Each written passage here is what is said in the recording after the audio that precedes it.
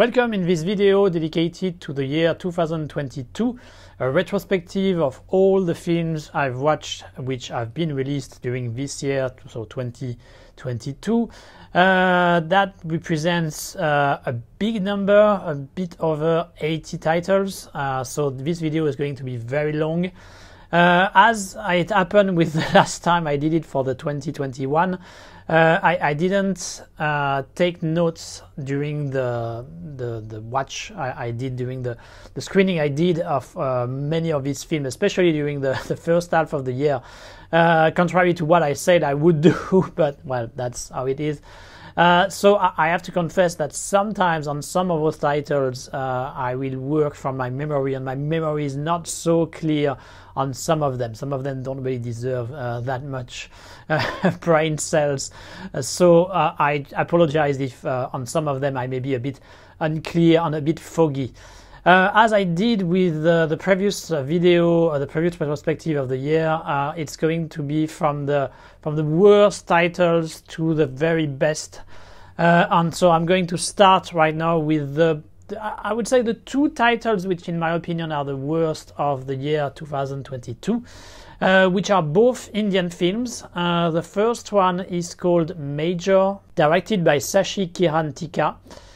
Major is a biopic, the biopic of the only personnel from the military who was killed during the terror attack in Mumbai in 2008.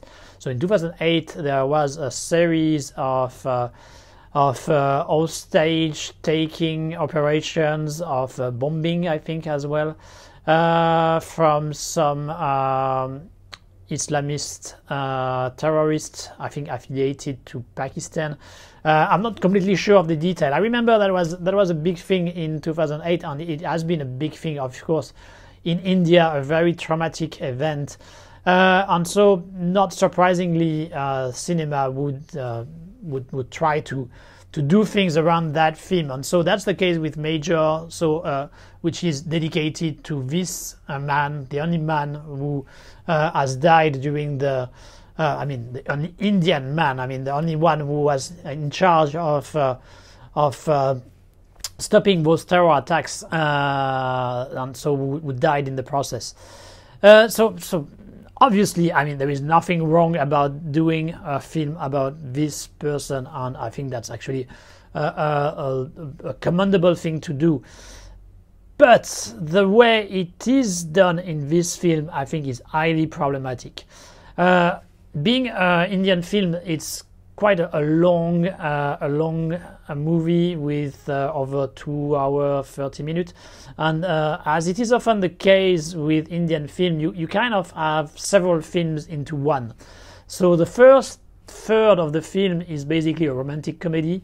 Then it moves into the territory of I would say army film with the training, these kind of things, and then the last third is finally the Mumbai terror attacks, and that becomes an action film. Having different genre inside one movie is not necessarily a problem, and actually it works fairly okay during the 2/3 of the film.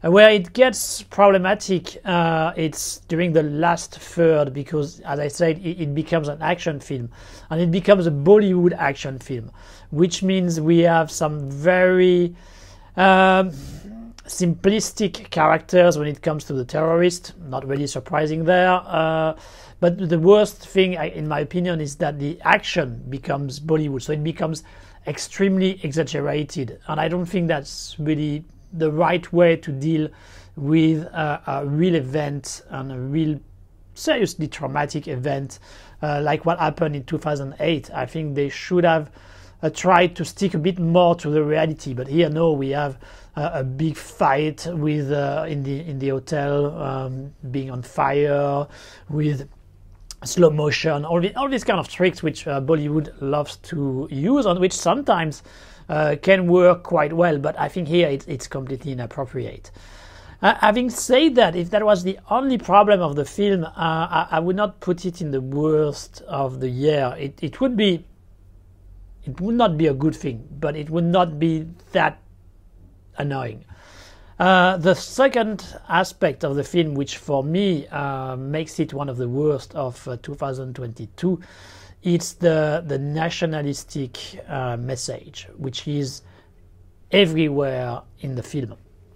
And to illustrate that, I'm just going to describe the very first scene of the film. So the film opens at the border between Pakistan and India, and there is a contested zone there.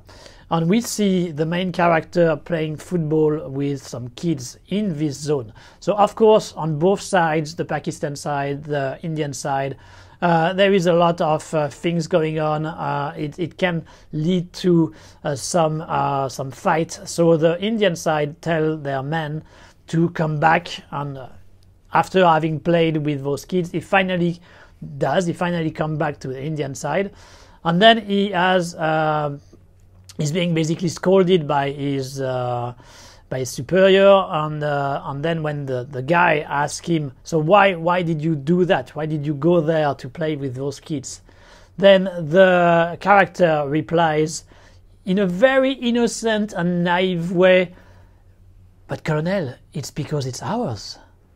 And then you have the reaction shot on the colonel, where you can see a bit Spielberg style, this kind of shot where you see he realize that, oh yeah, this guy is right, indeed, it's ours. So it's actually, he was right to do it. It was completely normal, and it's absolutely not the case. No, it's not. It's not yours. It's more complicated than that. It's contentious. It's not just by saying because you are nationalist and you think, oh, this thing belongs to us and that's it, there is no problem. If that was the case, it will not be in this kind of situation. There are many things which are not as simple as that. Nationalism is not the answer to everything. And basically, we have this kind of situation repeating over and over during the film. Each time, he will come with some kind of nationalist common sense, I would put it this way, and then the people he will be talking with, they will realize, oh, he's right, and so he will end up doing what he wanted to do. It's so simplistic. I really think it's extremely annoying. At least for me, it was extremely annoying, and I don't think it's fair to the real man. Maybe the real guy was also nationalistic, but even if that's the case, I'm sure he was not as naive and innocent in his nationalism than the way he's described in the film. So for me, that was really the breaking point. So it started badly with that, and then during the whole film, we get this kind of nationalist thing going on, and really that killed the movie for me. Nationalism is, unfortunately, in my opinion, very present in Indian cinema. There will be many other Indian films I'm going to talk about, and nationalism is present in many of them, unfortunately. And that's something which we will also find in some Chinese movies, in some Russian movies. Unfortunately, I guess it does illustrate a reality in our world, which is the rise of nationalism in many of these places, and not only in these places. And to be honest, I find it extremely unsettling. So for this reason, and for the fact that I don't think it was the proper tone to deal with the life of this most likely real hero, this Major is for me one of the worst films of 2022. But there is another contender for this prestigious title, and it's, as I said, another Indian movie which is titled Hurdang, directed by Nikki Bhatt. Hurdang is supposedly a political movie, so I'm not the most specialist when it comes to India, to the society, to the history. I'm still in the process of trying to learn and to know more about it. So I can't go very far in the political aspect. But from what I understand, there is in India, or at least in some states in India, some laws of positive discrimination in order to avoid the problems with the caste system, which makes it hard for some people, the lower caste, to have access to education, to have access to jobs. And it seems according to this movie, this positive discrimination is a problem. So it's this movie is criticizing these laws. Positive discrimination, I understand, is a tricky subject. I'm actually quite open about it. I think it may be a good tool in order to make things change, to have some social situations evolve. So I'm actually quite okay with it. But at the same time, I'm not blind, and I can see that it creates some other kind of problems. And so it's not all black and white. So I do believe that when it comes to positive discrimination, there can be a fairly interesting debate about it, and it's not all black and white.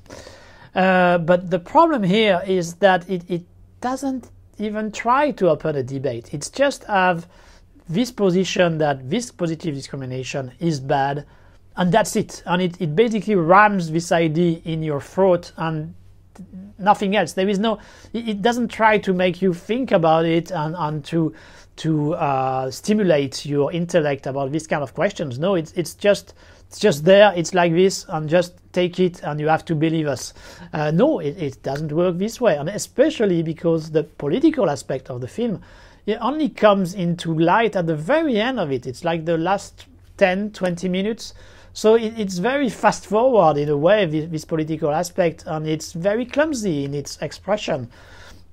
So it doesn't work at all. And the rest of the film is actually more like a mix of romance and gangster film. We follow one character who is basically a little criminal with his girlfriend, a girlfriend who tried to bring him back on a more honest life, but she doesn't manage because the guy is actually an asshole, basically. He's really horrible. But strangely, the film seems to want us to empathize with him and to appreciate him, but that never works. The guy is a jerk. It seems very conservative and macho values.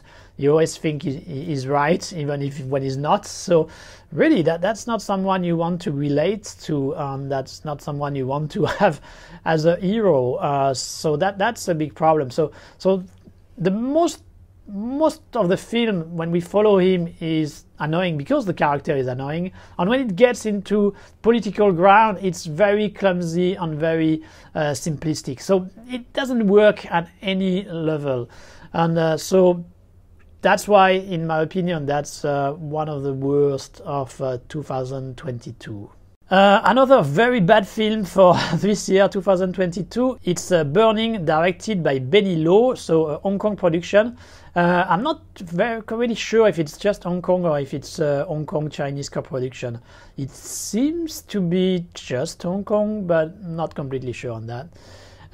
So it's a movie produced by Mandarin Films, so the company from Remo Wong. Let's make it very simple. It's actually a mix of Fatal Attraction by Jonathan Lin and Single White Female by Burbage Schroeder. So you take those two films, you change a few things, you mix it, you make it fairly short. That's the good thing of this film. It's less than 90 minutes. And that's it. You have this Burning. So with a guy who probably was married with happy, have a happy life, a kid, blah blah blah, this kind of stuff.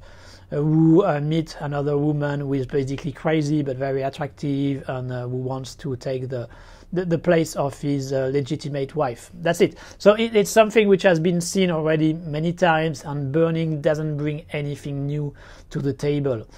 At least it's decently acted, and the direction is honest, but it has a bit of a TV movie vibe, I would say. I mean, it doesn't have many ideas when it comes to direction, when it comes to camera moves or anything on the visual. It's basic. It's okay basic, but as the story is never really that interesting, that's not enough you would need something a bit superior in order to go beyond this formulaic script. If you like Dada-chan, who is the psycho woman, you may appreciate the film a bit more, because she's quite in it, and she shows a little bit of cleavage, these kind of things. So maybe you will appreciate it for that. But that's really the only saving grace, if it is a saving grace at all. What I find interesting though with this film is, but not in a good way, it's that it's a very Hong Kong higher middle class film. So we follow the main character is a doctor, his wife is a housewife, and they have a kid who has to do all this kind of activity which they do in Hong Kong, meaning he has to learn piano, he has to do interviews for schools. These kind of things are very Hong Kong middle class. They have a huge house, which seems almost impossible here. And so for me, it seems they also have a helper which they treat like shit, which is indeed something which happens often in Hong Kong. So all this to me seems like extremely disconnected from the reality of Hong Kong in general. I mean, it's really like living in another world, completely out of what Hong Kong really is, or at least a good part of Hong Kong really is. It's like those people who live on the peak and who have no idea of the granny who have to take care of the garbage or these kind of things. I mean, it doesn't feel right to me. It looks like first world problem basically with this movie, and so I have difficulty to really feel for the main character, because he is having a very good life, and if he has made a mistake, then he has to deal with it and he has to assume it. But I'm not really going to have that much pity for him, because he seems to have it good here, and I think there are a lot more people who deserve my sympathy. So Burning, not a good film, not a recommendation. Then we have Mutant Ghost Wargirl by Liu Binji, direct-to-video China film. I don't remember for which channel, if it's I think it may be Ichi, but I'm not completely sure. I haven't watched many Chinese DTV for this 2022 retrospective, because I watched a lot of them when I did my video on the subject a few months ago, and so now I need, for my mental health, I need to get rid of it for a while, not to watch many. So I think I just watched two. The Mutant Ghost Wargirl is one of them, and is, in my opinion, the worst of the two. It's a science fiction film, which is why actually I watched it, because I'm always a bit curious to see how China deals with science fiction. Science fiction is kind of a new genre for Chinese cinema. It's fairly recent, so it has a lot of potential on perspective, I think, or at least it should have. In practice, when it comes to cinema, unfortunately, this potential is not fulfilled very much, or not as much as it should. And one of the reasons, in my opinion, is censorship.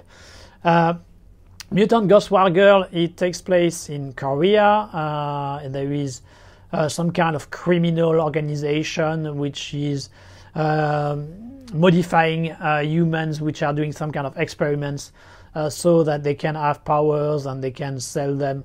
So it's a completely generic story with no originality, nothing really new there. Why would you say it takes place in Korea? Once again, it's censorship, as it is showing a society where there is crime and these kind of things. It can be set in China, because China is perfect thanks to the leading part of the Chinese Communist Party. So you have to make it elsewhere, or at least pretend it's made elsewhere. So here they chose to do it in Korea, but it's a Korea which has no ground, no reality. They did a few efforts though, because you have a character at some point who speaks Korean, but otherwise, as soon as you see locations, it's clearly not Korea. They have a shot, for example, where you see the city, and it's quite funny actually. They have basically taken some landmarks from many of the cities in Asia. So there is the Bank of China, which is in Hong Kong, and they have taken a few others and they have put them all together in one shot, and that's it. That's your I guess it's supposed to be Seoul, your Seoul of the future. It's very clumsy, but it's not really surprising from a Chinese DTV. That's often the case. But the worst thing I think about it is that all the science fiction elements are basically borrowed from Hollywood success. So there is no innovation, nothing really Chinese or trying to make things their own. You have some big parts which are taken from Matrix. You have a lot of Ghost in the Shell, and when I'm saying Ghost in the Shell, I'm not saying the good Ghost in the Shell, the Mamoru Oshii anime Ghost in the Shell. No, I'm talking about the live adaptation, the crappy Hollywood live adaptation with Scarlett Johansson. So they borrow a lot from there, which is not a good thing. The main bad guy is very reminiscent of Joker. I mean, it's all these kind of things. And they amalgamate all this, and that's it. You have Mutant, Ghost, Wargirl.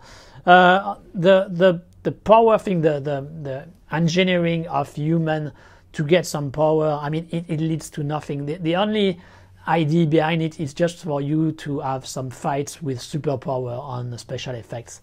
That's it. So there is really nothing smart or intelligent there. Having said that, there are two small grays, if we can put it this way. The first one is that the special effects for a Chinese DTV are kind of decent. It's not too bad. On the fights with the special effects, consequently, are also okay. It's nothing incredible, and I mean, especially if you compare it to Hollywood standards, but for Chinese DTV, it's decent. I don't think it's enough to make this film good, but you need to at least cling to the little good stuff you can find. And the second good point for the film, in my opinion, is the presence of Miyamochi. So Miyamochi was a secondary character in Kung Fu Yoga on Vanguard, so two big Chinese Jackie Chan blockbusters. And in my opinion, she was kind of the saving grace of those films as well. She's obviously a very pretty girl. She also has some physical abilities, which means even if I don't think she's a martial artist by formation, she has the ability to pretend to be, and so to deliver some decent kicks and to some decent martial arts moves. And so here she does okay on that front, and it's nice to see her here. But of course, that doesn't really make the film good. So if you are really interested in her and in her career, you can have a look at this Mutant Ghost Wargirl. But if you are looking for a good film, well, that's not the direction you should go. Now, let's talk about a film which is quite tricky, which is called The Wandering Moon, directed by Lee Sang-il. So it's a Japanese movie, and it deals with a very sensitive and taboo topic, which is pedophilia. So what happens in this film? So we have a young girl, a child, who escapes her place and wander in a park, and she meets a man, an adult man, and the man takes her home. So she stays at his home for a while, then the guy is arrested, is condemned as a pedophile, and so that's it for the kind of the introduction of the film. Then a few years pass, and we follow once again the girl who is now become an adult, who is in a relationship with a man. and she actually encountered by accident the pedophile who had given her shelter back in the day, and she tries to reconnect with him. So obviously the movie deals with something very heavy subject there, and just having the courage to deal with some of these issues is to the credit of the director. My problem is that I think he has dealt with it clumsily, and the film ends up being counterproductive. The problem, in my opinion, lies on the way the pedophile character is described. And I'm using quotes because it's actually not that clear during most of the film if the character is a pedophile or not. And I think that makes a huge difference. Because depending on that, then the message of the movie would not be the same. If he is indeed a pedophile, then I guess the message of the movie would be to show that you can be a pedophile and at the same time you can have emotions, you can still be a human being, and so we should not only label this person as such and just consider him or her, but most of the case it's him, as a monster who is completely out of humanity. I think that would be the message that the director wants to pass, if the character is a pedophile. If he's not a pedophile, which in this case would require the film to explain why he chose to give shelter to this little girl for, it's not very clear in the film, but at least I guess a few days, which is not, I'm not telling anybody, not telling the police or whatever. So it would require to have some explanation, some justification of this weird behavior. But if that's the case, then I guess the message of the movie would be how difficult it is for somebody who has been labeled by society as something to keep living under this label, even if you are not what this label says. So that could be the two directions, and I guess one of them is the one that the director wanted to go. But the problem is, as I said, it never clearly shows if the main guy is a pedophile or not. So we never really know where he wants to go. And at the very end of the movie, it seems like it confirms that it is a pedophile, but it comes very late in the film, almost at the end, and it's too short, too few, too late. And he has no excuse. The director has no excuse because the film is actually very long. It's 2 hours, 30 minutes long. So he had plenty of time to develop that aspect and to make us think about these kind of things. But it chose not to do it. It chose to have the pedophile character as basically a blank sheet of paper. He shows no emotion during the whole film except this final sequence.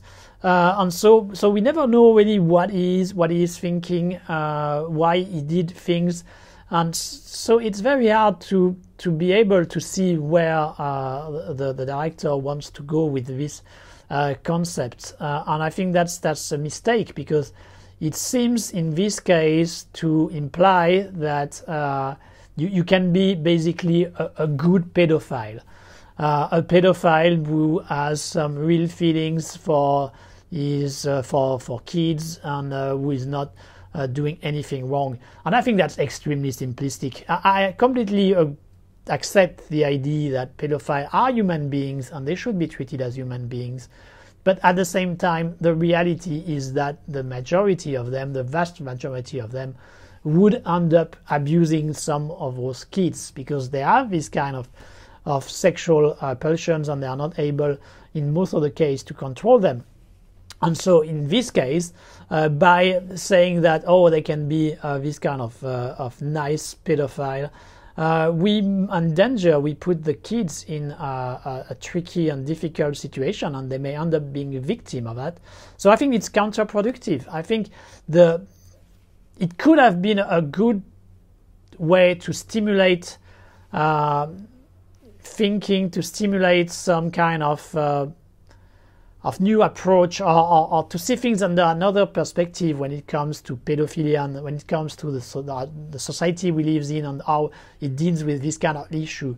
I think the movie had the potential to do that, and if it had done it properly, it would certainly be an interesting food for thought. But because of the way the story has been developed, it doesn't do that, and it just ends up being very morally dubious, in my opinion, with a character which was not well defined enough for us to get what the director wants to express on what is his stance toward these problems about either pedophilia or either labels that society can put on people. So unfortunately, a very disappointing film because it was dealing with a very important subject, and it could have been very, very good potentially, but the execution is lacking, in my opinion, and so it ends up being a problematic film. Let's go to Korea with The Witch Part 2, the other one by Park Eun-jung, so a sequel of the first The Witch. The Witch, that was the story of a teenager who discovered that she had some kind of superpowers, that she was part of an experiment, these kind of things, and she was the target of some of the people who had done these experiments. And so she had managed to escape at the end of the first movie, and so this second part is a direct continuation of the first film. So she is found out by a sister and a brother, so she's taken home by them, and so she kind of get back into some kind of normality, have a bit of feelings being developed for the brother, and at the same time there are two groups which are looking for her. One is part of, I don't remember clearly if they are part of the Korean government or some kind of international agency, or the American government maybe. I'm not sure, but anyway, there are two people, one Caucasian and one Korean girl, who has the Caucasian has some power as well, and they are in charge of getting rid of this kind of people with superpower. And at the same time, we also have a Chinese team of this kind of psychics, and same situation. They have to get rid of the competition basically, and so they are looking for our witch to get rid of her. I didn't like the first The Witch. I thought it was kind of illustrative of the problems that Korean cinema can have, in my opinion, which it was very gratuitous when it comes to its violence. It was really going all over the top on that, and I didn't find it extremely pleasant. I found the characters were not... I didn't have much empathy for them. I don't think they were developed in a very interesting way, and we find basically the same problems with this Witch Part 2.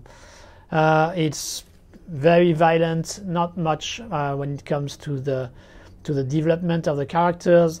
It's even worse actually with the main character. I mean, she's even less human during the whole film. I think there was a potential in the development of the relationship between her and the brother.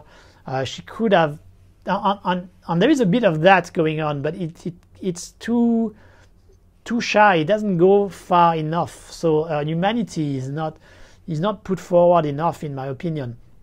The good thing of the film, though, is the team of special agents, the one with the Korean girl and the Caucasian guy.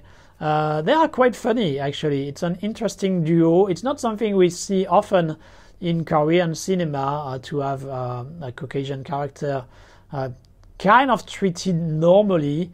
It's a bit of on the comic side, but still he is not shown just as an horrible bad guy.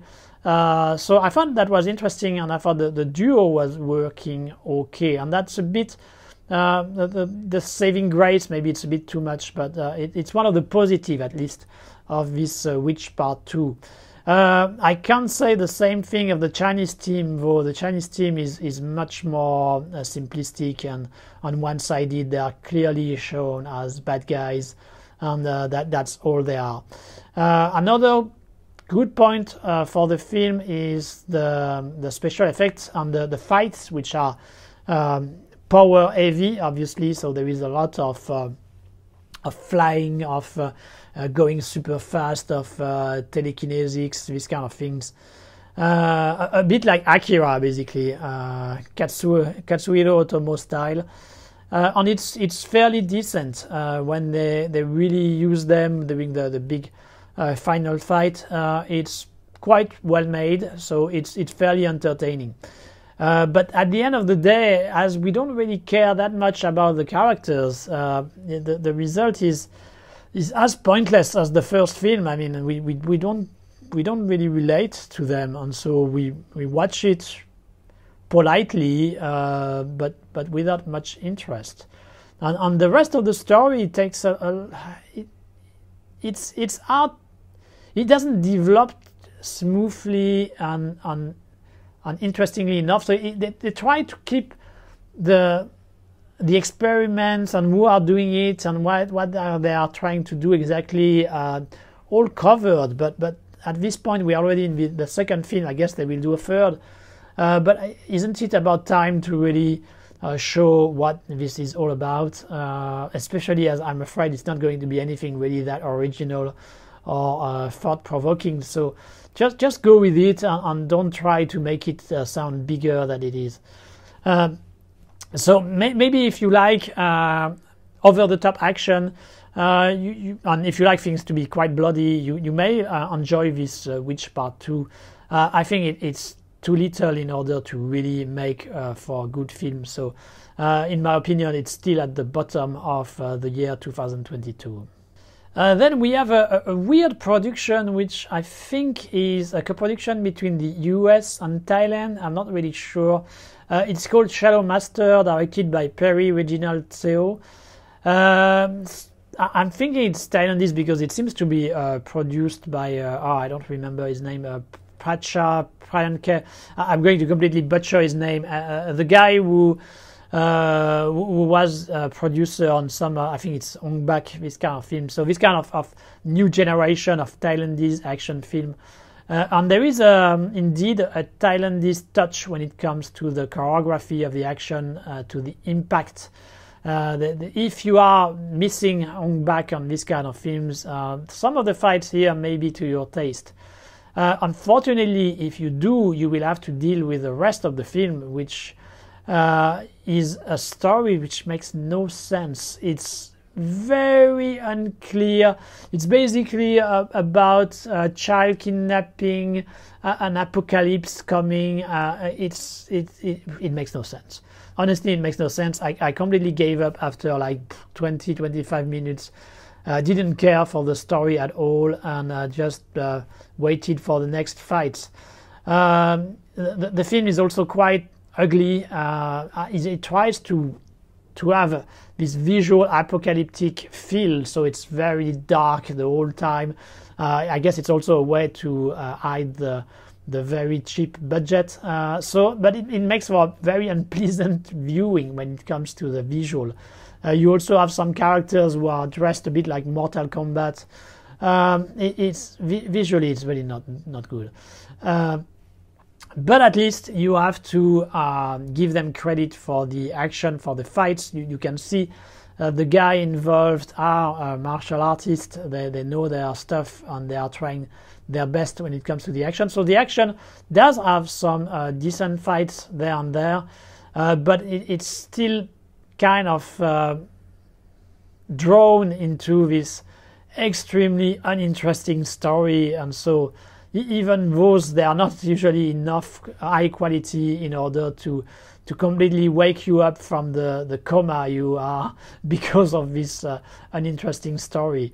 But if really you want to support this kind of small productions when it comes to action, and you like the Thailandese style of action, you may have a few bits and pieces from this film which may satisfy you.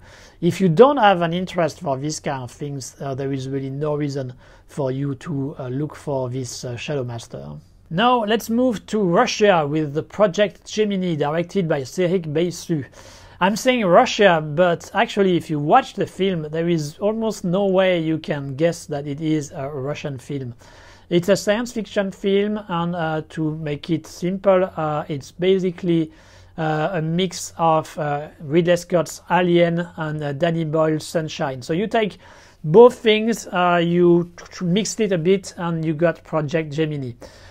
So nothing original there when it comes to the story, and obviously that's a problem. But the bigger problem, in my opinion, is that this film tries very hard not to look Russian. It tries to look American, it tries to look international, and it kind of succeeds in a way, meaning that if you watched it with English dubbing and you were not told, you didn't see the credits, you were not told it was a Russian movie, you would most likely think indeed it's a B movie from the US.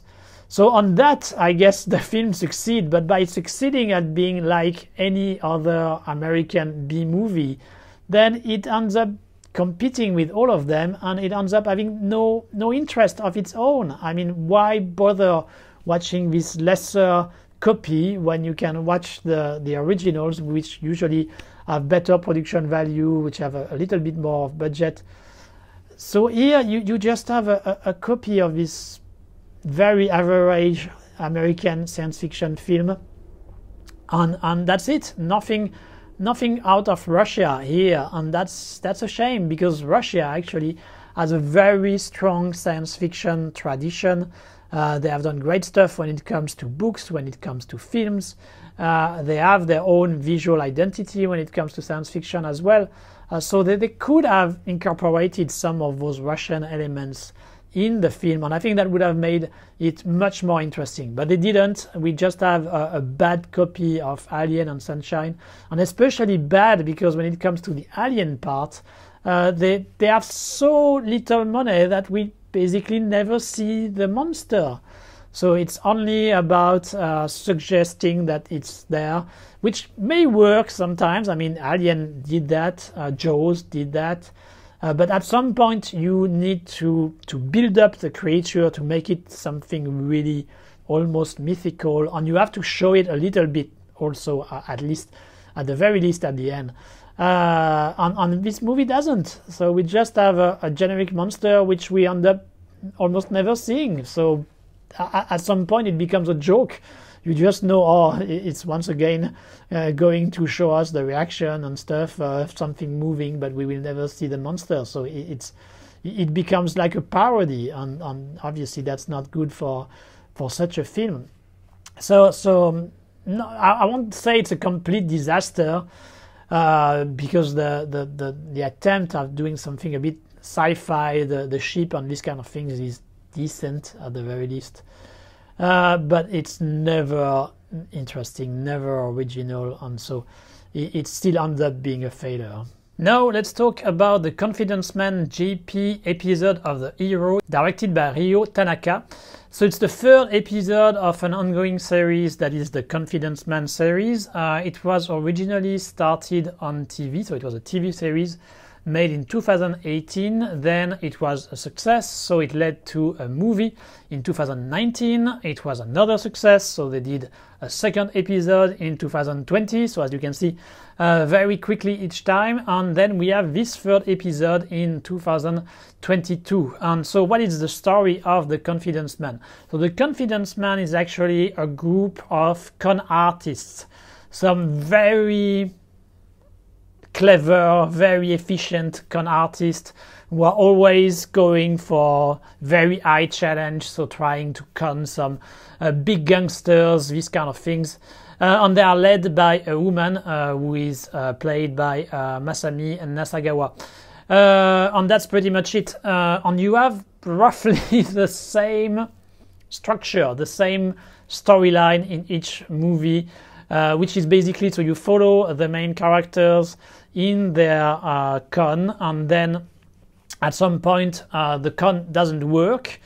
Then you have a flashback which explains why it doesn't work, why the other side has managed to detect that there was something fishy going on. But then there is a twist, because actually the countermeasures put by the opponents had been already imagined, had been already strategized by our team of con artists, and so they had actually already something in place in order to keep fooling their opponents, and it goes on and on until at the end our hero win. So that's the formula which is in each of the Confidence Man film.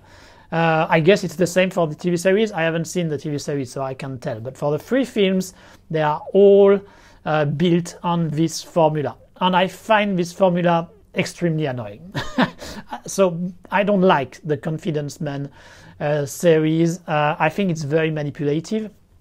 It doesn't make sense. So basically each time if the hero wins, it's because they were smarter than the other. They already knew what they were going to do, and so they were able to anticipate. But it makes no sense. There is really no realistic reason for them to already know these kind of things. It's just because they are the most intelligent, they are the smartest of the lot, and so it just works, and we have to accept it, we have to swallow it, and that's it. And it's just a narrative device in order to surprise artificially the audience, and I find it dishonest and manipulative, and so I find it extremely annoying. I don't like this formula that they have in the Confidence Man series. And I don't like the comedy style either, because it's actually movies which are played mostly for laugh. It's not something which is very serious. It's more comedy oriented. But the comedy, I don't think it's that good either. It's often with usually one of the actors, but quite often with Masami Nasagawa. Who is on a close-up. We see a reaction which is very exaggerated, of course, and that's it. We are supposed to find it funny. I find it actually a bit annoying. I know she's quite popular, and I do think she has a certain talent for comedy, but I don't think it's used well in this Confidence Man series. Obviously, I'm in the minority because the series is actually obviously very successful commercially speaking, so there must be some people who enjoy this kind of entertainment, but I certainly don't. One thing which is interesting though with this series is that they often go elsewhere than in Japan. So the first one took place for the most part in Hong Kong, and I did find it interesting. I didn't like the film. I don't like any of those Confidence Man films, but I thought the first one was at least interesting for the way they were using Hong Kong. It's always interesting to see how foreign crew choose the location in Hong Kong, what they find more representative of the city, this kind of aspect. So for me, who lives in Hong Kong and who loves Hong Kong, that's always an interesting aspect. The second episode took place in Langkawi, so in Malaysia, and it was less interesting in my opinion, but it's also because Langkawi is a bit less interesting. And this third episode is taking place in Malta, which is actually a good location. The movie has a lot of money. They are strong commercial films, so they have a lot of money. They are able to have a good technical characteristics. They have the photography is very bright, which may be a bit TV style sometimes, but I do think it fits with the location, it fits with Malta, and it fits with the comedy-oriented aspect, so it's quite light. and so it makes sense to have a very sunny photography in some ways. And so the use of Malta is pretty nice. We have some good background sometimes, so that part of the film is not a bad idea actually, even if I will talk later about another film of 2002 which was shot in Malta and which was much lower budget, I'm sure, but in my opinion a much better film than this third episode of the Confidence Man series. To finish on this Japanese blockbuster, it's also interesting to note that the film is too long. That's the usual problem, and that's a problem which has been present in all the Confidence Man film so far. And another aspect which is interesting, and to the credit of the film in a way, is that they try to respect the language, the difference of language. So as the film takes place mostly in Malta, most of the characters speak English. There is a lot of English dialogues in the film, and you have also a bit of French dialogue because we have a super Interpol detective who is supposed to be French, and so he also speaks French, and he has a few associates who speak French. So to respect the language is always something I appreciate, so I give credit to the film here to have gone this way. Having said that, the different language, and I mean the English and especially the French, are most of the time atrocious. It's really bad. The French especially. The English, it's 50-50. I mean, sometimes it's okay. Sometimes it's really bad. You don't understand what they are saying. But in general, there are some efforts, and it kind of works most of the time. The French, it's a complete disaster. I didn't understand most of it. You only have like two characters, two secondary characters who seems to be real French, and so we speak real French and who are completely understandable. But as soon as it's the Japanese, or there are some actors, some Western actors who are supposed to be French but who obviously are not, and so when this guy speaks French, it's a disaster as well. But in a way, as I don't really like the film, I must confess that this aspect of Confidence Man episode of the hero was kind of funny for me. It made it a bit ridiculous, and as I didn't enjoy the film, that's something which I kind of appreciated, that provided me a few laughs there and there. So in a way, that's for the best. But all in all, the Confidence Man series is not something I would recommend you. Not this third episode, and neither the two previous ones. We move back to Hong Kong with the Breakout Brothers number 3, directed by Mak Opong. So third episode of the Breakout Brothers series. What is the Breakout Brothers series? It's a series of prison films. So in the first one we had 3 prisoners who became friends and who tried to escape from the prison. 2 indeed managed to leave it, and the other one was put back in the prison. So the second episode was more focused on him and in his dealing with the head of the prison, who was a corrupted officer, but they managed to get him condemned. And so in the third episode, which is the one we have in 2022, this former head of the prison is in the prison, and he wants to have revenge, and he's going to manipulate everybody so that he can have some of them killed, and he can escape at the end. I have to first say that I'm not a big fan of prison film. I think they are very codified, and so most of them look like each other's. Always the same kind of things going on, the same kind of themes as well, and so I don't really enjoy watching these films. With Breakout Brothers, which I'm not even sure why they have made a third episode. I'm not even sure why they have done 3 in total. I mean, if they did 3, it means that these films are making at least a bit of money, and I don't understand how they can, because it's obviously very cheap, and it doesn't really bring much to the genre of prison film. It's basically a lesser version of Prison on Fire. And I'm really sorry to say that, because I actually met the director, Mako Pong. I met him before for the promotion of his very first film as a director. And he helped me also a bit on my biography of Choi Ark. He's a very nice guy. I'm really grateful for the help he gave me. And so I'm a bit sad to have to criticize his film, because I'm sure he really tried his best.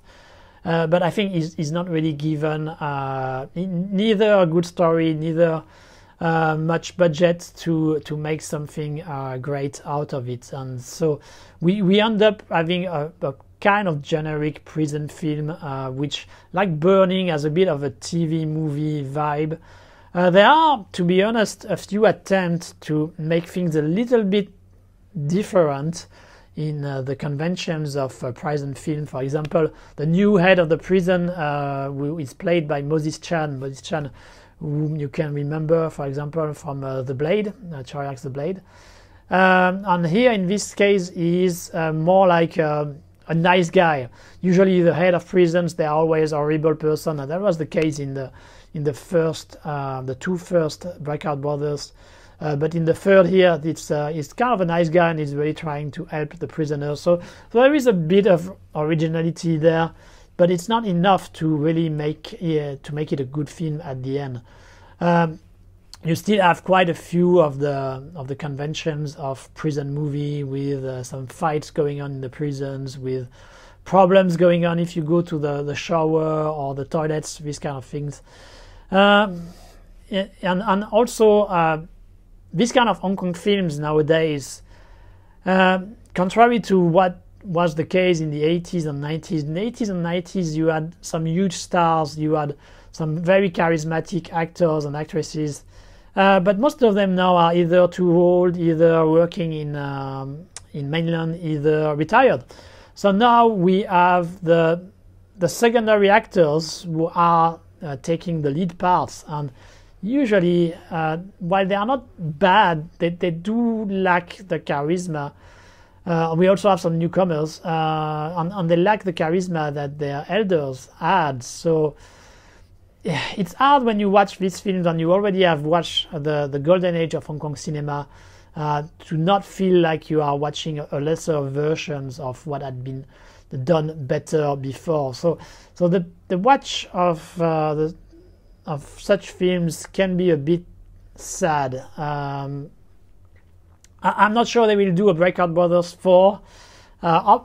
In my opinion, it's better if they don't, but who knows? I mean, as I say, they have already done 3, and it's already a miracle, so maybe they will go on for a 4th episode. Who knows? We'll move from Asia and go to Europe with Italy and a movie called Robbing Mussolini, directed by Renato Di Maria.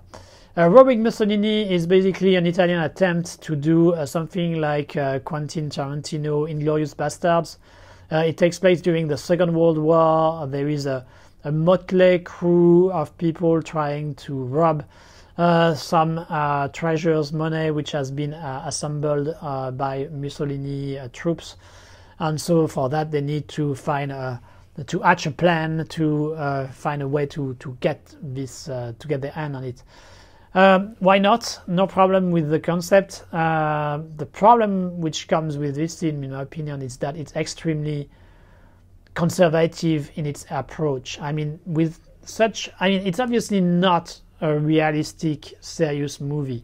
So in this case, you need to really make it extravagant. You need to have some very colorful characters. You need to have some exaggerated action. You need to have a lot of interesting visual ideas, all these kind of things, and all this is missing in this film.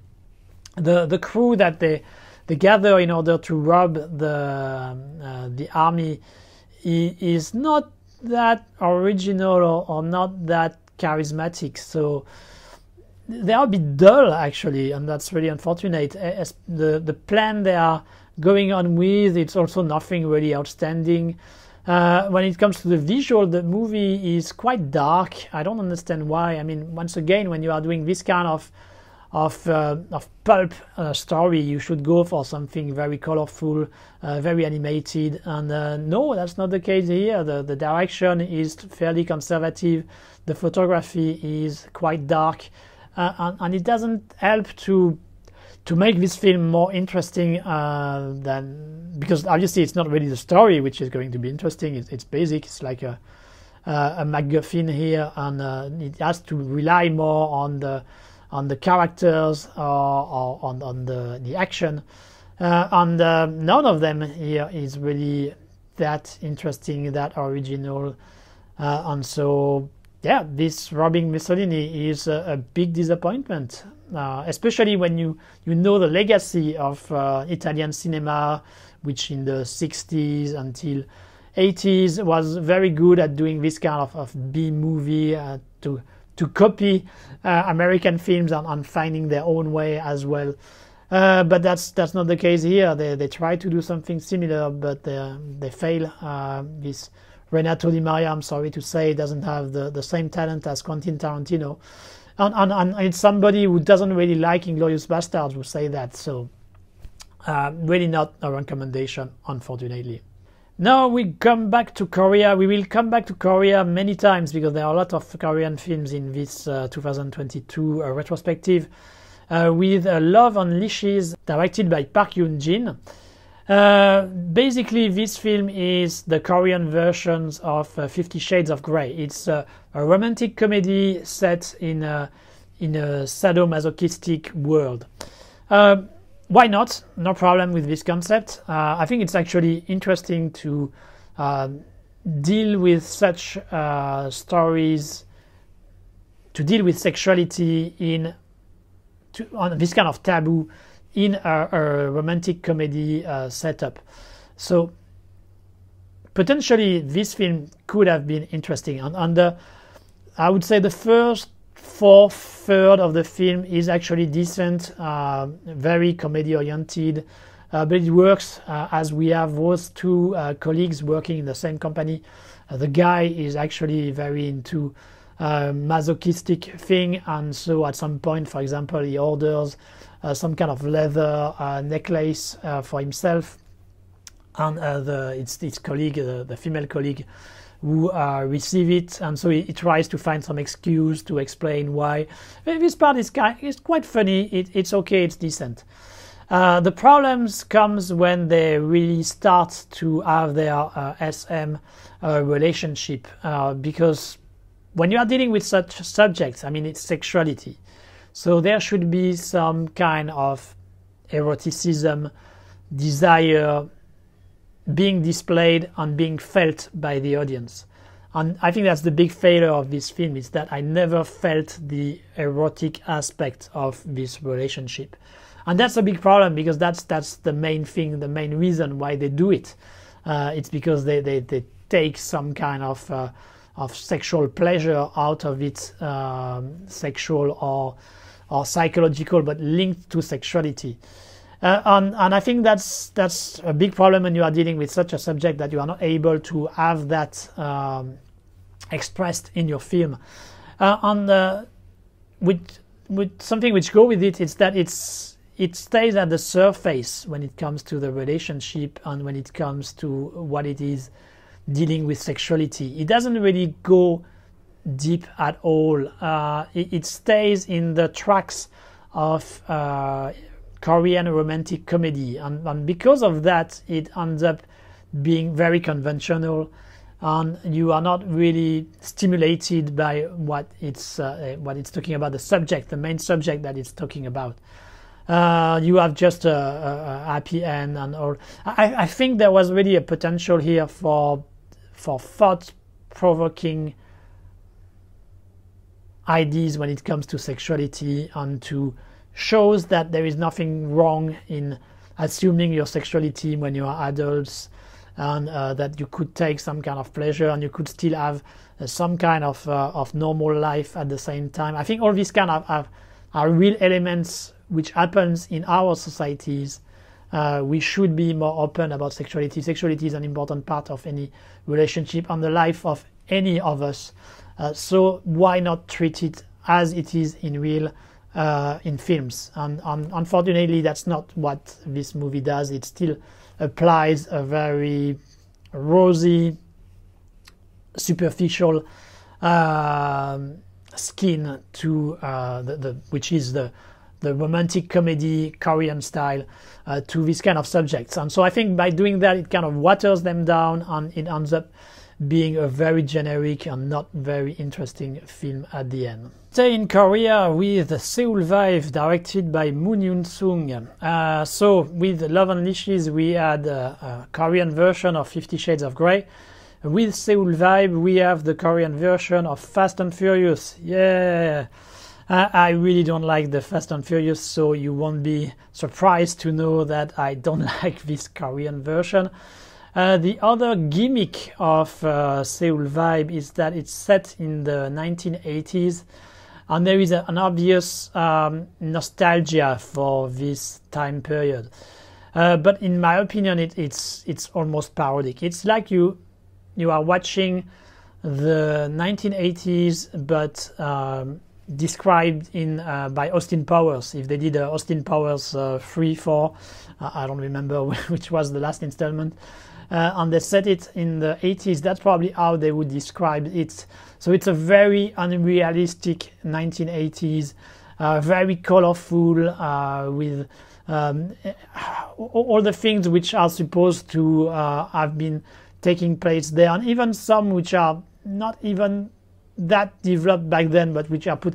There is a lot of hip-hop rap elements related to the main characters, which I don't think in Korea in the 1980s that was really that developed. You also have when it comes to the visual to describe this period, it's very bright and pastel at the same time, so some kind of visual to make it look more pleasant than it was for real. I mean, obviously I wasn't in South Korea during the 1980s, but I've seen quite a few films made during that time, and I've read quite a few things about it. So I know it was not as rosy. It was a bit more grey. It was a bit more complicated when it comes to the political situation. It was also a time of economic development, and there were some good things and some interesting evolutions going on in South Korea, of course, obviously, but it was not this kind of very one-sided vision, I would say, of South Korea on bordering on parody. Especially as the main characters we are shown here, they are some kind of experts of driving, experts of smuggling. So they are kind of hired by the procurator, the main prosecutor, in order to put an end to some kind of traffic which is taking place between some of the higher ups in the government, the army, and some kind of dragon lady, something like this. On those characters, they are trying very hard to be cool, and it's extremely cringy. In many cases, they also try very hard to be funny, and the same. In many cases, it just doesn't work. I think it's really they work too hard on all these aspects, on trying to project this idea of nostalgia of the 1980s. On having those characters being cool and funny, and I just can't believe it. It just feels artificial on every level. And you also have, of course, being kind of a copy of Fast and Furious, you have quite a few chase with cars, but many of them are using, if not all of them, are making an intensive use of CGI, and so that creates scenes which are you never believe in them at any point. It's more like watching a video game film, and I think in some cases some video games are even better than that. So it's completely over the top. It's never realistic at all, which is probably the intention of the director. I mean, he's obviously trying to make it more on the fun side, but it's not even fun. and it's extremely long as well. Films which are too long is something which I'm going to criticize a lot. That's really the big problem of the year 2022. That's been a problem with for many years already in the world cinema. But so this movie, Seoul Vibe, certainly suffers from it, and there is not many other aspects of it which makes it interesting in any case. So a movie to avoid, in my opinion, unless you are a big fan of Fast and Furious. So in this case, you can have this Korean copy and you may be satisfied by it. We move to Japan with Usogui, an adaptation of manga directed by Hideo Nakata.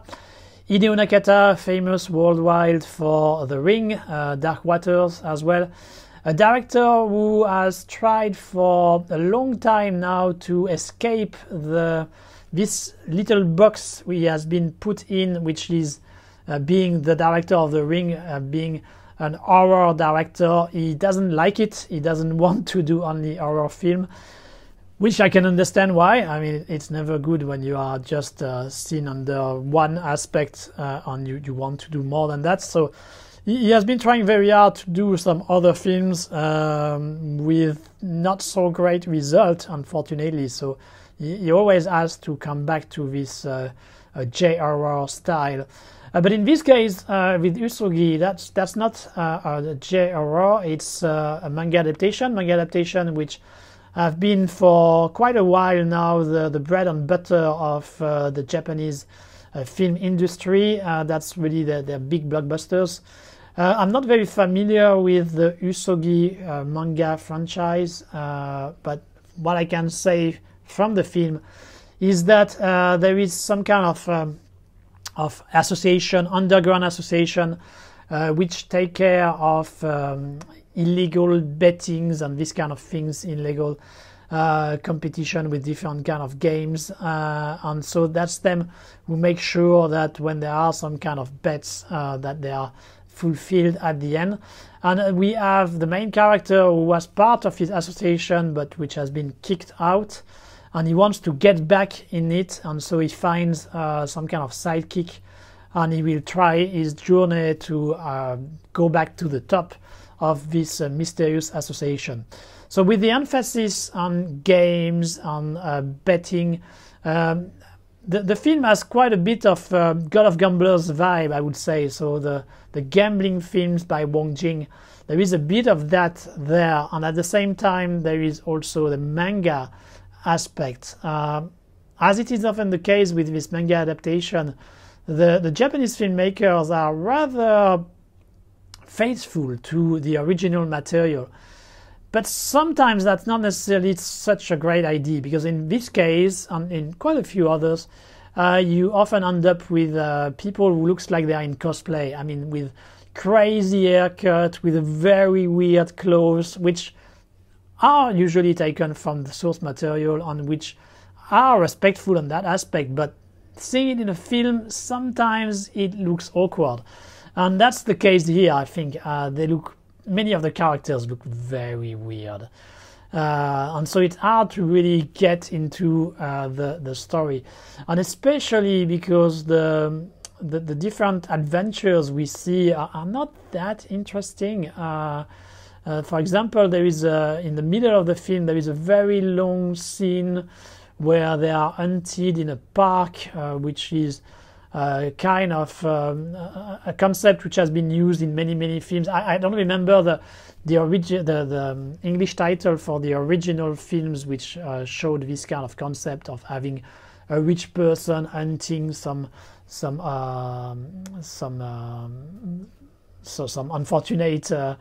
unfortunate people. But it's something which has been done over and over again. John Woo did it with his first film with Jean-Claude Van Damme. I mean, and so we have that, which is nothing original, and it takes a pretty big chunk of the film, so it's never really that interesting what is on the screen. Maybe if you are into gambling, if you are into this kind of games and bettings, maybe you will appreciate it more than me. I've never been very fond of it, so this movie didn't manage to grab me and to make me feel during those gambling fights. Hideo Nakata certainly tries to stick to the manga, as I said, through the costumes, through the haircut, but also trying to put more dynamism in some of the scenes, especially during the gambling competitions, with things popping up and stuff like this. He tries hard, there is no doubt there, but I think I don't want to be too critical of the mangas. I haven't read the manga, but I have the impression that this manga is not so great in the first place, and so it doesn't make for a great film adaptation in the end. It's not completely bad. You can watch it, of course. You are not going to be super bored, but it's just feels a bit generic, and it's never really that involving. Okay, now a tricky case from the US, which is Everything Everywhere All at Once. So I know this film is highly considered. A lot of people like it. A lot of people consider it to be one of the very best, if not the very best, film of 2022. As you can see here, that's not my case. And so I'm going to try to justify myself, because I understand many people will disagree with me. Well, the good thing first. I do think that the whole setup of the action is well handled. I really like the way they describe this kind of Asian American family, with the difference in language, in the difficulty to integrate, the difficulty to deal with some kind of administrative problem in the US. I think all that is a good representation of the kind of challenge that immigrants in general have to deal when they go to some other places. At the same time, it's great to have Michelle Yeoh here playing the main character. It's also very nice to see Kekri Han, I'm not sure if I will pronounce his name correctly, Short Round from Indiana Jones and the Temple of Doom, being here in the film, in a film with quite some visibility on him being able to do a bit of a Jackie Chan-esque character, which he does quite well. So all this, I would say the first third of the film, I do think it's well handled, it's satisfying, there is no problem there. My problems comes once we get into the parallel universe aspect of the story. And one of the problems I have, it's something I've already talked about, it's too long. It's way too long. 2 hours, 20 minutes to tell this story, it's not needed. I think you can easily remove 30 to 40 minutes, and then you get a film which goes to the essential, and then you have a good pace, and then you probably have a much better film than what we have now. I think the second third of the film drags forever, for a very long time, and it's killing the pace, and it lost me as an audience. At the same time, you also have, if I remember correctly, only, I may be wrong, but I think it's basically 2 to 3 fights during the whole film. 2 to 3 fights during 2 hours, 20 minutes. It's not enough. We need more, especially as they are quite decently choreographed, quite decently shot. So give us a bit more than that. It's not enough when you are watching a film like this. I mean, if you have just 2 to 3 fights for 2 hours, 20 minutes, that makes for what? That makes 1 fight every 40 minutes. No, that's just not enough. At the same time, I have quite some difficulties with the parallel universe which are proposed here.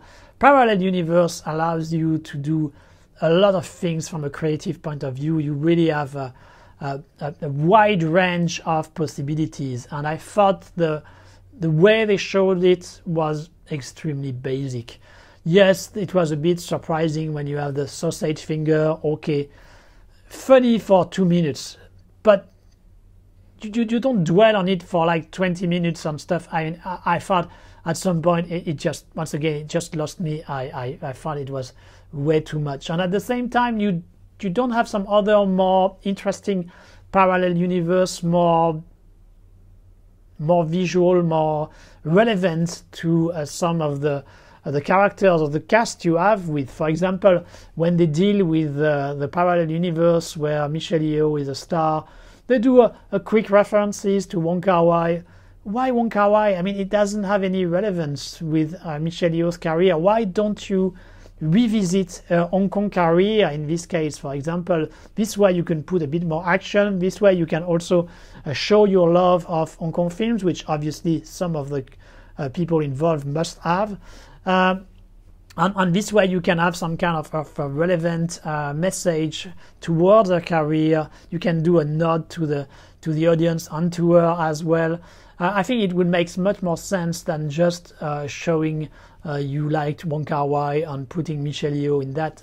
I think it's a bit lazy and unimaginative. There was much more which can be done there on that aspect, and going also into a more extravagant, more rich parallel universe world. And so because of all these reasons, I was disappointed, and especially because the ending message of the film is very basic. It's basically just, oh, you should be open-minded and you should love your family. Voilà, that's it. I mean, did you need really 2 hours, 20 minutes to develop such a message? Couldn't you go maybe a bit further than that? No, I think it's a letdown. It's a letdown on every aspect once you go further than the first third of the film. Bad pace, not imaginative enough, and with a message which has been seen and heard many, many times. I think there was a potential for something much more there, and that's why I'm so disappointed with this film, and that's why I put it so low in my 2022 retrospective. Maybe in a few months, in a few years, if I rewatched it, and if I don't have this kind of expectations, and I will be able to accept the film much more for what it is. But here, the first time I saw it, I heard about it, it was a big letdown, it was a big disappointment. So that's why I put it in such a low category in this retrospective. Of course, it's just my opinion, and you are completely free to disagree with me. And if you have enjoyed it, if you find it to be the very best film of 2002, good for you. I have no complaint about it. We all have different tastes, and that's fine with me. Now we move to Japan with What to Do with Dead Kaiju, directed by Satoshi Miki. What to Do with Dead Kaiju? It's basically an official sequel to Shin Godzilla. So if you remember well, Shin Godzilla ended up with Godzilla being dead, being killed in Tokyo. Or was he killed or just incapacitated? I don't remember. Anyway, so basically we have a similar situation in this film. It's not Godzilla, but it's some kaiju who looks very much like a Tyrannosaurus. So I mean, it could easily be Godzilla. But in this case, he is dead, and so now the government has to deal with what to do with it. And so the setup is similar to how Shin Godzilla ended, and the treatment of the story is very similar to what Shin Godzilla did, which means you have a lot of discussions. It's and at the same time, it's a kind of parody of the way the government works when they have to deal with this kind of crisis situation. If you remember, if you remember the retrospective I did on Godzilla, I was not completely sold on the approach by Shinji Higuchi and Hideaki Anno on Shin Godzilla, which was to be critical and comedic at the same time, and I thought they were not enough in any of those two categories, and so it was always in between, and it was a bit frustrating because of that. With What to Do with Dead Kaiju, I think they handled better the comedy aspect. The first third of the film is much more comedy than Shin Godzilla, and I think it does work. So the meetings between the different people from the government are a bit more over the top, and I do find them a bit more funny. So on that aspect, I would say this movie does it better than Shin Godzilla. Unfortunately, it has difficulty to sustain the momentum, and the more we progress, the less the comedy aspect works. And the big problem with this film is that it doesn't have the same budget as Shin Godzilla, and it has to deal with a dead kaiju, so it cannot really go outside of its style of meeting, discussion, or this kind, in order to bring a bit more dynamism to the story. With Shin Godzilla, even if some of those talks can be boring, at some point you are in the outside and you have to deal with a giant Godzilla, with great scenes, with helicopter, with atomic breath, this kind of thing. So there is always that in Shin Godzilla, that even if you're a bit bored with some of the other aspects, you will have a kind of adrenaline boost with those scenes, and so you are able to keep going in this direction, even if you are not very fond of all of these meetings going on. This movie doesn't have this luxury. It doesn't have the possibility to show some action scenes, to show some this kind of very impressive visual stuff. So it gets tiring and old quite quickly, and it has difficulty to bring something new during the last third of the film. They do try by introducing a few new characters and new situations, new problems. But it's not completely convincing nor satisfying. Still, if you are a fan of kaiju film, and if you like the way Shin Godzilla dealt with the subject, I would advise you to watch it. It's original enough that it deserves at least one watch. It has some flaws. It's really far from perfect, but it has also enough qualities that you may find it interesting. If you are not fond of kaiju, if you are not fond of Shin Godzilla, I don't think it's good enough for you to bother.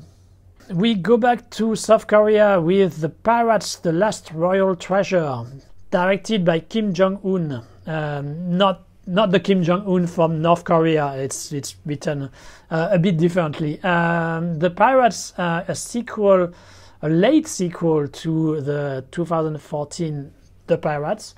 The 2014 version was kind of the answer to the Korean answer to Pirates of the Caribbean, but it was a very fun, very entertaining film.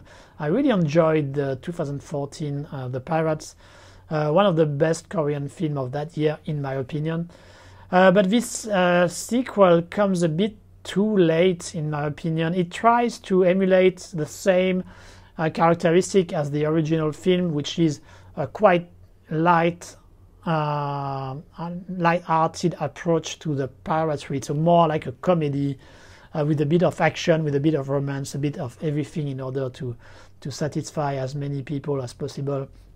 But by trying to emulate those characteristics, those qualities, once again, a bit like Seoul Vibe, it tries too hard. I mean, the actors are really trying too hard, once again, to look cool, to be funny, and so it ends up falling flat in most of the instances. The pace is also less well handled compared to the original, the 2014 version. I don't have much to say about it. I just found it disappointing, especially as I liked the original one. So I didn't find the same qualities, the same vibe. It does certainly try to do so, to emulate, to keep those qualities, but it doesn't have the natural flow that the original 2014 film had. So still, if you like the original, it may be worth to have a look at this one. Maybe you will enjoy it a bit more than me, but if you want a good Korean pirate film, I would still suggest that you stick to the 2014 version and don't bother with this 2022 version. We move to Indonesia with Satria, Dewa, Gatotkaca, directed by Anung Bramantyo, an Indonesian attempt to do a superhero movie. Of course, as you know, superhero movies are still to this day extremely popular. The trend has been going on for more than a decade now, which is quite crazy when you think about it. But it's still going on quite strong, and of course some other countries try to emulate and to copy the Hollywood style of superhero, and that's exactly what this Indonesian movie tried to do. The result, unfortunately, is, in my eyes, quite disappointing. It's certainly tried hard from a technical point of view, meaning there have been some efforts made during the fights between the different characters, with some superpowers, CGI being used, some more on the ground choreography, martial arts style choreography. So there have been some efforts being made there, but the big problem for me when it comes to this film is its story. There are many characters, too many characters. The film is too long, and it tries too hard to come up with something to explain why the people have this kind of superpower.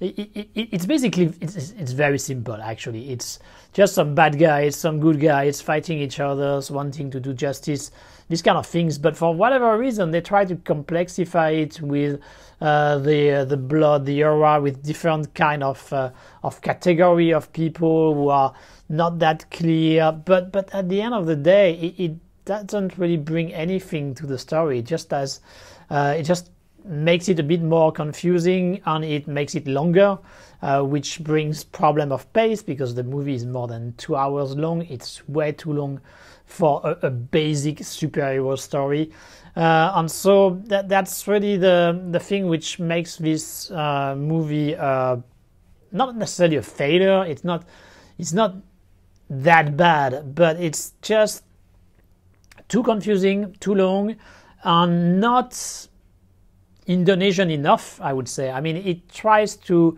follow too much the template of Hollywood superhero films, and it doesn't add some kind of Indonesian mythology or things which, well, it does try a little bit, to be fair, but when it does, it fails. So that's really the problem of this film. It's not a bad attempt. It's not shameful in any way, but it's just too predictable and it's not able to bring something really new to the table when it comes to superhero. The Indonesian flavor of this superhero film is not at the right level, in my opinion, and so at the end you have a decent superhero film, but nothing really outstanding, and obviously way behind what Hollywood say, and that's somebody who has given up on superhero film for a long time and who haven't watched any of those new Black Panther and stuff. So maybe actually if I did, I would realize that this movie is on this level, but I don't think so. Even if I can be highly critical of Hollywood films, they do have some technical qualities which are not necessarily lacking here, but it's just too, once again, it's just too basic. It's just too basic, fakely complex, way too long, and for a result which is way too similar to what Hollywood does. I move to a French film titled Kung Fu Zohra, directed by Mabrouk El Meshri. Kung Fu Zohra is an interesting film, at least when it comes to me, because I was a very little bit involved in the production of this film. What is the story of Kung Fu Zohra? So you have a woman from Algeria who is very much into Kung Fu films, Hong Kong Kung Fu films from the 70s, 80s. She meets a French who is also originally from Algeria. They get married, they move, the girl comes to France to live with her husband. And so then she has to try to integrate in this new environment, in the French, so the Paris suburb environment. And she has another difficulty, which, I mean, it's already pretty hard to do some kind of a smooth integration, but she also has to deal with a violent husband, because her husband turned out to be quite aggressive and beating her up sometimes. And she will meet an old Chinese kung fu master who will teach her martial arts so that she can protect herself. So that's the concept of the film.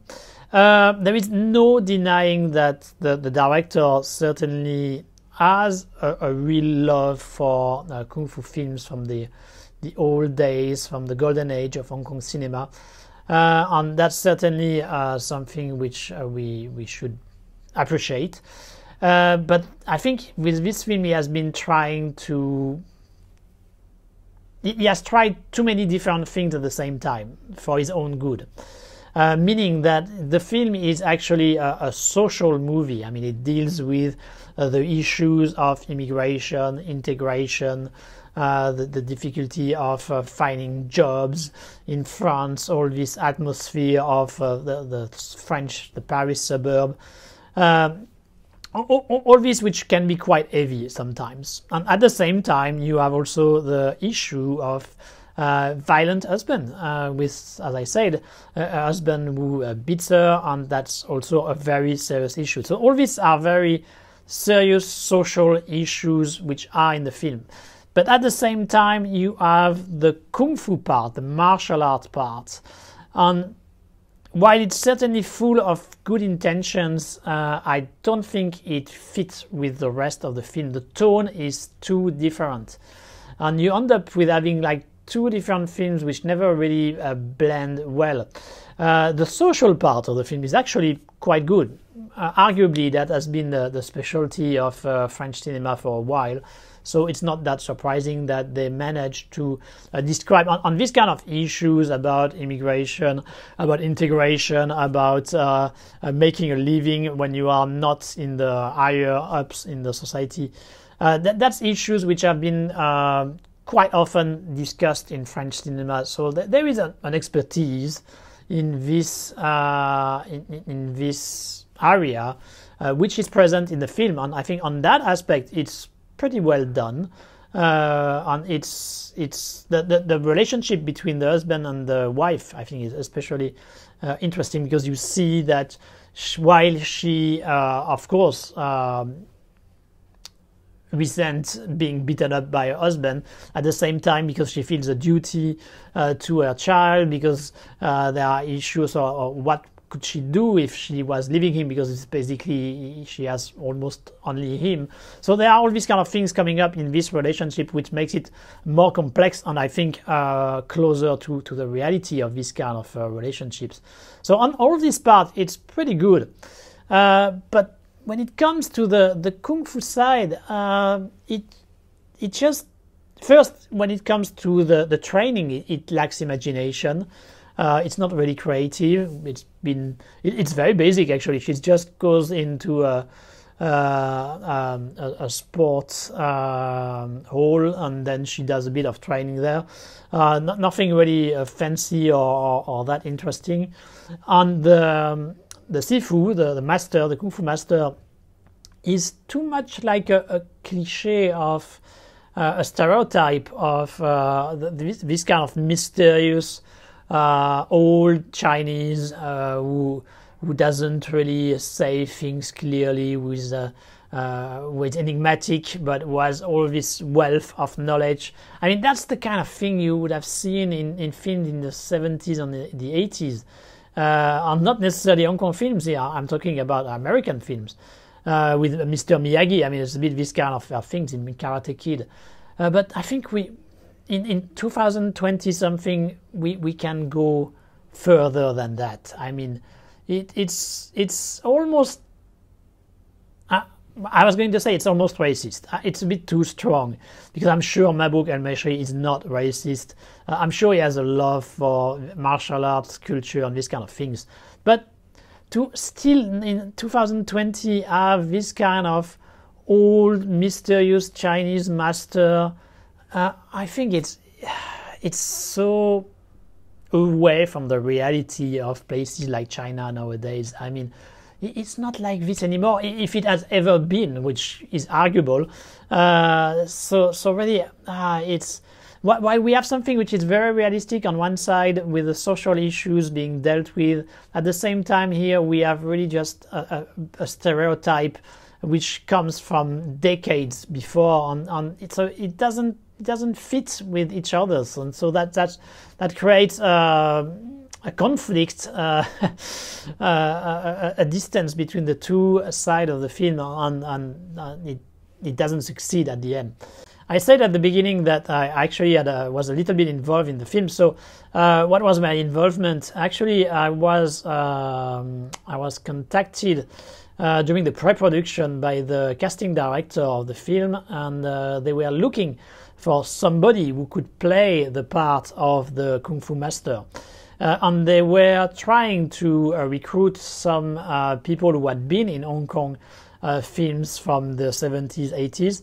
I don't remember the whole list of people they were looking for, but it was really not up to date, to put it mildly. It was really like if they had seen films from that time and they just assumed that they were all still active in Hong Kong, and obviously that was not the case at all. I don't remember all the names there was on the list, but I remember one, and that was Bolo Young. And so I had to, I guess Mabrouk El Meshri probably saw probably saw Bloodsport, Double Impact when he was a young teenager, and that made a strong impression. And so he kept having Bolo Young in his mind. Well, why not? But Bolo Young right now is quite an old man, retired from the industry as far as I know, and he doesn't even live in Hong Kong. He lives in the US, I think in Los Angeles.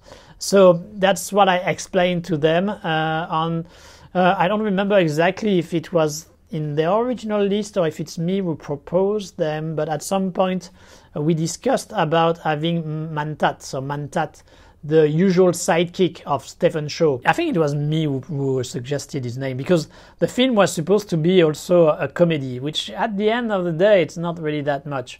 But so I thought that the Mantat would probably fit in a film which is a comedy, given his incredible performance in Love and Delivery in the Stephen Chow film.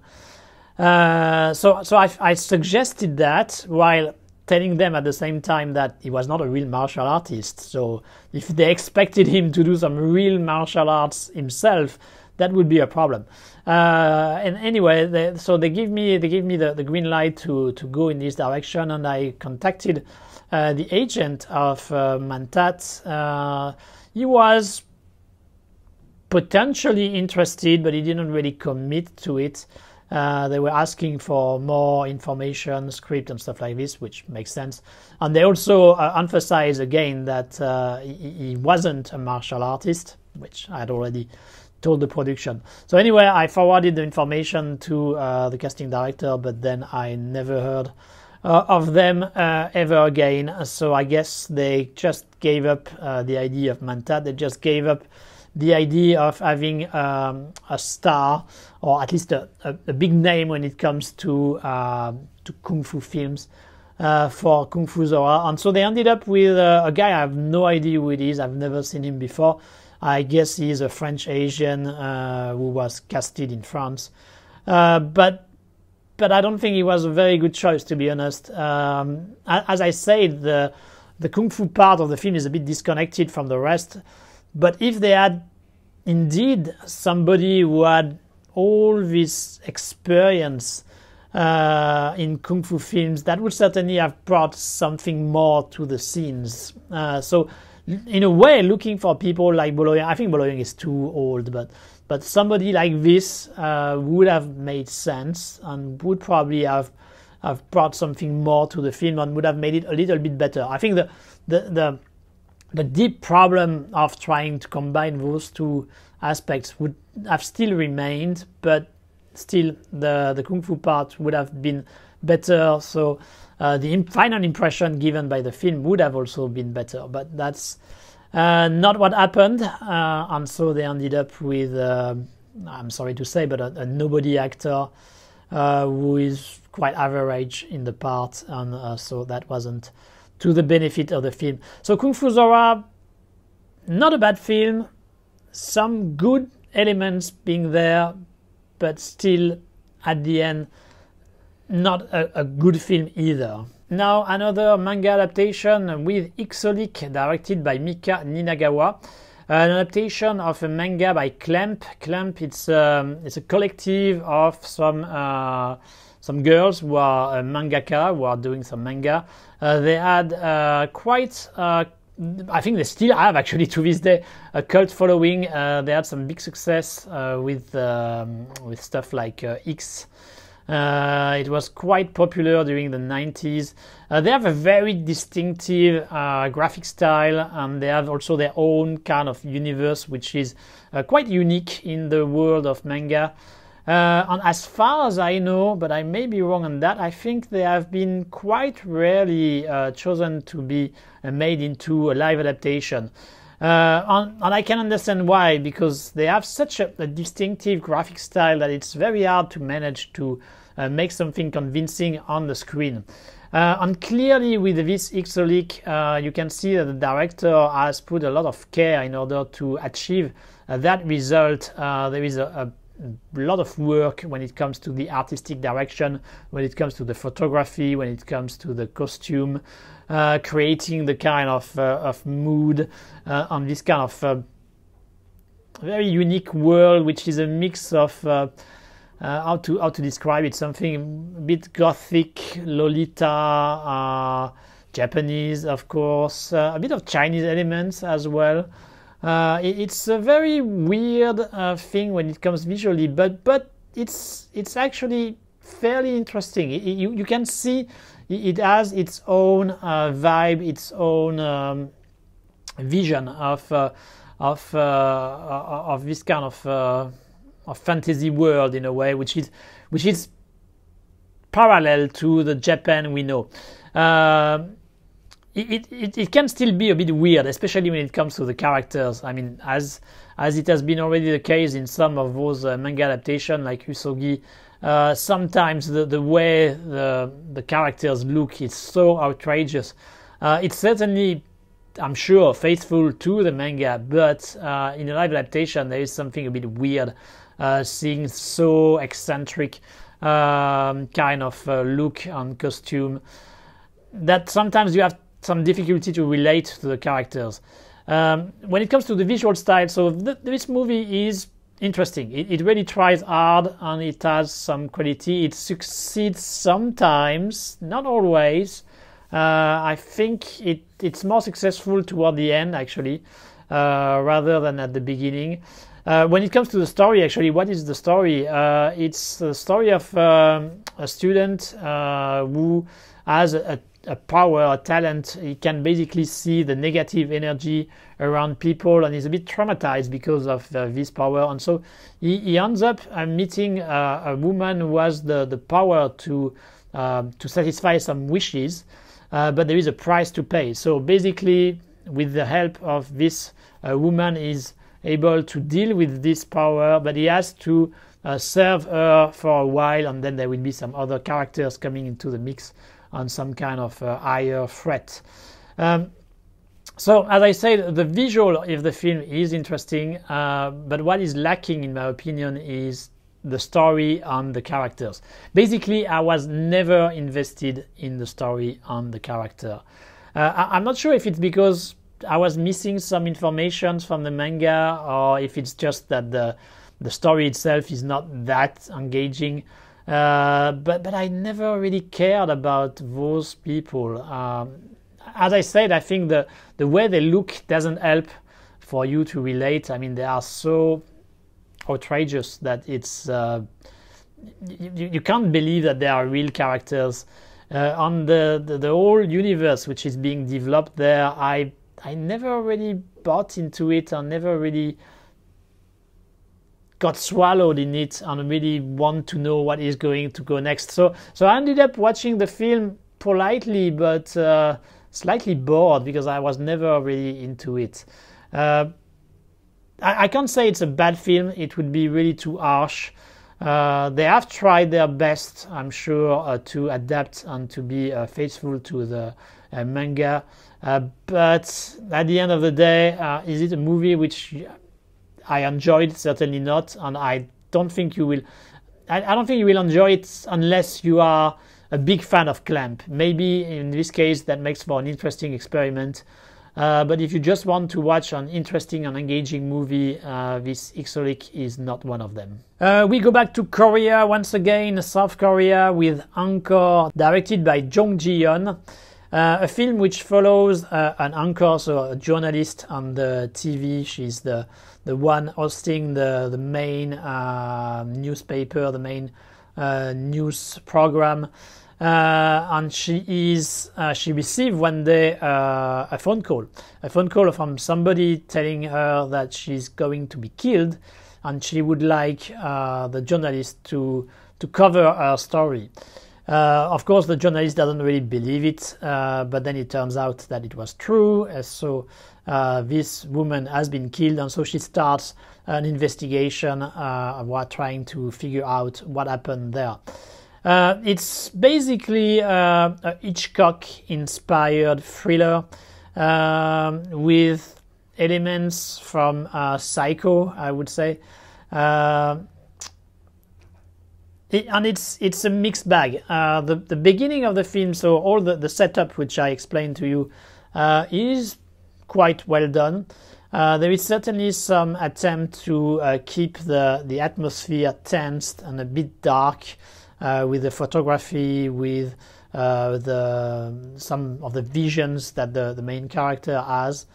But if you have seen already Hitchcock films, and the most famous of them at the very least, you kind of know the gimmicks, you kind of know what this movie rely on, and you kind of know what the resolution will be. There are enough hints during the first half of the film for you to understand that there are some things wrong with the people around the main character and with the main character itself.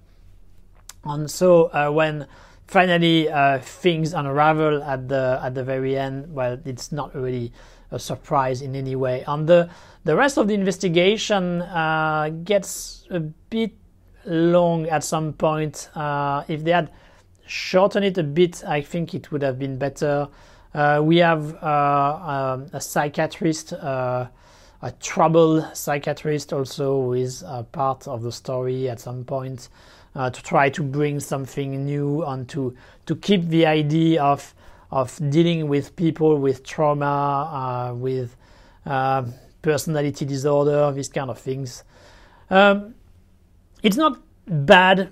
Once again, it's not a bad film, but it's just too predictable, at least if you are familiar from the many Hitchcock thriller or the copy of Hitchcock thriller which have been made over the years, and there have been a lot.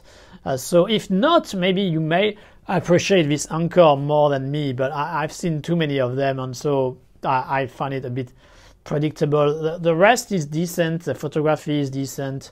The direction lacks a bit of subtlety, but it does the job.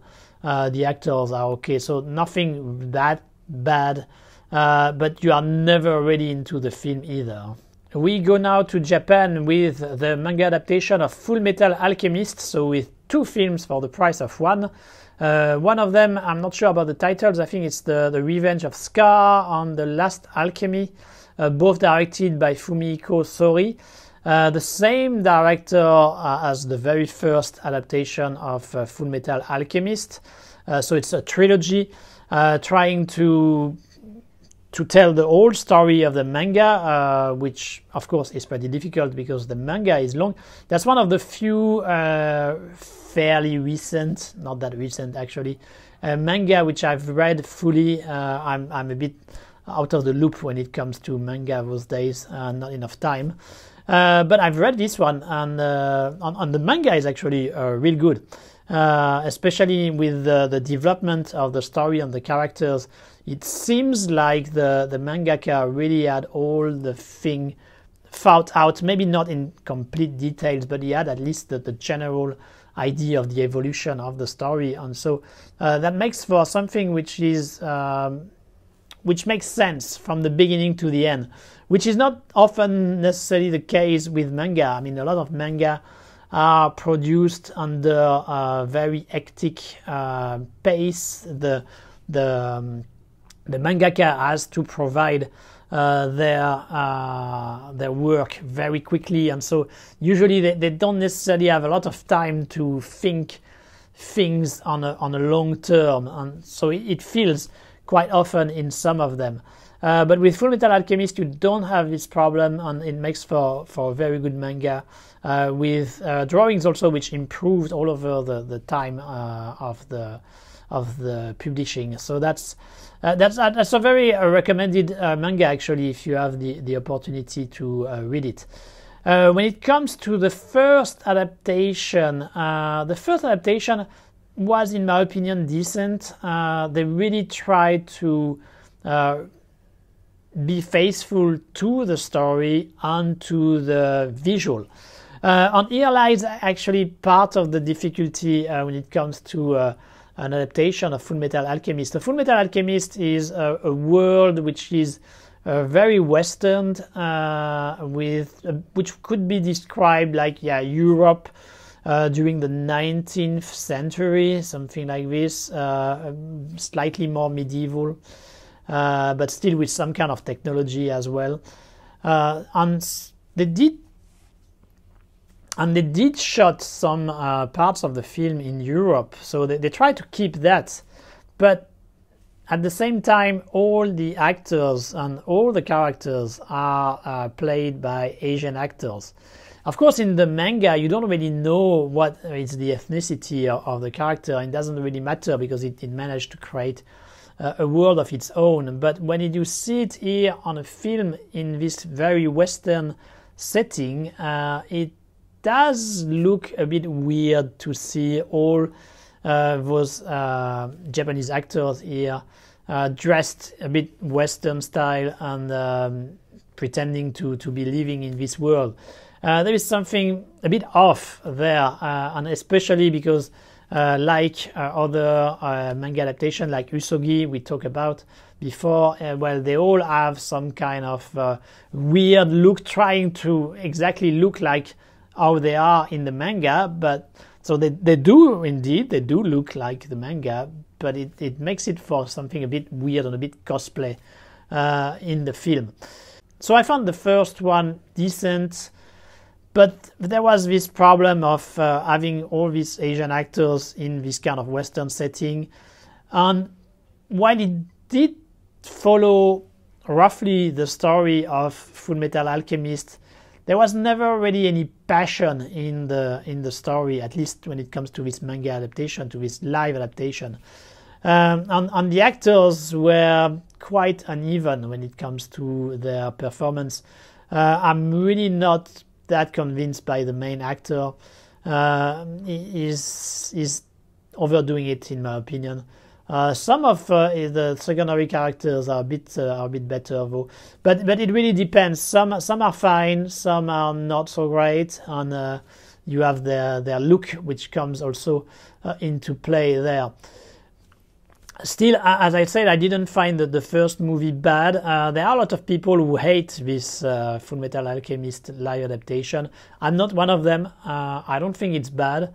I think they did try and they did manage to catch the main gist of Fullmetal Alchemist story. It's basically there, but indeed it's never really that exciting to see.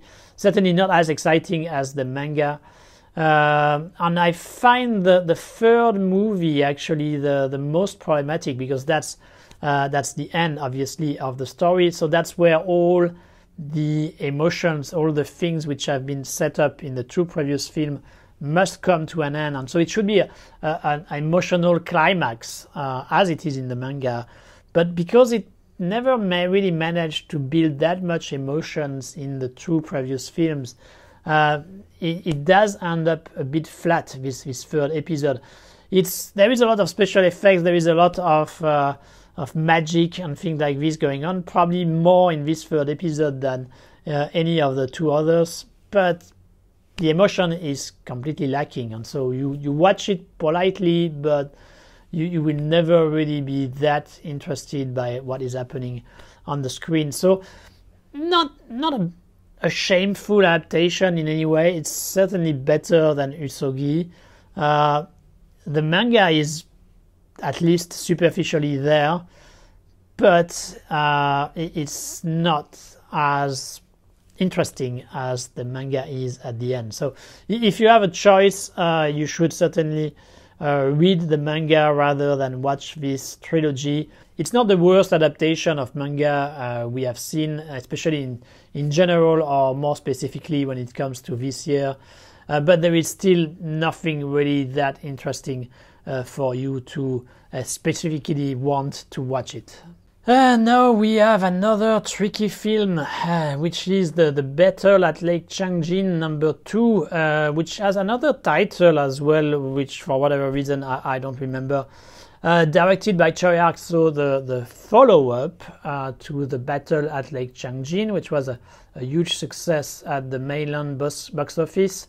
The retelling of the first victory of the Chinese troops against the American UN coalition during the Korean War in 1950.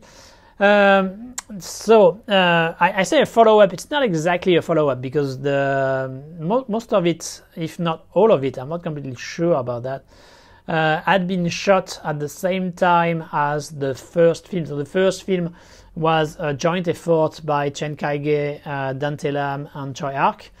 And Choi Ark's part was actually ended up being so big that they decided to keep most of it and to make a second film out of it. So I don't know if they did some reshoot at some point or if everything had been done during the original shoot, but anyway, it ended up being two different films. And so the second film obviously has the most Choi Ark in it, while the first film had just a few things there and there which were directed by Choi Ark.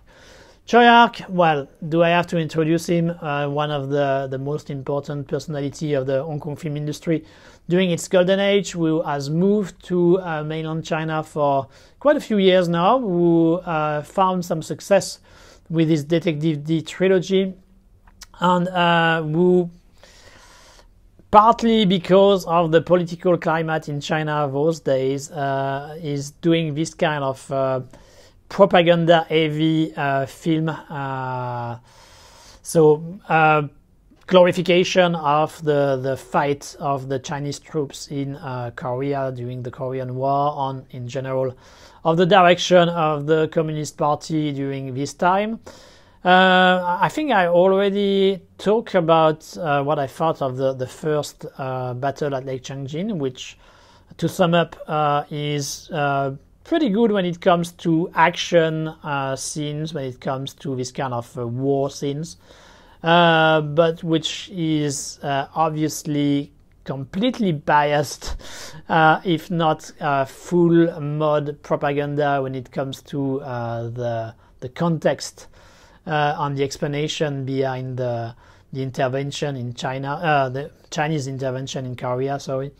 So the second film is not that different from the first.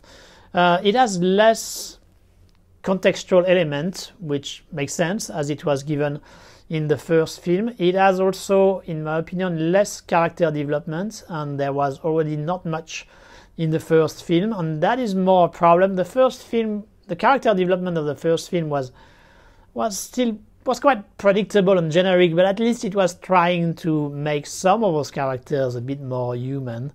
There is almost none of that here, so we just have some cardboard Chinese nationalist, patriotic army people, which are not very interesting to follow. There is also a bit more Guaylo, a bit more Westerners than in the first film.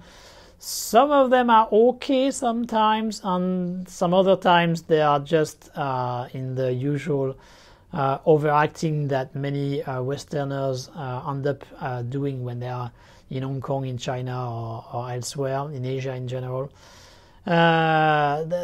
Some of them are pretty bad, or at least they don't have necessarily good parts or good lines to give better performance. I mean, I still remember there is one of those guys at some point who has to say, "Oh, I have a grenade in my pants," and it's just a ridiculous line. And I guess even if you are De Niro or Al Pacino, you end up looking ridiculous when you have to say something like this. So nothing really that impressive when it comes to the story, the characters, or the theme or the message of the film. But like the first one, you have some decent war scenes. You can see some Choyak touch there and there, trying to have a dynamic direction and editing. Sometimes it works, sometimes it's not that efficient. You have money, you have special effects, you have explosions, you have everything you can expect from this kind of military entertainment. So it's not that bad, superficially at the very least. You want action, you want tanks, you want grenades, all these kind of things. You want some bloody killings, you will have it there, but that's all you will find. There is really nothing else, and of course, except a few nationalist speeches and the good old glorification of the Communist Party. Not to the most extreme extent I've ever seen. There are movies which are even worse, but still, you have quite a bit of it, and you have to deal with it. Also, exactly like the first film was way too long. This one is way too long as well. I mean, no difference. Yeah, the big problem from this year 2022, and actually the big problem for a long time, so this movie suffers from the same problem. We go to Italy once again with Occhiali Neri. I don't know in English how they are going to translate it. Sunglasses, I guess, or maybe black glasses. The last film by Dario Argento, which is supposed to be a return of Dario Argento to the Giallo universe. So the Giallo adaptation, at least at the very beginning, of some crime novels with a killer usually clad in black, killing beautiful ladies, and with some surprise when it comes to its identity. So they were very popular from the end of the 60s until the 70s, and then they kept producing a few in the 80s, but basically the boom of the Giallo was very end of the 60s until middle of the 70s. And that's during that time that Dario Argento did some of his very best film, and certainly some of the very best Giallo ever created, like Profondo Rosso, I think it's Deep Red, the title in English. The Bird with Crystal Feather, I think that's the title in English. I hope I'm not making any mistake, because I'm using the French ones as a reference. So certainly, I mean, he is the best director when it comes to Giallo, or at least he was.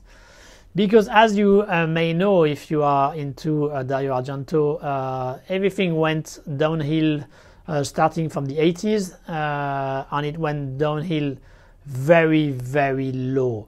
Some of the other Giallo he did much later are atrocious, and I'm thinking here of Card Player, and also the aptly titled Giallo. Well, actually not so aptly titled, because it's an insult to Giallo. I mean, it was maybe one of his very worst films, a complete disaster and a complete nightmare for people who like giallo, and I do like giallo films. So yeah, watching this giallo by Dario Argento was a very bad experience. So he comes back here. He's a very old man now, and it's here the story of a prostitute who has an accident and who ends up being blind, and she then becomes the target of a killer. Classic giallo setup, no problem there. The idea of having the main character becoming blind is actually pretty interesting and makes for some suspenseful scenes, because obviously she doesn't know what is around her, so that creates some interesting situations. And then of course the killer comes into play. So to put it simple, it's not a bad film. It's not a bad Dario Argento. I mean, given what he has done before, given films like Giallo or Card Player, this one is certainly a step up. It's a much better film. Now, if you compare it to films like Deep Red or some of the others he has done during the end of the 60s, early 70s, well, it's way below. So it's really just about where you put the scale. I found the film decent, but it's really nothing more than that. It's actually quite depressing when you compare it to what he did with the genre before. For example, when it comes to the killer, I was quite disappointed by this guy. There is almost no surprise when it comes to its identity, or not much effort which have been displayed in this direction. The same for his motivation. One of the interesting things from Giallo was usually that the killer had some kind of trauma, and it was always very interesting to see what had happened in their life which led them to become killers. Here there is nothing of the sort. He is just frustrated because the girl didn't want to have sex with him, and that's pretty much it. So not much imagination there on the murders, which are, of course, the essence of the Giallo, on which was the specialty of Dario Argento. They don't really bring anything that impressive when it comes to the direction, the editing, or all these kind of things. The music is okay. The music is one of the Daft Punk who did it. And it's a bit in the Card Player style, so a mix of Goblin and something more electro, more modern. It does work, even if it gets a bit repetitive. As I said, the murder lack imagination. They are violent enough, but nothing really elaborate. And that's one of the main things you want to see when you see a Giallo. It's this kind of extremely elaborate, almost sadistic murders. Here it's a bit basic. But once again, compared to what Dario Argento did before, it's still an improvement. So it's really a matter of how you look at it. It's the half empty, half full glass. I tend to see it more like half empty personally. But still, I also remember some of the extremely bad films he did before. So I guess you have to be satisfied that he has improved a little bit. We go back to South Korea with Confidential Assignment 2 International, directed by Lee Seok-hoon. Confidential Assignment was, I think it's 2017, buddy movie, a cop film. So we had a South Korean cop who had to team up with a North Korean cop. There were also some shenanigans going on because the in-law of the South Korean cop kind of fell in love with the North Korean cop. So that created some interactions, some funny interactions, because it was really played mostly for laugh. So a mix of comedy, a mix of action, and that's what Confidential Assignment was. A movie which I didn't find very good, actually. I found it very average. My main problem with the first film, and I'm going to go a bit more in detail because it's actually the same problem here. My main problem was that I thought the plot was very hard to believe in the first place, thinking that North Korea would send a cop in South Korea on a lonely cop. It's very, very weird. That's not what North Korea does, and when they do send people for whatever reason, mostly for study or in the embassy, I mean, they always send them as a group. They never send them just as one person because they are very afraid this person would try to flee, and it's harder when you are into a group. So first problem. A second problem, it's the main actor who play this North Korean cop. I don't see anything North Korean in him. I just see a South Korean.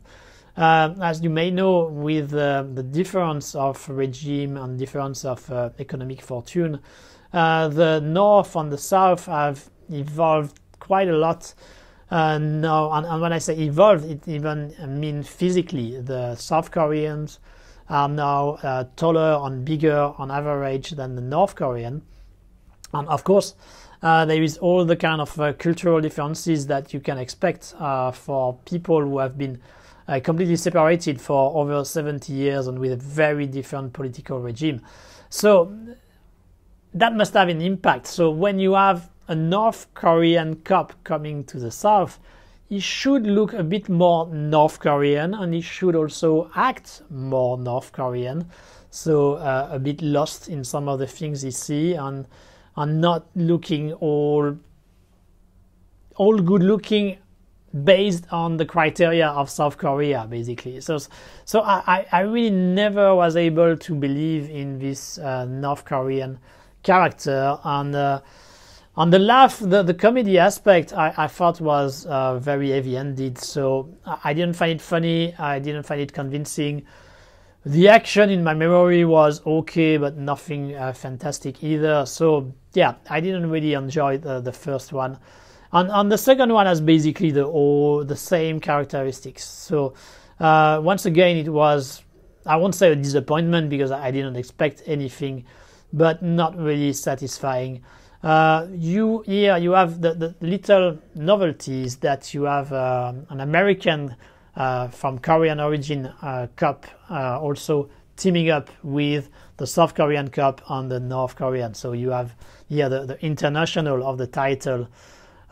Sometimes some of the interactions between them can be fairly funny.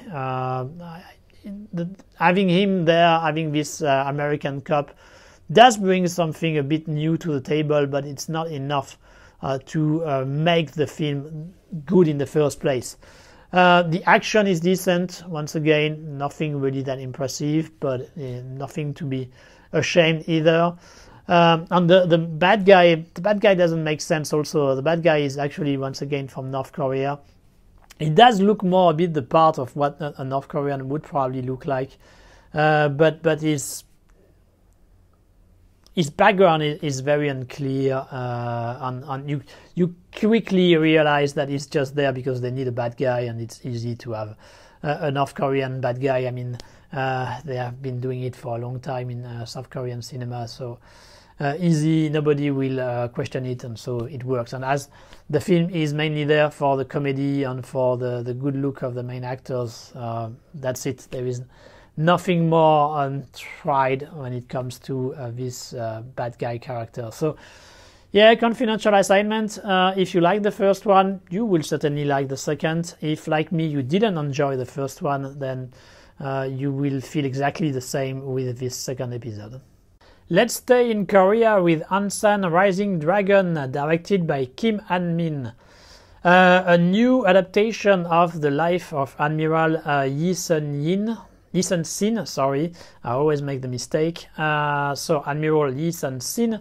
Admiral Lee Sun-sin was one of the heroes of Korea during the Joseon dynasty, when Japanese shogun of the time, Hideyoshi Toyotomi, invaded Korea. It's thanks in part to his victory against the naval force of the Japanese invaders, that the Japanese left the country, and that Korea was once again independent. And so this story had already been told a few years ago in a movie called Admiral Roaring Currents in 2014, I think, with Choi Min-sik, so the famous actor from Old Boy, playing the part of Admiral Lee Sun-sin. I didn't find the 2014 film very good. I thought it was a bit bloated. A lot of CGI which were a bit sketchy, and of course overly nationalistic. This one is not really much better in my opinion. It tries a bit harder to give more context, to have more characters in the story, and so in a way to explain more and be a bit less based on the battle, the final battle itself, even if they still spend quite some time in showing it. There is nothing really we can criticize that much. I mean, the photography is decent. There is some production value. The actors are fine as well. But I was never into this story, and I do find the war between Japan and Korea during that time an interesting topic.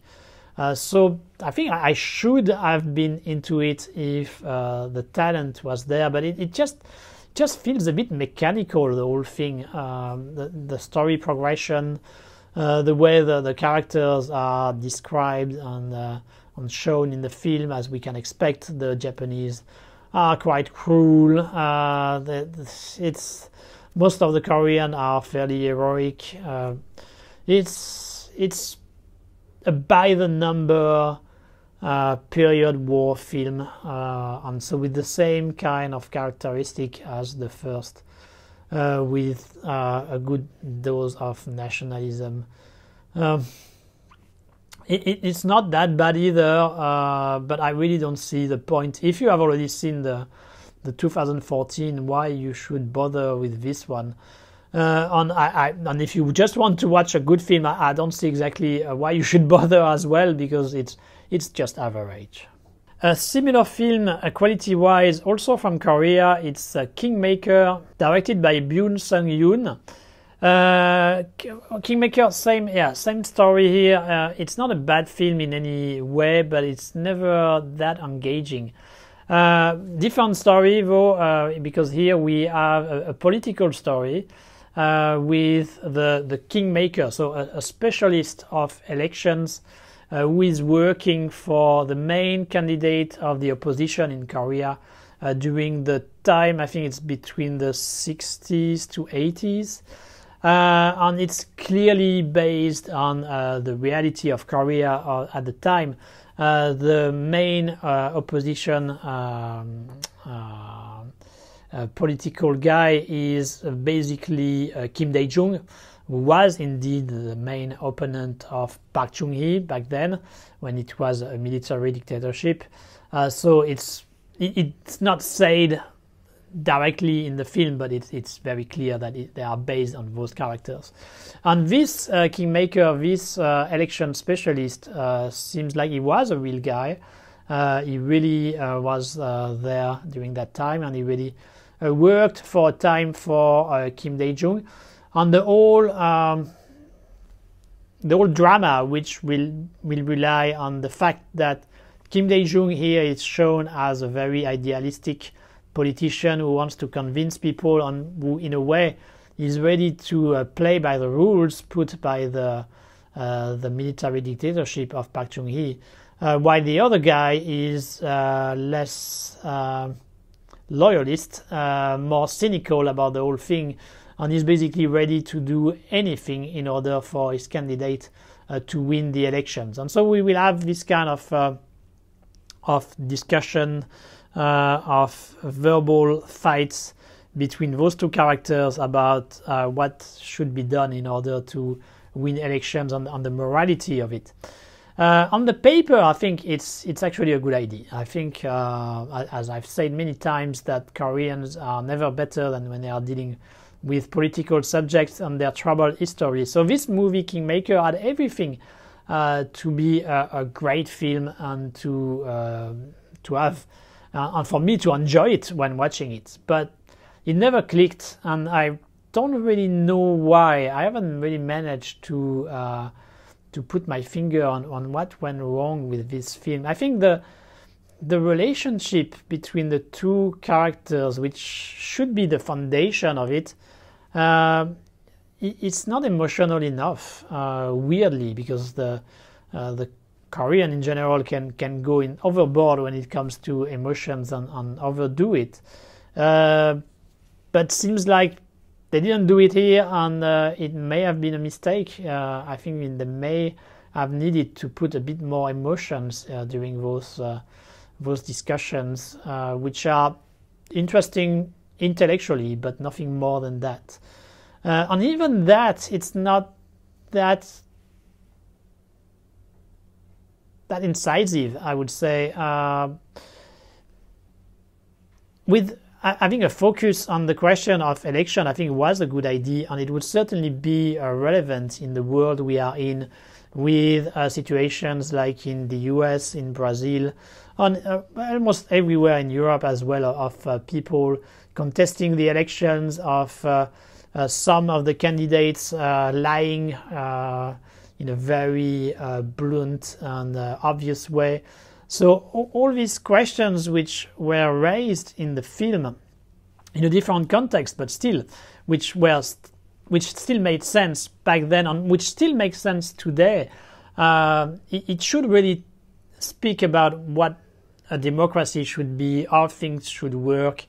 And so all the ingredients are in the film, but for whatever reason, it's never treated smartly enough for it to stick to the wall when they are dealing with this subject. So it ends up being a bit superficial when it comes to the political side, when it comes to the question of elections, and it's really disappointing, because the potential was there, and it would certainly have resonated with what happens in the world, but at the end of the day it doesn't. So the political aspect is not that incisive, as I said, and the emotional aspect when it comes to this friendship, which is under a big strain because of the political climate, is once again not that fulfilling. So this Kingmaker is quite a frustrating film. It's a film you want to appreciate, which should have been great, but ends up a bit flat at the end.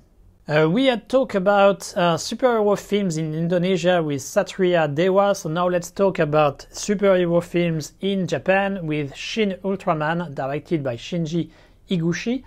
Shinji Higuchi, who had worked with Hideaki Anno on Shin Godzilla, so it's not a sequel of Shin Godzilla, obviously, because there is no Godzilla here, but it's kind of the same spirit, using a very famous an icon of Japan pop culture in a way, on trying to modernize it.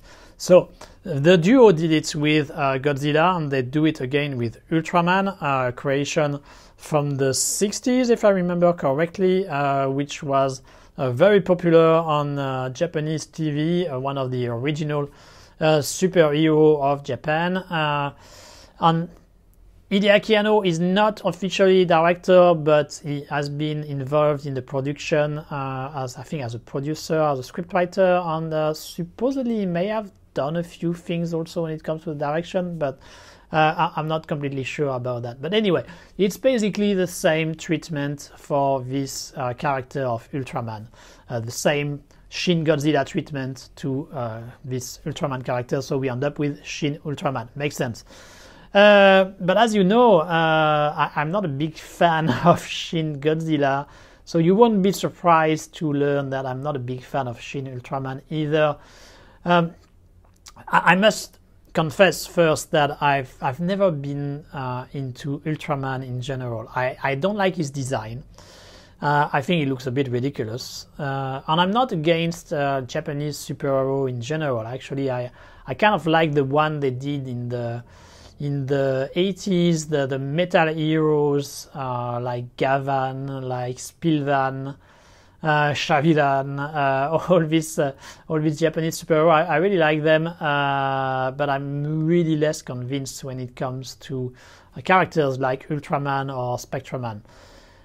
So that's a problem, and that's a big problem because this Shin Ultraman is actually very respectful of the original TV series, and it feels like a pilot of a new TV series. So it does exactly the structure you would expect.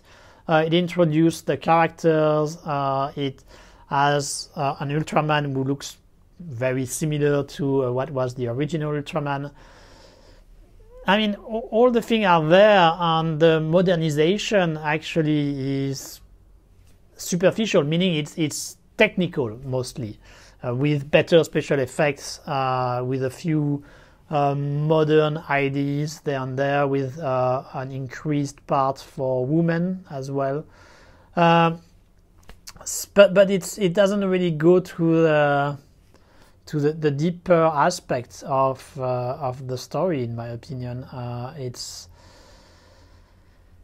If you like Ultraman, I mean, you will certainly enjoy to see this very modern version of it, and you will find all the elements which you enjoyed in the TV show. But if like me, you don't really enjoy the character and you don't find this specific story that interesting, well, the movie will be exactly the same result. In a way, I found Shin Godzilla more successful because it was more original. It was really trying to do things differently. I don't think necessarily they succeeded on all the aspects of this new approach, but at least they tried something, and it had some really moment of grace, which I didn't really find in Ultraman. There are a few bits there and there which are interesting, a little bit of discussion about what is humanity, for example. You also had some interesting design with the bad guys, and it's pretty well done when it comes to the technical execution. So it's not all bad. It's just too faithful for its own good when it comes to the original TV series, and that's why in my case I found the film slightly dull. Dull, it's a criticism you can't address to the other film we are going to talk about, which is Carter, directed by Jung Byung-gil. Carter, so the director of this film had made a few years earlier The Villainess, which was basically a rip-off of Nikita the Professional, so with a woman who has to, with expert into killing others, and the gimmick of the Villainess was we had like two fights, one at the beginning, one at the end, which were shot all the time, the whole fight in point of view. That was the gimmick of the time, and so. But at the end of the day, this Villainess was very average. I mean, once again, as it is often the case, the story was the problem. It was very predictable, nothing really new. And while there was some technical achievement in a way for these point of view fights, the result was not necessarily that exciting. But with Carter, it seems like he has decided to push the idea further. And so with Carter, we have something which is kind of the Korean answer to Hardcore Henry. So Hardcore Henry being the Russian film, which was shot from beginning to the end with a point of view camera, and which was both impressive for the technical mastery, but a bit tiring at the same time. And you have a little bit of that in this Carter. So this Carter, though, is not trying to be point of view all the time. It's more like trying to do one long take of action over and over again with different set pieces. when it starts, when the film starts and it shows what it wants to do with the first action scene, it does work to some extent. We follow this character who has no memory, who doesn't know who he is. He just wakes up somewhere and he has a voice telling him what to do, and he ends up in an onsen, in a public bath full of Yakuza, and he has to basically escape from this place by fighting with tens of Yakuza there. And it does make for a pretty exciting and impressive scene visually. But the longer it goes, the more it does that, the less exciting it becomes, and especially because the technical side also has difficulty to follow.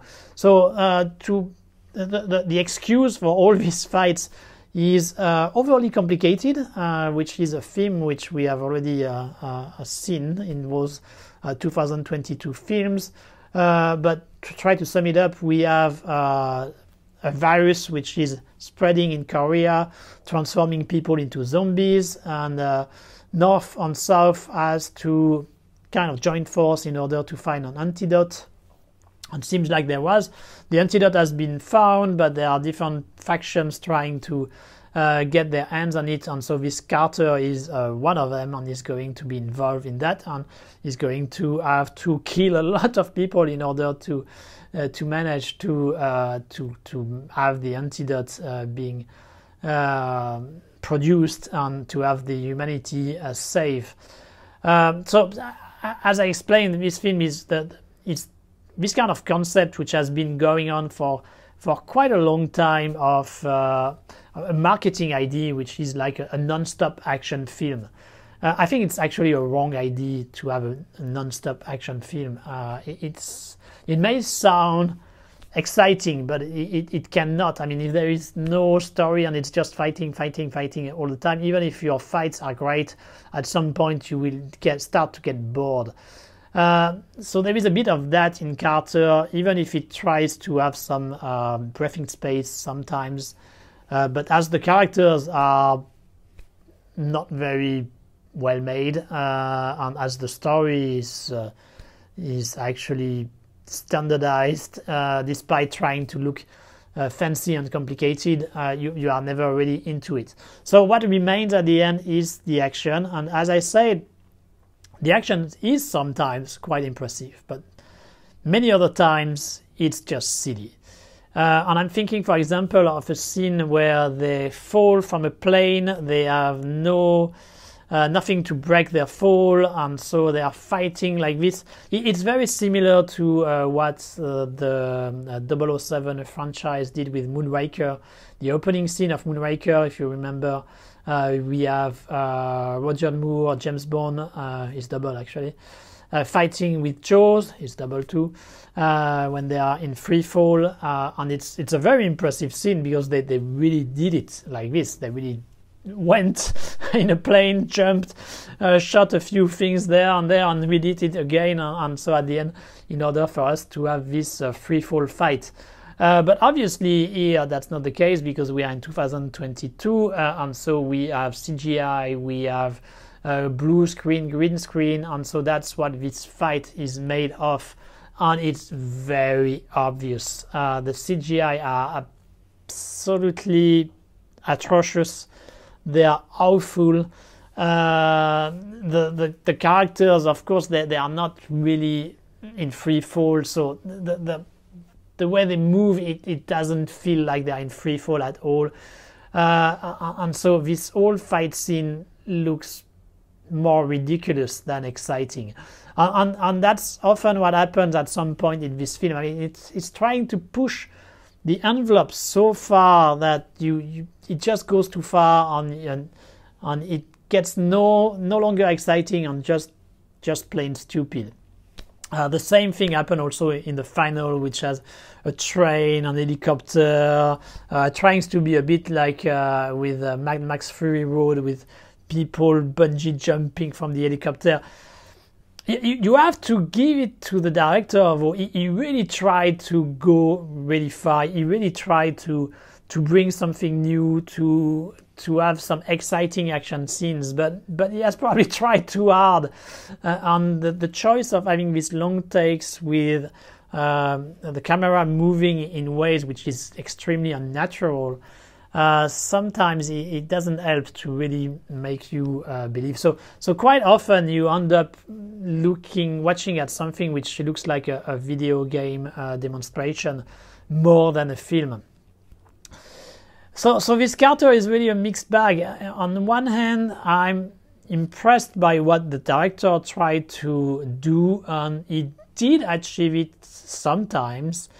But on the other hand, quite often it looks awful, it goes too far, and you are never really believing the story and the characters. So if you are really into action, I would still say it's worth a look, because it has some kind of originality, and it has at least a vision from the director, which makes it at the very least interesting. If you are not into action, there is really no reason for you to watch this Carter at all. We move to India with The Battle Within, directed by Kapil Verma. So in Carter, we had a super agent who had lost his memory.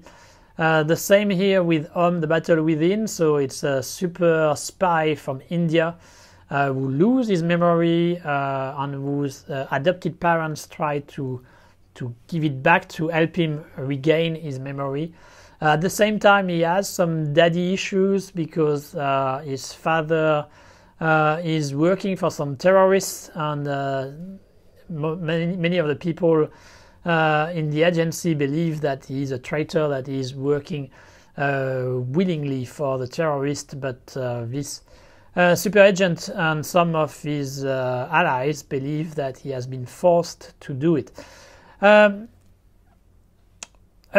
Indian film which is not too long, which is to its credit, but which once again is like two films in one. So we have an action film, especially opening scene and ending scene.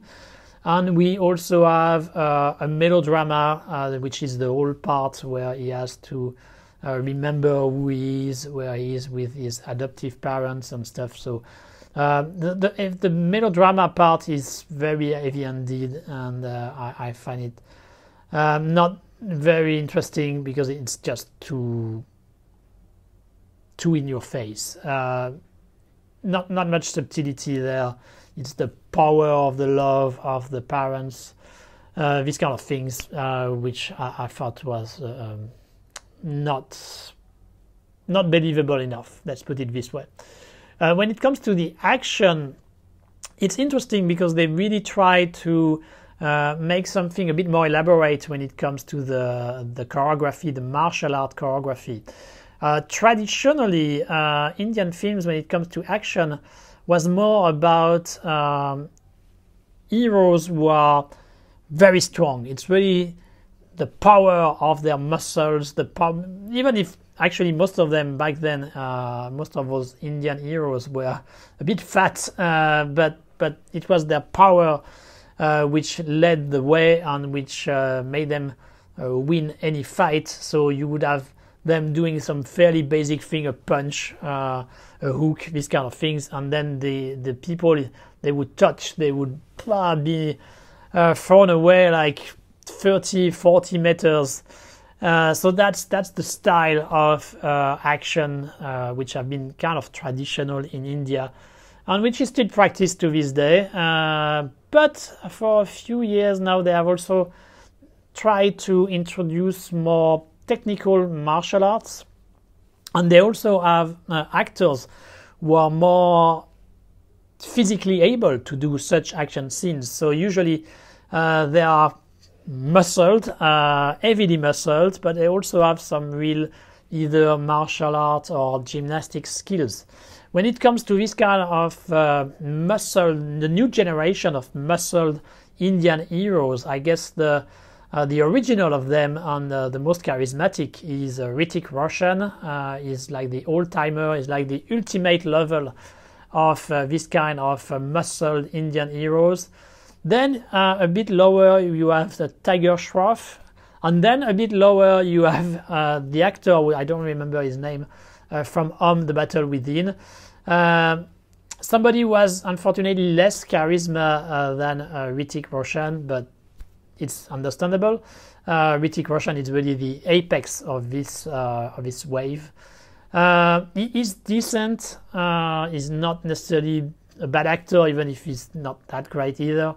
But he has certainly some physical abilities, and he has a great six-pack, and he's able to show it there. But the problem with Indian action film is that they don't have this expertise when it comes to choreography, and so despite efforts being made, you can still see that they don't master the editing, that they still have problem with the impact of the punch or the kicks. So interesting attempt there, but not completely satisfying. Still, at the very end of the film, it's quite fun because they revert back to their Indian roots, I would say, with very over-the-top action, and it gets quite fun, I have to be honest. It makes no sense, but it is quite fun. You have, for example, a scene where the hero is running. You have two bad guys trying to catch him. They catch his shirt, but he's running so fast and so powerfully that the guys end up being dragged by the hero, and they are dragged completely vertically. So it's like a cartoon in a way. It's very funny when you see it. And of course they destroy the shirt, and then he can show its glorious six-pack. It's a very funny thing, and it also gets to fight an helicopter. So it makes no sense, but it's a lot of fun. So you have that at least in The Battle Within. Interestingly enough, also the part of the biological father is played by Jackie Shroff. Jackie Shroff is an old-timer in the Indian film industry. He was a star in the 60s, 70s, I'm not completely sure, while this area, I guess. And he's also the father of Tiger Shroff. So I find it quite ironic. I guess that they did it on purpose to have the father of a wannabe Hrithik Roshan playing the father of another wannabe Hrithik Roshan, and probably a wannabe Tiger Shroff. So there is some kind of metatextual thing going on here when it comes to this choice of casting on Indian cinema. But at the end of the day, this Battle Within is not a great film in any sense, but as I said, it has a few saving grace when it comes to the action. We stay in India with KGF Chapter 2, directed by Prashant Nil. KGF follow-up of a very big success, I think, from the Telugu industry, the Telugu part of the Indian film industry. I hope I'm not getting that wrong. The original film was a classic rise and fall from a small guy in I don't remember which city in India, but we managed to become like the big boss of the crime syndicate, but who also helps the poor. So with the first film, he was really rising to the top in this city. He was becoming really one of the big shot, the real master of the city in a way, behind the scene. With this second episode, he has to face basically the president of India, the whole country, I mean, when it comes to military and stuff like this, and also another rival from the criminal world. So two different people trying to bring him down. I didn't really like the first KGF. I mean, technically it is quite impressive. You can see they have put a lot of money, and Indian cinema are very able when it comes to photography, to production value. It was really there on the screen, but I was never interested in the story, and I found the main character who we should root for was extremely arrogant and annoying. for me. It was too good, too strong. I just could not believe in it. Also, the director was using all the classical Indian tricks when it comes to trying to make him look bigger than life, with a lot of slow motion, a lot of fans in order to have the hair move in the wind, these kind of things. Sometimes it does work, and we will talk about some other Indian films of this year 2022 which did work with this kind of gimmicks, but here it's just too much, and as the character is not I don't really relate to him, I just found it artificial. This second film is no better, but for whatever reason it seems like the director really loved Mad Max Fury Road, and Mad Max Fury Road, which seems to have inspired a lot of directors all over the world. We had a little bit of it in Carter, and so we have a lot of it here in this KGF Chapter 2, because the main bad guy who is going to fight with our hero is basically in the Mad Max world. They have a lot of vehicles. It's almost medieval. He has a chainmail, he has a sword. We are almost in a post-apocalyptic world there, which makes no sense because that's supposed to be India during, I don't remember, 60s, 70s, 80s, something like this. But anyway, in our fairly contemporary modern world. But I guess the director loved Mad Max Fury Road and he wanted to do something similar, so he has the bad guys being like the bad guys from Mad Max Fury Road. And of course he delivers some big action scenes which once again have money. It can be quite impressive from a technical point of view sometimes, but same problem as the first film. I was never really engaged. I was never really in what the film was telling, so I just watched it without any passion in any way. And as with the first film, it's also a very long film, almost 3 hours, way too long when you are not caring about the characters. So if you like the first film, obviously you should watch the second and you will probably enjoy it the same way. I didn't enjoy the first one. I didn't really enjoy this one. It's a big production though, so if you want to see big films with a lot of things going on, with a lot of production value, you may have some interest with this KGF Chapter 2. Now let's go to Korea, the Korea of the Chosun dynasty, with The Night Owl, directed by Han Tae-jin. The Night Owl, it's the story of an acupuncturist who is blind, but who is very talented in his job, and so he gets promoted and he gets to work in the royal palace and work for the royal family. At the same time, we have the prince of the royal family who arrives in Korea. He had been basically taken hostage for a long time in the Qing dynasty, so in China, and so he's coming back finally to Korea, and there is an opposition between his father, the king, and him. So the father, the king, is very conservative, and the prince is quite progressive. He wants to open up the country, and so there is an opposition there. And the prince ends up being killed. The acupuncturist is framed for this killing, and so he tries to look for the truth in order to prove that he was innocent.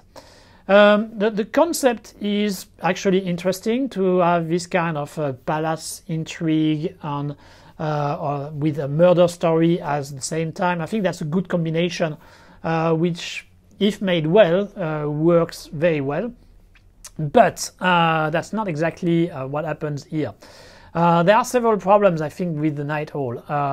But let's first talk about the good things. The film, actually, when it comes to the historical recreation, is pretty good. They have been able to shot in some of the real palaces of the time, so it gives some weight to what we can see. The costumes are fine. The direction is standard but efficient. So on the technical aspect, there is really not much to complain about this film. Where things are lacking, in my opinion, is the characterization of the different characters, on the development of the characters, on the dramatic impact of the story. Let's first talk about the main character. So as I said, he's blind, but for whatever reason, he does see during the night. And of course, there is some kind of pseudo explanation behind this, but it makes no sense. I mean, it's clearly obvious that they did that in order to facilitate the way the story can move on, because it would be basically too hard to manage if the main character was indeed completely blind. But I never believed in it. I was never sold on this idea that he was blind, but sometimes he was not. For me, it makes no sense. Either you have your character blind, either you don't, or you maybe starting to see again or something. I mean, you find ways, but you don't do this weird, half-hearted way where sometimes he sees, sometimes he doesn't. So that was a big problem for me. I never believed in it, so during the whole film, I wasn't sold on the character. Now, when it comes to the dramatic impact of the story, I think the story moves way too slowly. We have the murder only like halfway, two-thirds in the film, and I think it's way too late. Before that, there is a lot of time spent in discovering the palace and things like this, which maybe it's not necessarily a bad thing. It may work if it leads to something dramatically speaking, but it doesn't.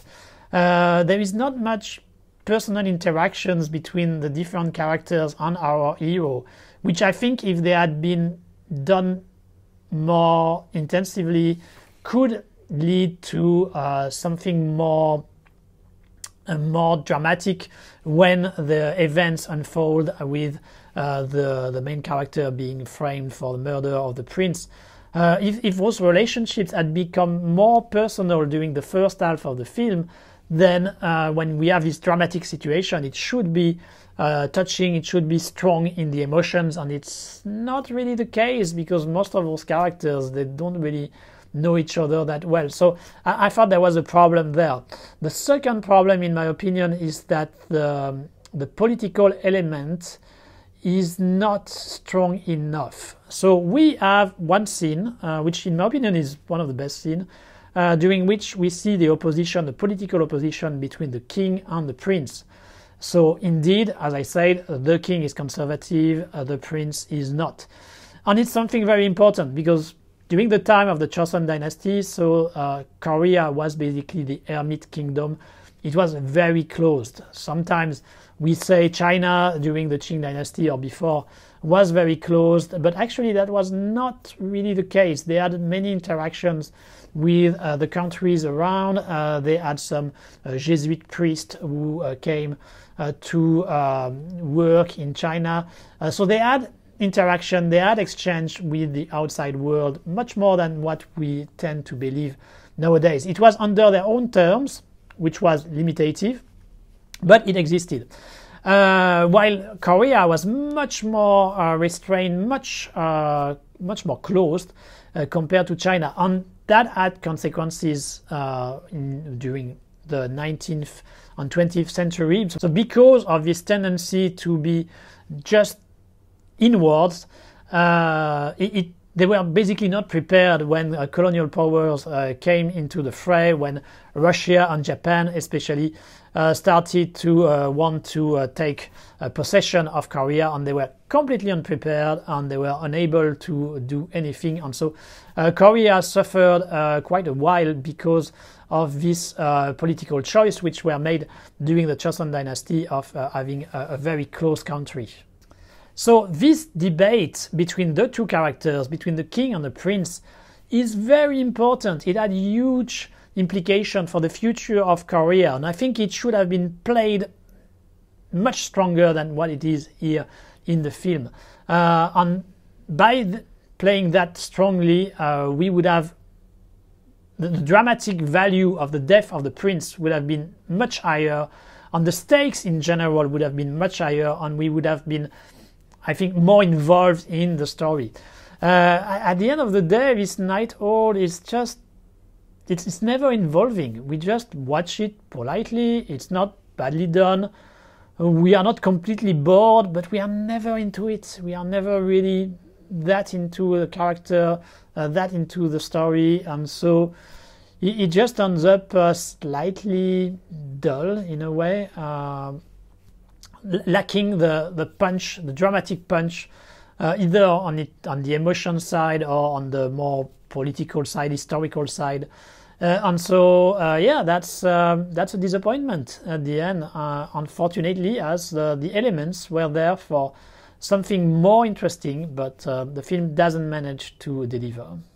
Let's go to the US, passing by Egypt with Death on the Nile, directed by Kenneth Branagh, the second adaptation of an Agatha Christie book by Kenneth Branagh. I actually didn't watch his first one. And I really don't want to watch it actually after having seen this Death on the Nile. I actually am a big fan, or at least I was a big fan of Agatha Christie when I was a teenager. I read a lot of her books, more than 40 if I remember correctly, and I especially liked Hercule Poirot stories. So I really enjoyed when I was a teenager reading Death on the Nile. I enjoyed also watching the John Guillermin adaptation from the 70s with Peter Ustinov playing Hercule Poirot. I thought he played a very convincing Hercule Poirot. I certainly did not enjoy as much this new adaptation by Kenneth Branagh. First thing first, I think Kenneth Branagh is not credible as Hercule Poirot. I just don't see Hercule Poirot when I see him. He doesn't have the look. He's trying too hard when it comes to the attitude, and it ends up being not convincing at all. The rest of the casting, I didn't find them very impressive or charismatic in any way. And you can argue that the John Guillermin was not necessarily the Agatha Christie adaptation with the best casting either, but still I thought they were a bit more memorable than the actors we have here. On the main that's already quite a lot of problems in my eyes, but what I found really especially problematic was the artificiality of the film. At least with the Guillermin, they had been in Egypt. It felt like it was happening there, and it gave it a special vibe which was to the benefit of the film. Here it just looks like CGI, it just looks like artificial light and all this kind of stuff. Kenneth Branagh does try to have something a bit different. That's to his credit, by not having all the actions always on the boat. He does try to recreate the time period, which was in the 20s, 30s. I'm not completely sure anymore. But still, it's not enough. It's not enough to bring the film to another level. Of course, I knew the story on who killed the main character, the woman in the film. So I wasn't surprised, but just the way it's told didn't make me interested. And as I said, all the visual and the performance were really a letdown for me. And so at the end, I didn't take much pleasure watching this new adaptation of Agatha Christie. And if you want to watch a fairly okay adaptation, I would advise rather the 1970s John Guillermin version, or even better, just buy and read the book, which is still a classic to this day. We had been in Indonesia for a superhero film, and we will get back to Indonesia with another superhero film. This one is actually more like a fake superhero. It's a comedy with a character, a young guy who has been fed this kind of superhero stories, and he wants to become a superhero himself for the little neighborhood in which he lives. But of course he has no special power.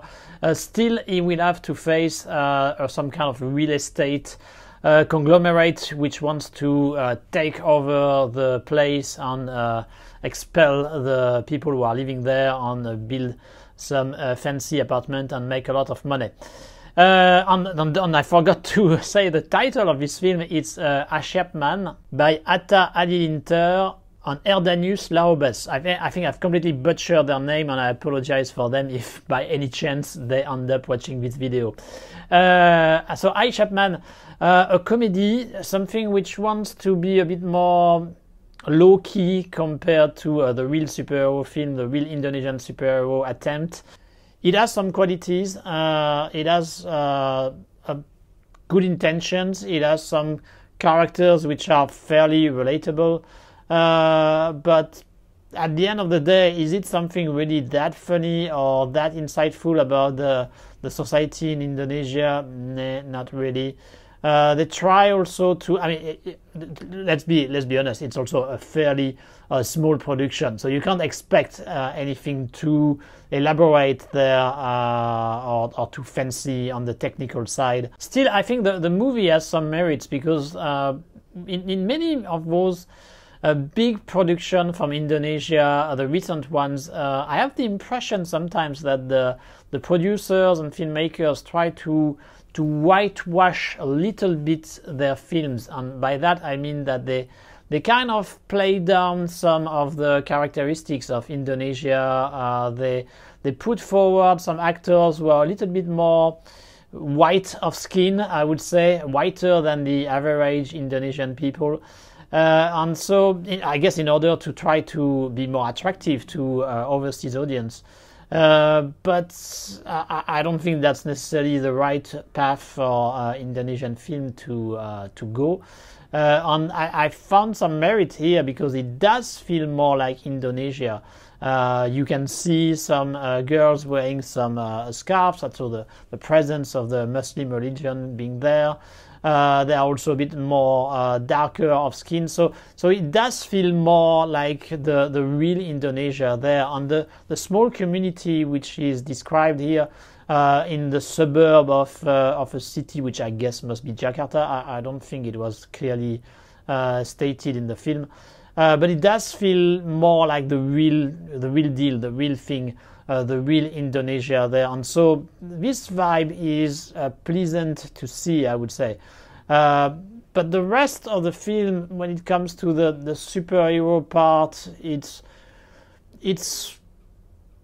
fairly funny sometimes, but it doesn't really bring anything really new to this kind of genre. I mean, we already had quite a few superhero comedies, parodies from all over the world. And this one is not necessarily that much more inspired than the average. There are also some weird stuff going on at the end. While the film is fairly realistic during during almost the entirety of the film, only at the end you have some action scenes and you have the bad guy taking some kind of drug and becoming like some devil or something. It's very weird.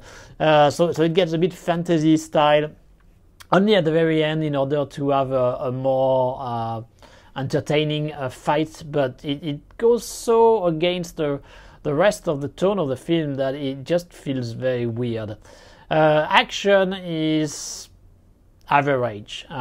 Clearly they have tried to do something slightly elaborate in the choreography, but you can see that the actors are not up to the task, or they may also not have had enough time in order to do enough takes in order to really get the good shots when it comes to the action. So it's really average on that aspect.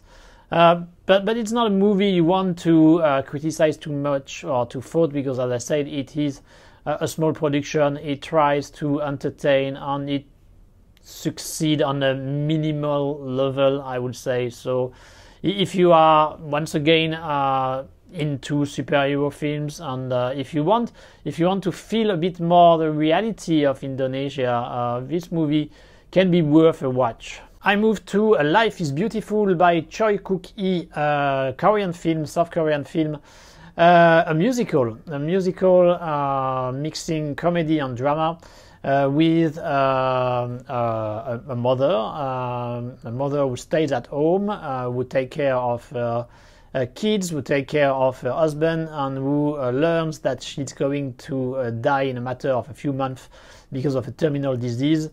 So nothing really funny or comedic in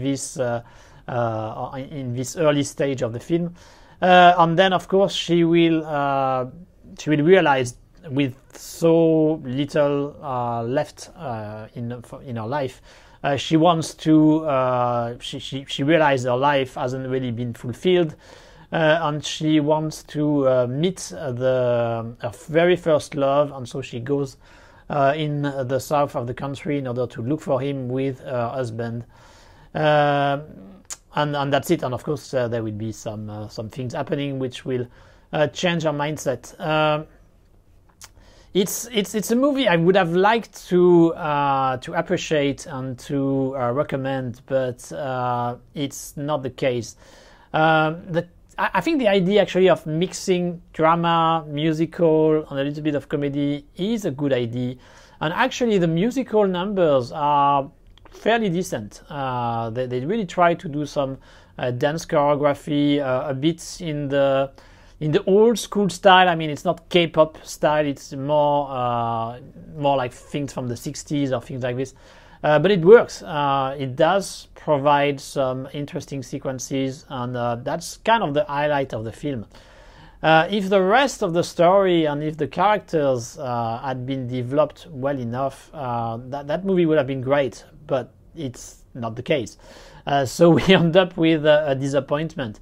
The big problem, in my opinion, is that the characters are way too exaggerated.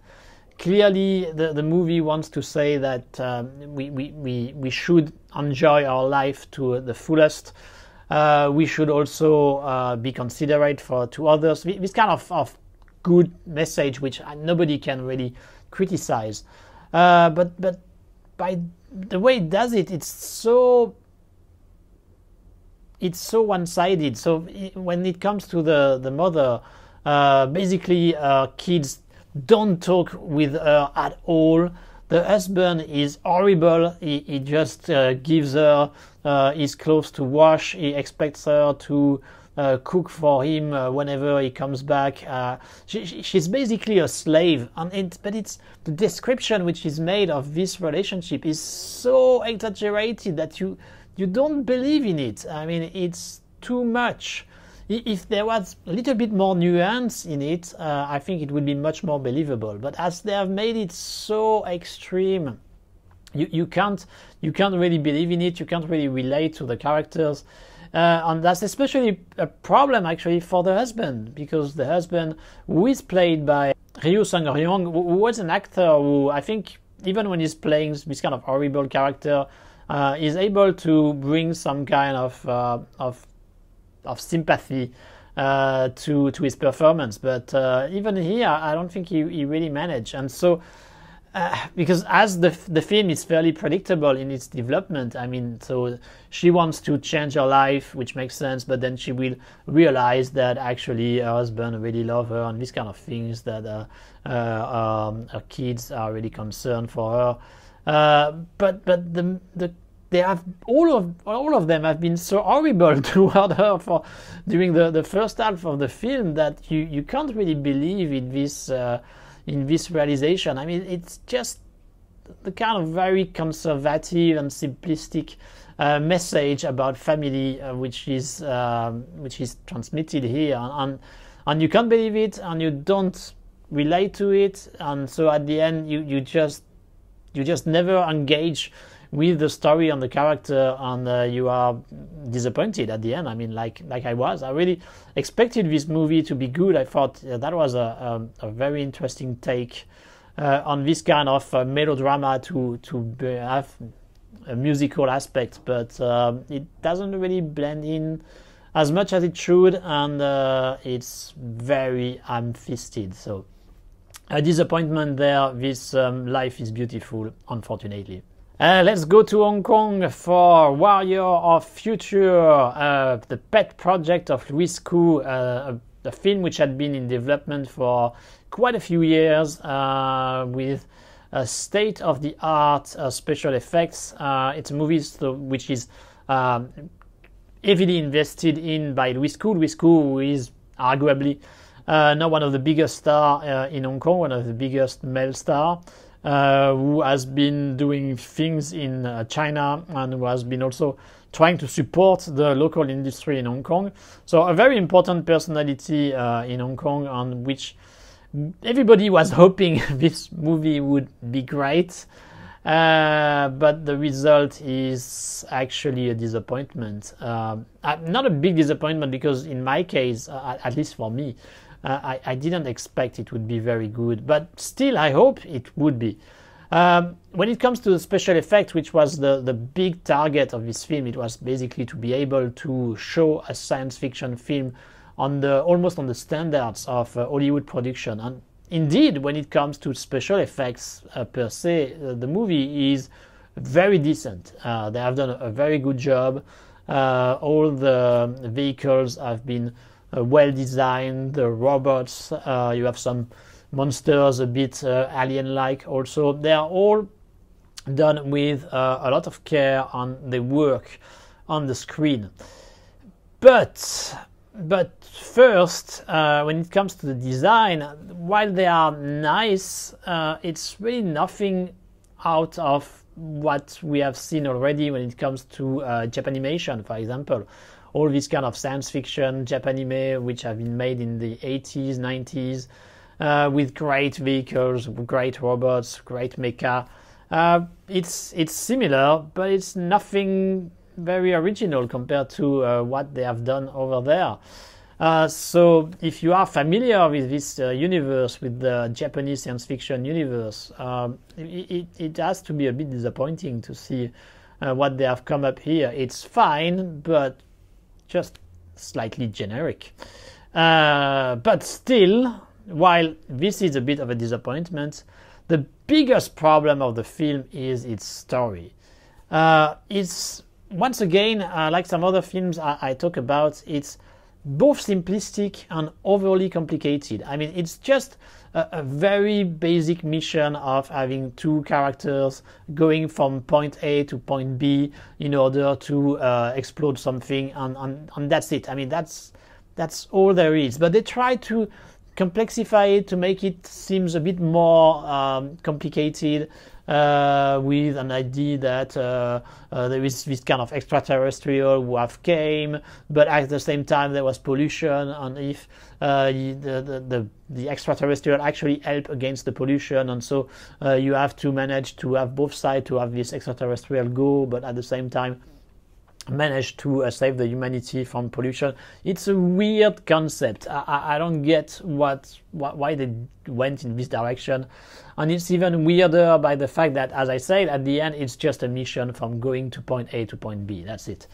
So I don't really get why they try to make it overly complicated, but artificially overly complicated, because it brings really nothing when it comes to science fiction, when it comes to think about what could be our future and stuff like this. It's still very far-fetched and artificial. The film also ends up to be a Chinese Hong Kong co-production. I actually thought that the whole film was financed by Louis Koo, and that he was going to make it as an only Hong Kong local production. But I guess it makes sense that it ends up being a Chinese co-production, so that he can get some money out of his investment. So makes sense, but it also means that he has to go through the censorship, and I think the censorship adds some impact in the story. For example, while the city in which the action takes place looks familiar, looks like Hong Kong, it's never say that it is, and I think if they had clearly stated that it is Hong Kong, if they had really shown some landmarks being destroyed in this kind of a almost post-apocalyptic universe, I think that would have resonated a bit more with the local audience, with people like me who are living in Hong Kong. but maybe even also for the audience overseas. So I think it would have been better. But they don't do that, and so it becomes this kind of unknown city, which looks a bit like Hong Kong, but it's not exactly Hong Kong. And I suspect that it is the constraints from the censorship, which ask for them not to clearly state that it would be Hong Kong. So they can keep the idea that the future will be better thanks to the Communist Party ruling Hong Kong, blah, blah, blah. You know the drill. And no, it doesn't really make the film any better, in my opinion. That's quite the opposite. At the same time, as can be expected, while the story is very weak, the characters are also extremely weak, and their performance are very average, to say the least. Lo Ching-wan is actually the one who managed to be the most convincing in his part, but the rest of the cast is at best average, if not atrocious. Louis Koo is the average. You have also Karina Lo, who is average too. But the worst of the lot is, without a doubt, Nick Chung. Nick Chung playing a colonel, if I remember, a colonel from the Earth Force, who is handicapped, who is in a wheelchair. And he has absolutely no emotion from the start to the end. It has been already a few years that Nick Chung is trying to emulate his inner Ekin Cheng, but this one is probably his very worst performance. I think it's really ridiculous when he has to add, because he has at some point some scenes which are a little bit more dramatic. It's not just only exposition. When it's the exposition, it's bad, but it can be acceptable, I would say. But when it is dramatic scenes, I mean, you still need to put a little bit more of emotions, Nick. I mean, it's really bad there. It doesn't work. It's a parody. That was so bad. A movie you want to support, a movie you want to appreciate, but it doesn't make it easy for you. If you are a big fan of Hong Kong, of course, you should watch the film. And a friend of mine told me that it felt like going to see this movie in theater felt like paying your tax to help the Hong Kong film industry. You know it's not really going to be good, but you want to support the industry, so you just go. And that's what I did. I also paid my tax to support the Hong Kong film industry. But please, can you come with better scenario, better script? Just do some effort when it comes to the story you want to tell and the characters you create. That's really the basis. And especially when you are investing so much money, you really need to correct that first. And then you can go for the special effects and everything. So at the end, a movie which unfortunately is very average. Now we get to Japan, but it's actually for an Hollywood production with a Bullet Train directed by David Leitch. So big production, trying to emulate the John Wick success, as it has been the case for a few years now, with a professional killer in a Shinkansen, the Bullet Train. I guess they didn't want to put Shinkansen as the title because a Japanese name would probably confuse the American audience, or at least that's what the producer thinks. So a killer played by Brad Pitt was to kill somebody in the train, but the guy he has to kill is actually protected by some other killers, and then there are some other killers involved, and they are all stuck in this train, and they all are trying to either kill each other or survive. Actually, the concept, which is based on a Japanese book, is fairly interesting. It can lead to some good action pieces, but it doesn't really work that well. And I think the big problem of the film is that it tries too hard to be funny.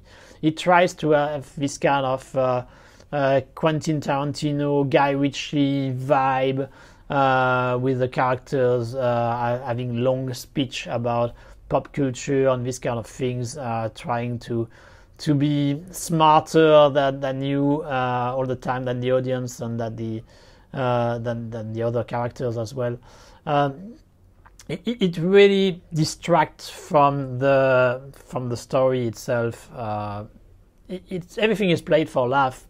Everything is trying to be hip, trying to be cool, and it just doesn't. It just doesn't at the end. I mean, it gets annoying. It gets on your nerves, trying so hard to look cool, and at the same time, the action scenes, they are decent, but they are not that great, which is a bit surprising and disappointing from a John Wick-like film. Even if I have my own take on John Wick, and I will talk about it a bit later. But so it ended up being a bit of a disappointment. If I watch this film, it's actually not for the Shinkansen, not for Brad Pitt, not for the John Wick style of action. It's because one of the main actors is Hiroyuki Sanada, and I'm a big fan of Hiroyuki Sanada. I'm a bit disappointed, though, that he hasn't been doing any Japanese film for quite a long time. He's basically now based in Hollywood. I can't really blame him. I'm sure just doing a film like this earns him more than doing like 4 Japanese films. So, I mean, if I was in this position, I would probably do the same. But when it comes to the quality of the film he is in, I think there have been quite a drop since he started his Hollywood career. I mean, he was great in Sunshine, for example. He was okay in The Last Samurai, which is, in my opinion, a bit of a problematic film. But still, he had some good parts. But I have the impression that the longer he stays and the thinner his parts get. So we don't get to see much of him here. He basically only comes at the very end of the film, like the last fourth.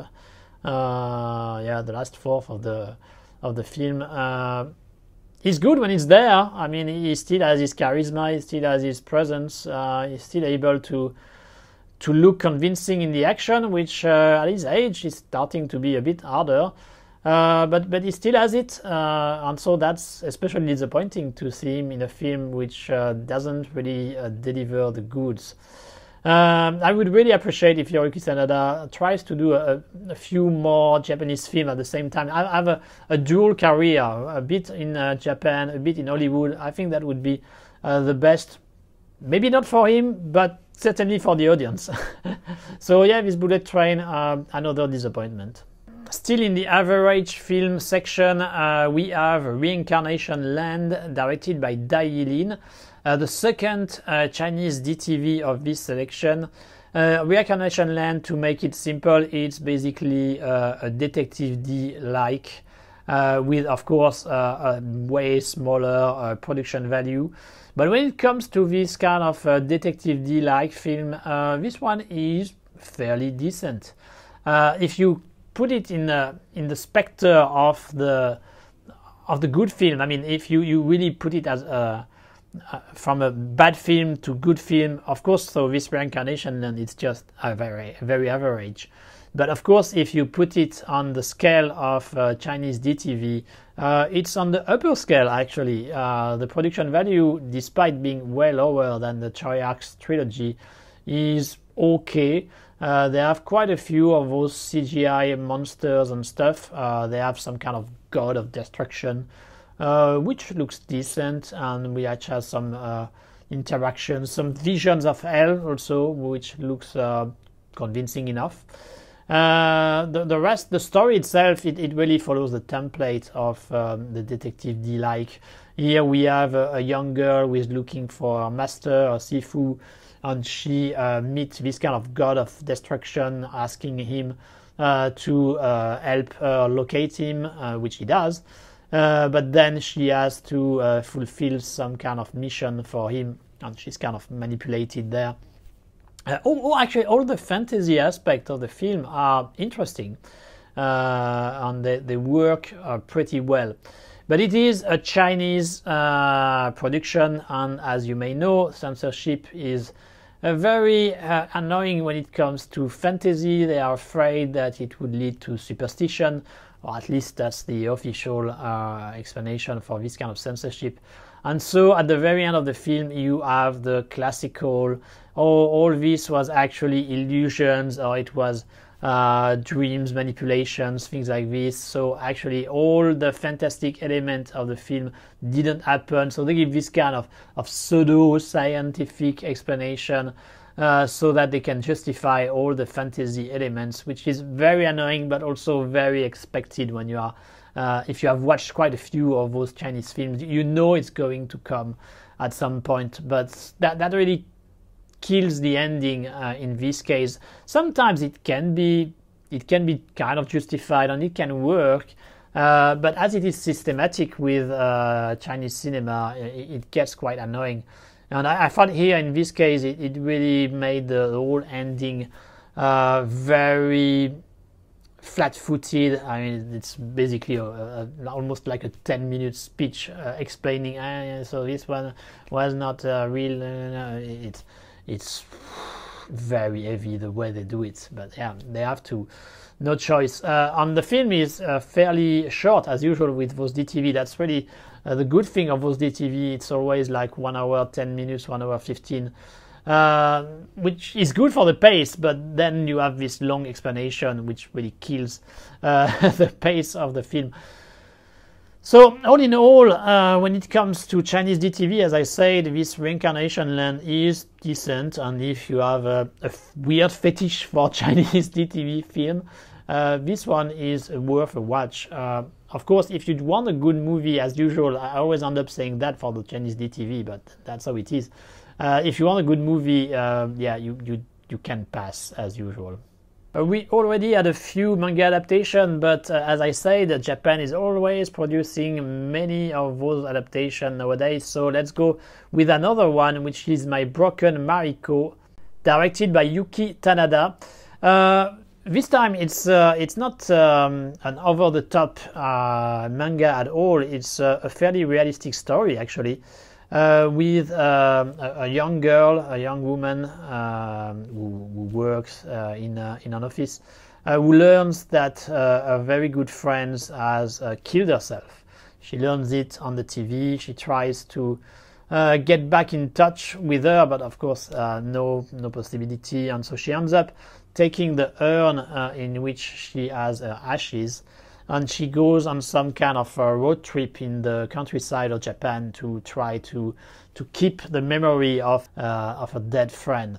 Manga on a film in this case, which try to be emotional and which try to not go in the superficiality that some of the manga may have, but when they do, it's because they have this kind of crazy stories and stuff. This one, as I said, is quite realistic. So in a way, it is perfectly fitted for a film. I cannot judge based on the manga because I haven't read it. But the problem with the film here is that it lacks emotion, actually.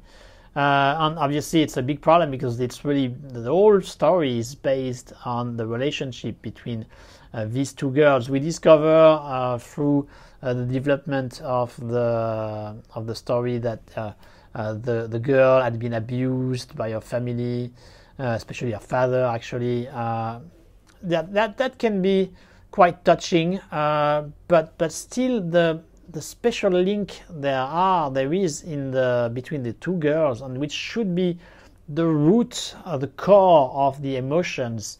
I never found it really that convincing, and as it never convinced me, I was never really touched as much as I should have been, and as I would have liked to be, actually, as I would have liked to be, actually.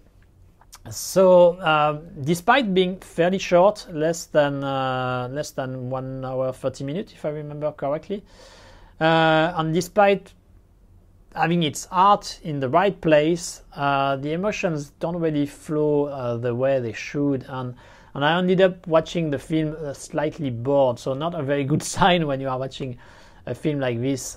Maybe some of you will be touched more than me watching it. It's not a bad attempt, but yeah, the result is not really there, in my opinion. Back to Korea with Limit, directed by Lee Sung-joon. Limit, it's the story of a policewoman with a specialist to negotiate with criminals, with kidnappers, and she had a very bad experience, and so she tried to stop doing that from the police. But she's brought back in a kidnapping case, and she has to pretend to be the mother of the little girl who has been kidnapped, because the mother cannot, she's incapacitated, I mean she's in the hospital, she cannot deal with that. So she has to take her place, pretend it is her, and negotiate with the kidnapper. Not a bad starting point, actually. Of course, things get more complicated as the story continue. But despite this good start, once again, I thought this movie was a bit by the numbers. It tries to, I mean, once again, we have this kind of organ traffic. I'm a bit tired of all these movies with organ trafficking. I mean, it may be a reality in some places. I'm not denying that. But it has become like such a cliche of all these kind of thrillers and cop stories. I'm really tired of it. So, and it seems a bit like the easy way to get you to make you feel sad for the kids, all those poor kids and stuff. I mean, it's a bit heavy-handed when they are doing these kind of things, in my opinion. And so that's the case here. It's not badly handled. It's also a film which is quite short, as I complain, and I will keep complaining about movies being too long. When you have a film like this, which is barely 90 minutes, you really appreciate it. But despite its short length, I still felt it was dragging a bit sometimes. It's weird. It should have been really exciting. It should have been really well structured and well paced, given the length they had. But still, it still feels slightly bloated. But I don't want to be too critical about this film. I mean, it's not that bad. But it just never really stands out. The performances are okay, but nothing great either. The suspense okay, but nothing great. The action okay, but nothing great. It's all average, not bad, but just plain average. So yeah, never any real passion from this limit. And once again, that's unfortunate, because there was probably potential for something better. Now another Hong Kong production, which is Tale from the Occult, an omnibus film, so with 3 directors, Fu Chan, Wesley Hoi and Fung Chi Kung. This kind of anthology of horror stories has become kind of a classic in Hong Kong cinema, thanks to the Troublesome Night series, which was quite popular, at least for the first episodes during the 90s, the second half of the 90s. Usually what they do is that they mix comedy and horror, which had become kind of a specialty, I would say, of Hong Kong cinema, at least during that time. And the interesting part of this film is that it is a purely local Hong Kong production. So no money from China and no attempt to go into the Chinese market, which means that they can deal with the fantasy element 100%. They don't have to provide some bullshit explanation in order to justify having a ghost or whatever. As it is often the case with this kind of omnibus film, the result is very uneven depending on which segment. The first one is trying to do something a bit Hitchcock style, with Cherry Nan as the main actress. I really like Cherry Nan. I think she has proven herself to be a very good actress. She was discovered in The Way We Dance, a very good Hong Kong film, which is kind of forgotten, it seems, or at least which didn't get enough exposure outside of Hong Kong. She's a really good actress, but this segment, this first third of the story of the film, is the weakest, clearly the weakest. The acting doesn't seem that great. I don't understand why, because as I said, she's a pretty good actress.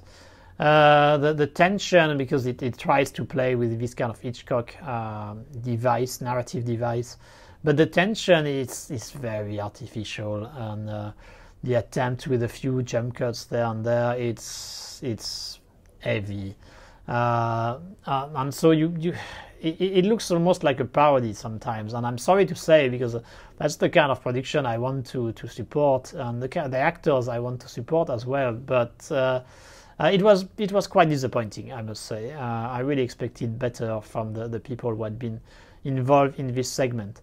Fortunately, the two others are much better. The second one is by Fruit-chan, and we are following some kind of a YouTuber scammer who tries to sell. I don't remember what it sells exactly. Is it some kind of a prediction or stuff like this? Prediction for the stock exchange. I think that's that's what it is. So some kind of financial analyst, but who actually is more like a Ponzi scheme guy. And he's doing a live stream on YouTube in a mall. But then there starts to be some weird phenomenon happening there, and you have some other characters being stuck in this mall as well, and who have to find their way out. And this segment is actually pretty good. It's both funny and slightly scary sometimes, not too much, but there are a few horrific elements which are assumed. But it's more like the parody of this kind of YouTube culture, consumerist culture in Hong Kong, appearance, all these kind of things which are still prevalent here and in many capitalist society, which I think was cleverly used and played for laugh here. It's the best I've seen from him for a while. I wasn't really convinced by the atrocious invisible dragon, to say the least. I wasn't really that convinced by Free Husband either, even if it was certainly more interesting. But this one is pretty good, so it's nice to see that he still has it. He's still able to do some interesting stories which are in phase with the Hong Kong mindset and the Hong Kong society when he does it. And the last segment is the story of a few tenants in an old building. They discover a dead body and they try to get rid of it, and it ends up being both suspenseful but also quite clearly played for laugh. So even more comedy oriented than the two other segments, and especially compared to the first, because the first was really not played for laugh, it was really played for real, which may have been its shortcoming there. But this one is also quite good. The characters are quite interesting. You have one played by Richie Ren, which is supposed to be this big triad guy, and of course you will discover that that's not exactly the case. And it works really well. When I was in the theater watching the film, there were some real laugh during this segment. So it shows that it was working, and I did find it funny. So not a bad anthology when it comes to this kind of 3-in-1 film. 2 good, 1 bad. It's an okay ratio, I would say. What I found slightly disappointing, though, is that, as I said, it's Hong Kong production, purely Hong Kong production. So they could really go 100% when it comes to fantasy, when it comes to a weird phenomenon. But they didn't do it that much, actually. So there is a little bit of fantasy there and there. But I was really expecting more. I mean, with the way they handled it, it's almost like they probably could have it released in China, because they always have some kind of way out so that it's not so overtly fantasy style, or they probably could make a few cuts there and there in order to accommodate the censorship. So I don't know if they tried to maybe play 2 horses at the same time. Maybe they they tried to have it released in China. It didn't work, so at the end they just said, oh, okay, we just do it in Hong Kong and we will market it as a real Hong Kong production. I'm not sure what happened there, but that's a slightly disappointing thing, as there are few films in Hong Kong which are really dealing with this kind of supernatural element. When there is one, you would appreciate more if they really went for it fully. It's not exactly the case, but still, at the end, this movie is not too bad. It's a small recommendation.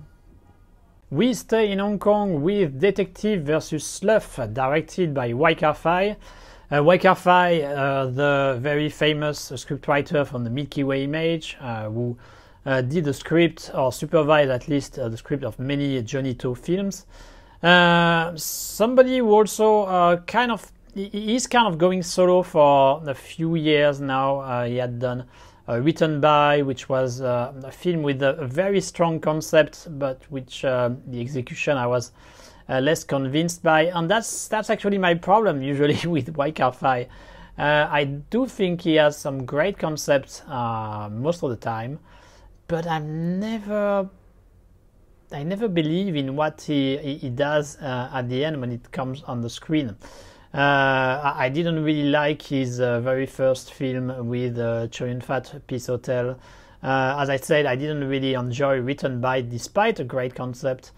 And there is a similar problem here in this Detective vs. Sloth, which is supposed to be not exactly a sequel, but more like a variation on the same idea that Mad Detective, which was directed by Johnny To a few years back in time.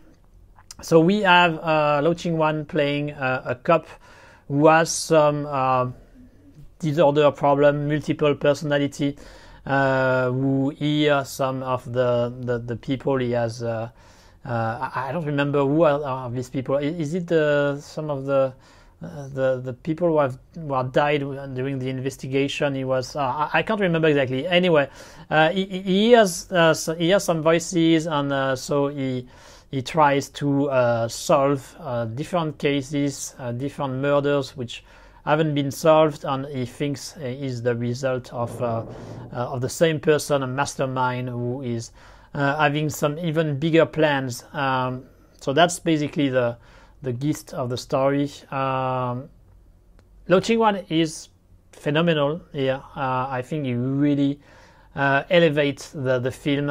He gives a great performance. He was pretty good in Mad Detective, but I think he's even better here. Really, he is the highlight of the film. Unfortunately, the film is not relying only on Lau Ching-wan, and when it comes to the rest, I was not that convinced. It's a Chinese Hong Kong co-production, of course, with quite a big budget. And I think that's another problem here. It's basically two films in one. It's a film which is very schizophrenic, which is kind of ironic given the main character has some kind of personality disorder.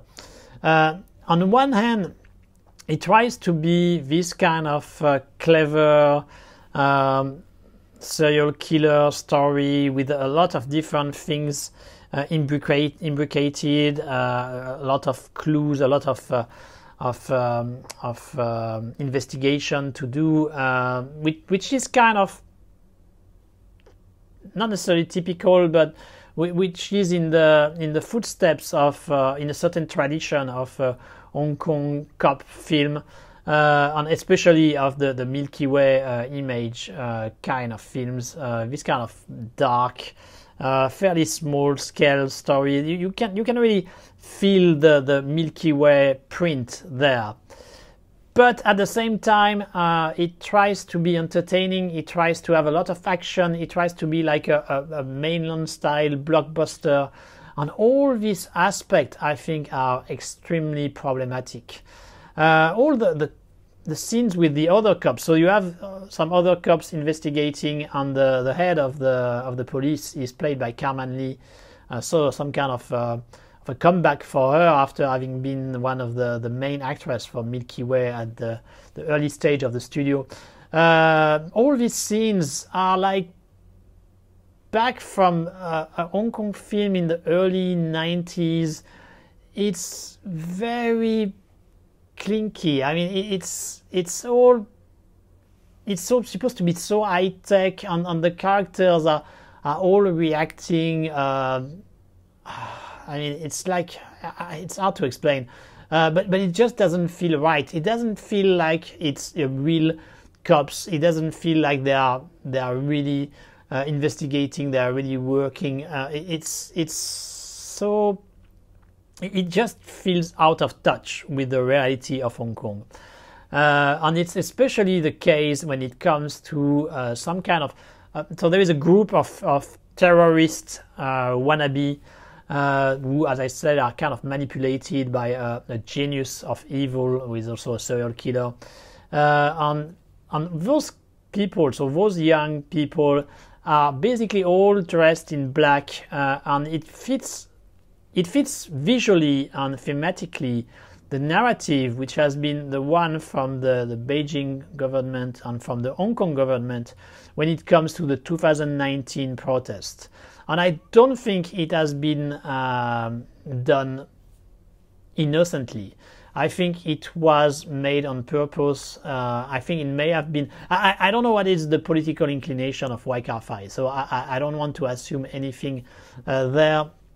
But all this mainland action blockbuster aspect of detective versus sloth, I really took it as a way to confirm the narrative of the government, to say that, look, all those young people who have been manipulated, who don't really know what they do, it's some kind of horrible foreign power when it comes to 2019. Here it's this genius of evil.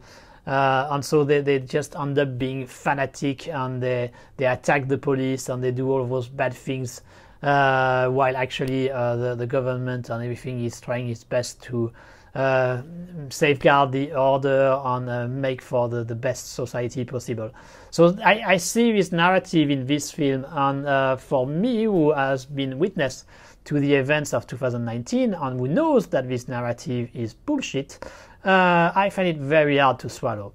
I kind of expected these kind of things. I expect these kind of things to keep going. I expect more films to be produced with this kind of background, trying to use the 2019 as a reference point and to discredit it as much as they can. So I'm not surprised it exists, but still I find it extremely hard to swallow. And so at the end of the day, because of that, because of its mainland blockbuster side, and despite the great performance by Lo Ching-wan, I found the film quite frustrating, actually. It's also pretty hard to swallow when it comes to the whole plan of the bad guy. I mean, you really have to have a huge suspension of disbelief in order to believe it.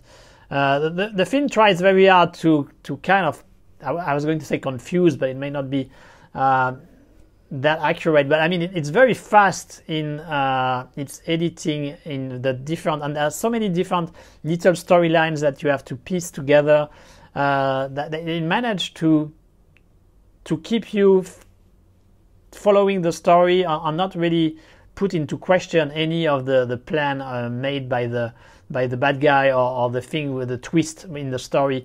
But I suspect that if you take the time to rewatch the film and try to see if the stories indeed connect and make sense, I'm afraid it probably doesn't. But I haven't done the experience yet. So if it does make sense, then I guess I have to say my apologies and congratulations to Wargirl, and he has done a great job.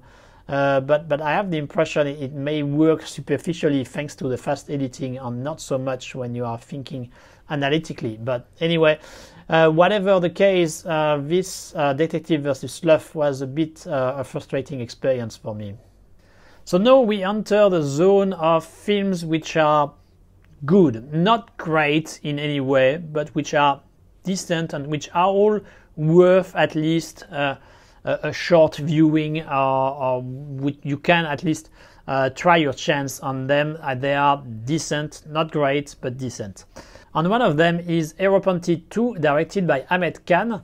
When I talk about the Battle Within, so I talk about all these muscle men from India, and I made a reference to Tiger Shroff. So Tiger Shroff is the new muscle guy who wants to take the throne from Hrithik Roshan, and it is the hero of this Aeropanty 2. It's actually slightly similar to Battle Within, or at least there are some similar ingredients there, with Tiger Shroff playing a super spy, a super Indian agent whose cover has been blown. There is a super bad guy who is heading some kind of association of criminals, and he has a plan to rob a huge amount of money from the Indian government. And our hero, our Tiger Shroff, is going to, of course, try to stop him to manage this plan. At the same time, Tiger is going to meet his former girlfriend, somebody who is a kind of YouTube star, who is very superficial, very into fashion and these kind of things, and that will create some further difficulties for him to achieve his mission. Well, some difficulties, but also help in some instance. So it's a mix once again of a lot of elements, some action, some caper movie, some comedy, some drama, some family melodrama also, because there is a whole segment with the mother of Tiger Shroff, and this one is it's a bit like the Battle Within. I mean, it's very heavy-handed. It's the power of the love of the mother. Nothing subtle there.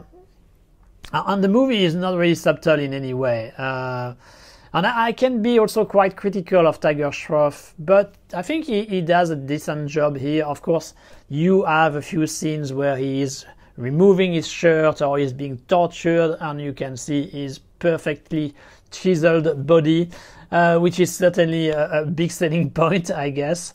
But it's quite entertaining at the same time. So I can't really be too critical. The relationship between Tiger and his girlfriend, ex-girlfriend, new girlfriend, whatever, it creates some funny dynamics, I must confess. The same also as for the Battle Within. They have tried to make for some more elaborate choreography. Tiger is physically gifted, there is no doubt there. He is able to do a lot of nice kicks and acrobatics. Once again, though, like the Battle Within, there is still this problem of the way it is shot, the way it is directed, the way it is edited, which doesn't really sell those moves the best way possible. So it can be a little bit disappointing if you are used to the Hong Kong standards of fight scene from the 80s or 90s. But still, as I said, it's quite entertaining. It's all over the top, as it is often the case with those kind of big Bollywood production. But you won't waste your time that much watching this. If you want a fun film, it's a decent offering. I will stay in India with Dhoka, directed by Kuki V. Gulati. The story of an hostage crisis. You have a terrorist, Muslim terrorist, who has taken hostage a woman in an apartment. So that's a problem, obviously, but there is something more. It's that this woman has some psychological problem. And so that makes the whole hostage situation even more complicated. This movie is basically the story of four characters. So you have the terrorist, the Muslim terrorist, you have the woman, you have a husband, and you have the police captain in charge of resolving the hostage situation. And so I'm getting a bit experienced with Indian films now, and I know they love twist, and I know they will always try to have a twist even if it doesn't necessarily make a lot of sense in the story. So when the story starts and we are told by the husband that the girl has some psychological problem, I could feel there was something fishy story-wise, and I was expecting there would be a twist about that. And I guess I'm starting to be pretty good at these games, so because indeed there was a twist at some point. But Indian filmmakers and Indian scriptwriters are still better than me. They still fool me because there is another twist after the twist. It's a very twisty film, this Doka, and it works fairly well actually. Sometimes when you accumulate this kind of twist, it can get messy and completely unrealistic. It pushes the envelope quite a bit, of course, but it seems to still work when it comes to the story. And it managed to surprise me, and so I actually spent a fairly entertaining time watching this film, which has also the good taste of being not too long, 2 hours, so quite on the short scale for an Indian film. The performance of the actors were fairly good as well. There are some times where it gets a little bit clumsy. There is a scene, for example, where the terrorist and the woman are in a hall, the hall of the building, and you have like 20, 30, 40 Indian policemen pointing their guns at him. And at some point, the girl managed to move a bit away from him, and he's like this. I mean, he's completely exposed for like 5 to 10 seconds before he takes back the hostage, and all the cops they do nothing. It's really hard to believe. I mean, they were all there pointing their guns at him. Why don't they shoot? Makes no sense. So sometimes there are these kind of clumsy things going on, but all in all, I thought it was a decently handled film, and it managed to be surprising and well acted enough so that you are invested in the character, and so it does the job. Another Indian film which does the job is Sardar, directed by P.S. Mitran. Sardar, we are once again with a super Indian spy. That's the name of the super Indian spy.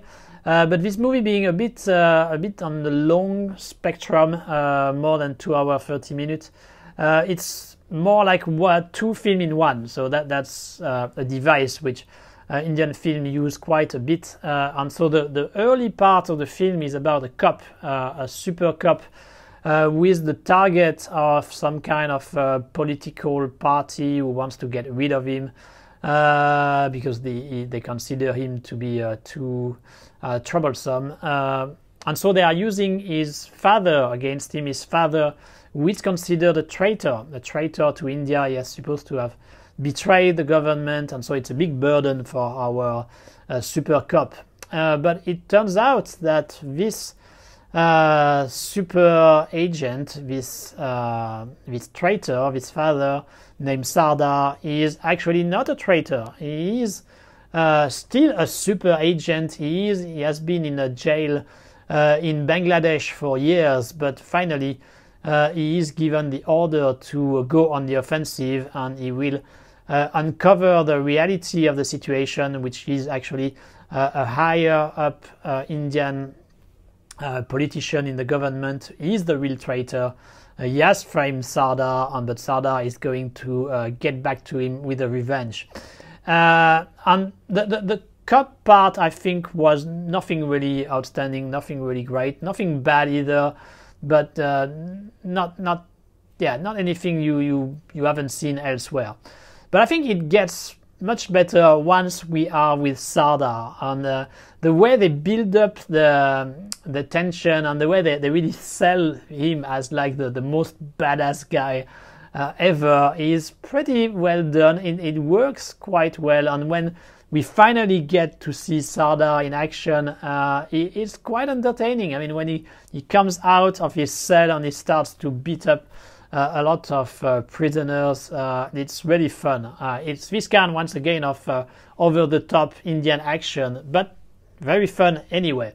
And of course, during the rest of the movie, then we have this Sardar who will go for the kill, go get his revenge, and who is going to kick a lot of ass who is going to use some prosthetics to pretend being a Pakistanis army guy. A lot of these kind of things going on. But he is a super agent. I mean, he is better than you physically, even if he's old by that point. He's still super smart. He always knows what the others are going to do, so he always has his own plan in order to counter their actions. On that, so that's how the movie moves on. I mean, each time you think, oh, Sardar is going to be caught, but no, he had actually anticipated the move, and so he's still going further in his mission. It's over the top, as I said. So if you want something realistic, this Sardar is not. But if you want something entertaining, it really does the job. I mean, the way the director handled those scenes with Sardar, they do look impressive, and it makes for a fun watch, I must say. So I kind of enjoyed this Sardar. Not a great film, but a pleasant, entertaining Bollywood blockbuster. Let's move to the US with Prey by Dan Trachtenberg. So the new Predator. Being a kid from the 80s, obviously Predator was a film I've watched many times, and it's a classic. Classic which I still enjoy rewatching sometimes. But as it is often the case with those series from I was going to say from Hollywood, but actually from everywhere, the more they produce sequels, the worse it gets. So after a decent Predator 2, we got a very average Alien vs Predator, quite bad Alien vs Predator 2, another Predator, I think it's Predators, directed or produced by Robert Rodriguez. I don't remember if he was the director or just the producer, which was very average. We also got the other Predator, which I don't even remember the title now, by Shane Black, which was a mess. So clearly this Predator series is going downhill pretty fast. This one is certainly an improvement compared to the very mediocre quality of the previous opus. We have the Predator in the setting of the early stage of the colonization of North America, so with an Indian, a local Indian American who wants to become part of the tribe, who wants to show her value, would show her strength, but as she's a woman, she's not considered to her correct value. But then she will encounter this Predator who is going to make quite a few kills in her tribe, and so she will have to face him.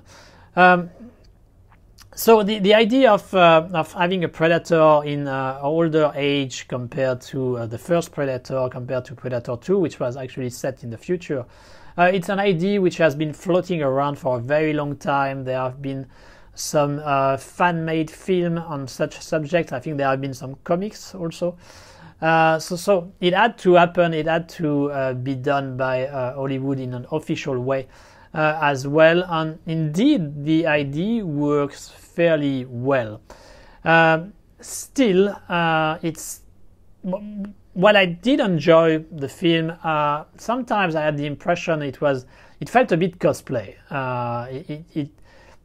I didn't really believe that much the time period that was described there. It felt very modern on many aspects, and sometimes it just felt like people pretending to be native Indian Americans. So I had difficulty to really completely believe what the film was trying to show, and at the same time, I mean, it really follows exactly the template of the original John McTiernan's Predator, and so there is not much novelty or anything really new there, which would really make the film outstanding. And the director Dan Trachtenberg, he does a decent job, but it doesn't have the genius of John McTiernan. So while I did find it entertaining, I was not super convinced either. I mean, we are still way below the original Predator. The weird French Canadian, I'm not sure what they were. I think they are supposed to be completely French, but the way they talk is weird. They were a bit also overdone. I think to have this kind of characters was probably a good idea. I mean, it fitted in a way with the time period. So it was a good idea on paper, but the way it's done is it's very simplistic. The way they are shown and the way they are described. It could have been done with a bit more subtlety and made more convincing on bringing more questions also about the way of the time rather than this kind of stereotypes. So I don't want to be too critical either, because it's still an improvement compared to what had happened with the Predator franchise, but still I won't exchange this prey with my original Predator, and I will keep watching the classic that is Arnold Schwarzenegger fighting against this great monster, rather than rewatching this prey. Now we have an anime from Japan, Drifting Home, directed by Hiroyasu Ishida. An anime which is a bit like the Drifting School, I think, the manga which had been adapted in the 80s. So with a building which finds itself into another world suddenly, and the people who are in this building, of course, find themselves there stranded, not knowing what to do.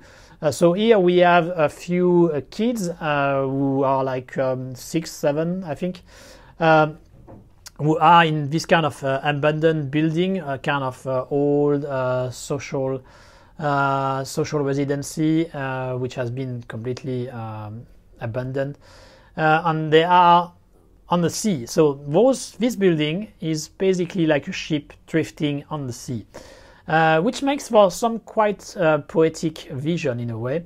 And of course, sometimes they will also encounter some other buildings, and they will try to get back to their world, to their reality, but they still have to survive in order to do that in this very weird world. I like the concept. I think the concept is pretty good. It reminds me also of the Meaning of Life, Monty Python's Meaning of Life.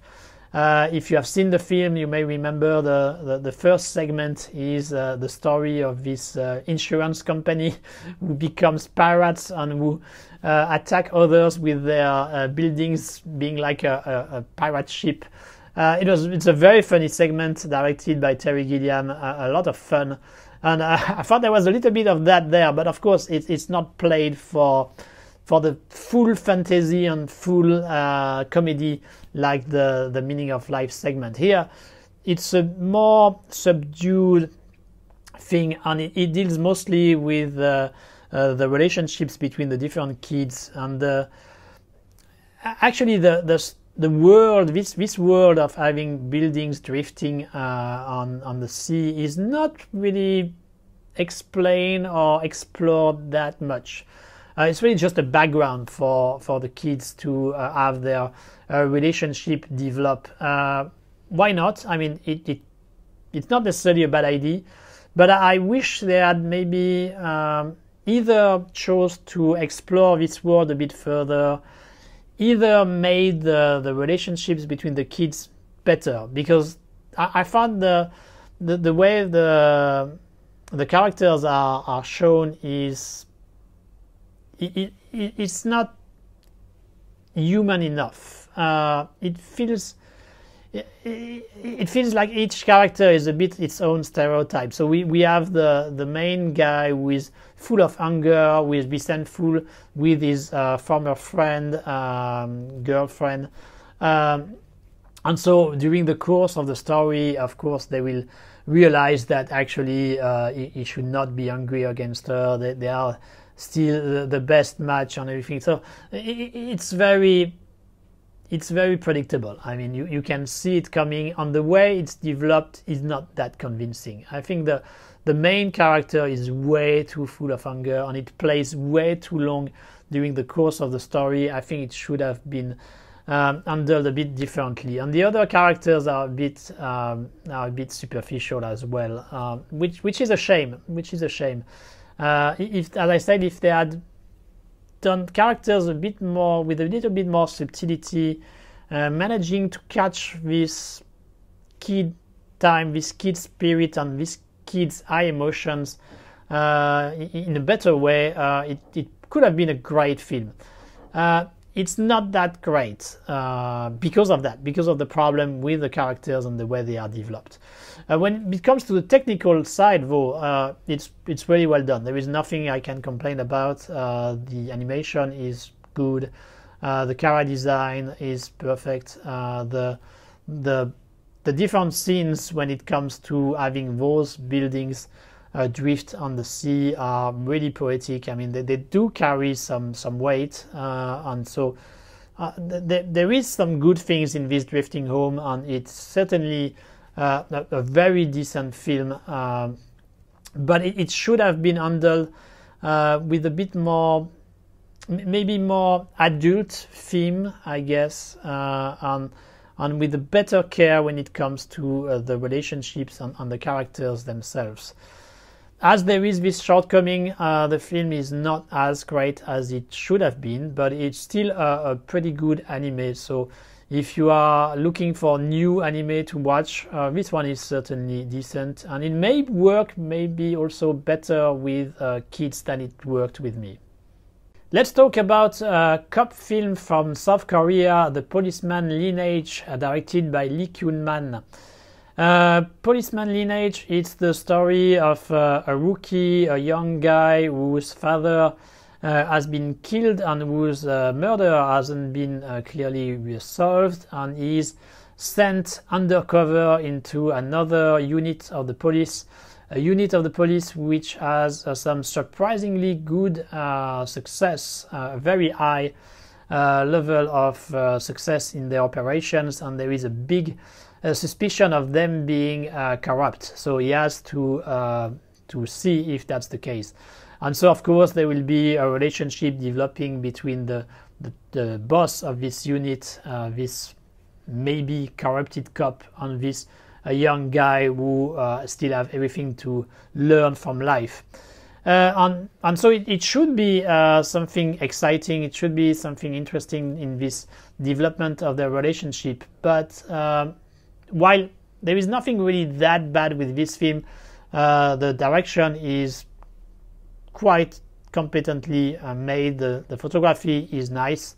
The actors are all okay, but it seems like the director didn't want to play his cards early enough. I mean, it's like he tries to keep the suspicion the whole time until the very end, but he plays it too long. He plays this game too long, and we kind of lose interest during the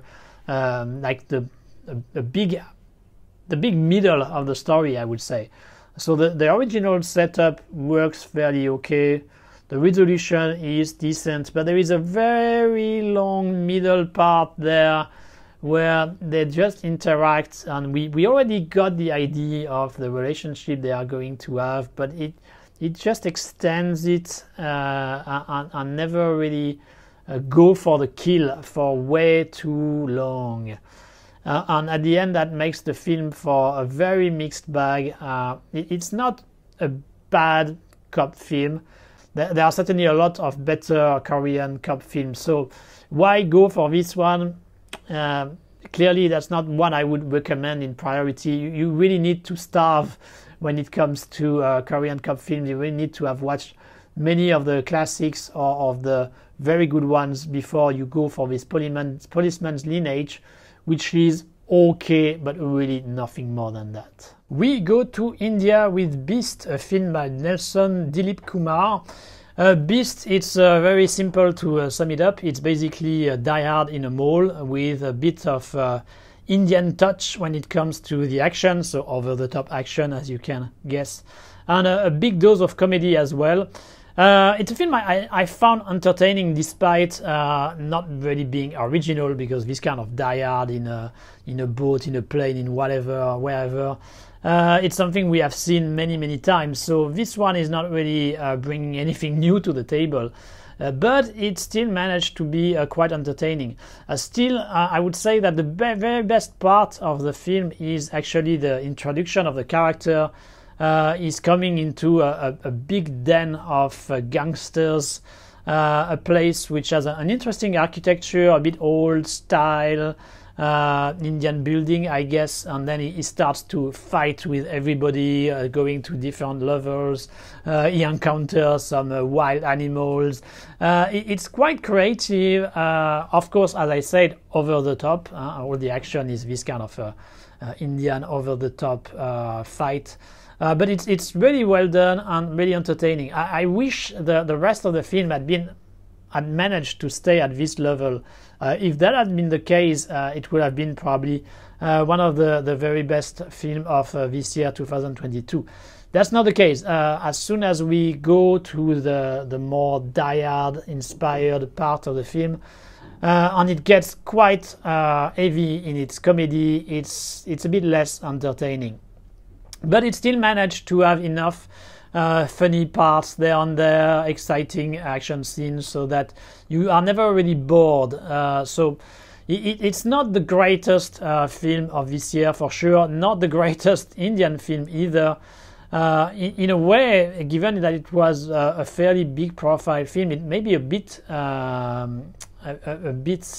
disappointing, actually. But for me, who didn't really have very high hopes regarding this film, I still found it a fairly pleasant surprise, and I had a good time watching it. So I still rank it in this okay, good category. It's not great, but it's entertaining and fairly pleasant to watch. Back to home, back to Hong Kong with Table for Six, a film by Sunny Chan. Table for Six, it was the New Year film, the Chinese New Year of 2022. It's basically a repackaged, modernized version of the Halls and Wells formula. If you are aware of Hong Kong cinema, you know that Raymond Wong, one of the original Cinema City producer, kind of created this Chinese New Year formula at the very end of the 80s, and he kind of perfected it during the 90s.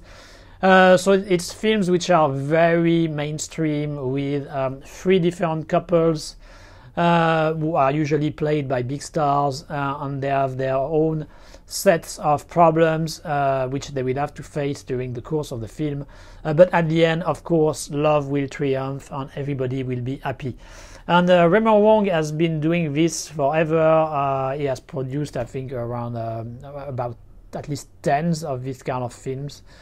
And of course, it gets quickly repetitive, and fortunately, he has since given up.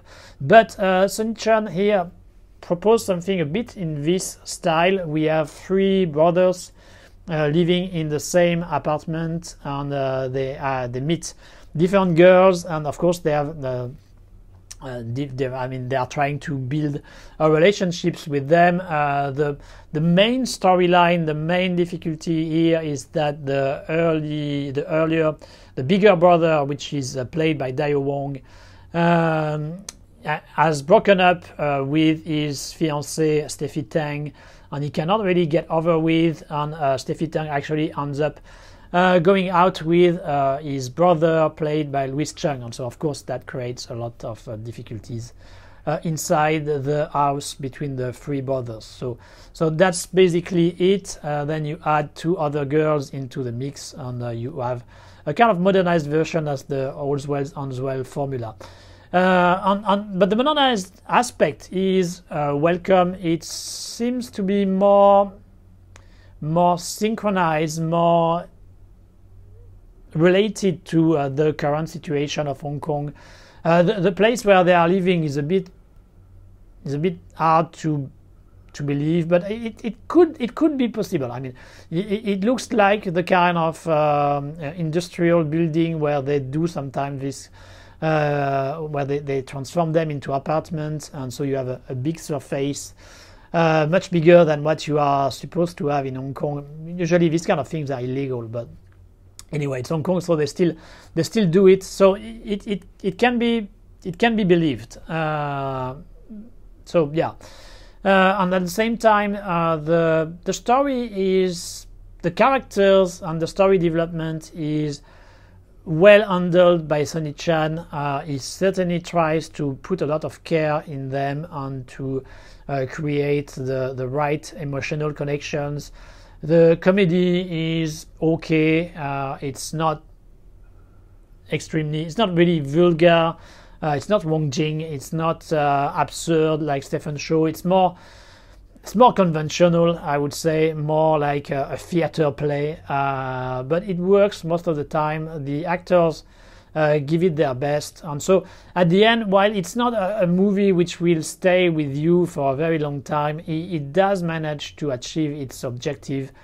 You are fairly entertained. It's cute in many ways, and so there is no harm in watching this film. And certainly the Chinese New Year is the perfect time period to watch it. So maybe you can catch up for the Chinese New Year 2023 if you are not in Hong Kong, and you will have a fairly pleasant time watching it. Back to India with Kala, a movie directed by Anvila Dutt. Kala, that's the name of the main character. This film is supposed to be a biopic of a very famous music player, a woman, traditional Indian music, who I have no idea, I've never heard of her, so I can't comment on how accurate the film is. I'm sure they have taken many liberties, but still the movie is quite interesting. For one reason especially, I thought, it's that the movie is actually very gothic, which is quite surprising for an Indian film. A lot of the story revolves around the relationship between Kala and her mother. Basically, her mother wanted a son, and she's always disapproving of her daughter. She's always disappointed. And the daughter, despite doing her best, despite being acclaimed as a great player, she still is looking for the approval of her mother, and she never really gets it. And I thought the whole relationship between the two was well built, well developed. I personally never really encountered this kind of situation, but I know some people around me whose parents have never been supportive, and I know it's very hard for them. And to this day, despite being adult, they are still suffering from it. So I thought this dynamic was quite accurate, the dynamic shown in the film in this relationship, and so I found it touching by some moments, and it's exacerbated in a way visually through this choice of having this gothic atmosphere. So a good part of the film happens in their house, which has a gothic look. It's often at night. The director managed to create this interesting gothic vibe, and I think it works really well with the theme of the film. So that's really interesting, and it's not something you see very often in Indian film. So for that alone, this Kala certainly is worth a watch. Where I was a little bit more disappointed, it's actually the musical part, given that the movie is dealing with an artist very gifted in music. I thought that all the musical parts would be mesmerizing, very impressive, and of course you have this Bollywood expertise in this kind of scenes. So I was really looking forward to have some great scenes, and I didn't really have them. I thought the musical scenes were very underwhelming, which was really surprising. So it's a movie which is surprising on many aspects. What you expect it to be, its strong point, it's actually its weak point, and what you didn't really saw coming, which is the gothic vibe. It's there, and it's well handled. So of course at the end of the day, there is still more positive than negative, and that's why this Kala is a small recommendation. It's a film which is worth a watch. Another film which is worth a watch, it's Yes, I Can't Swim from Kensaku Watanabe. A small movie which I never heard of before watching it, but it's really interesting and really nice. It's the story of a philosophy teacher who has a big phobia of water. He's very afraid of water, but he finally decides to go against his fear, and he joins a small club in order to learn swimming. And this small club, it's only old grannies, and so of course that creates some situations which are quite funny.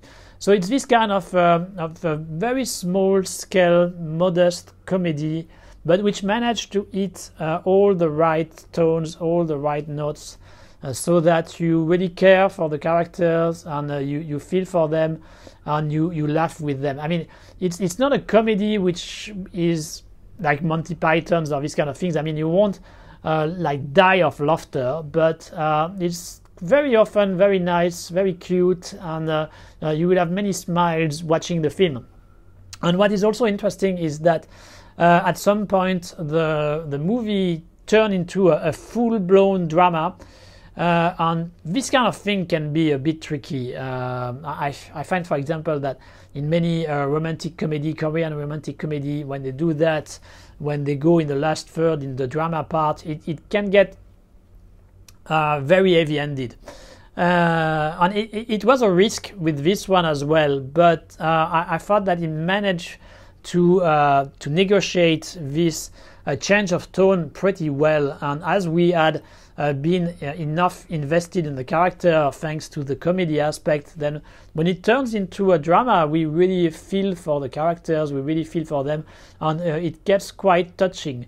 It's not the best film of the year, but it's really I would say a hidden gem, a really nice little movie which is worth your attention. So I would really recommend it if you have the opportunity to watch it.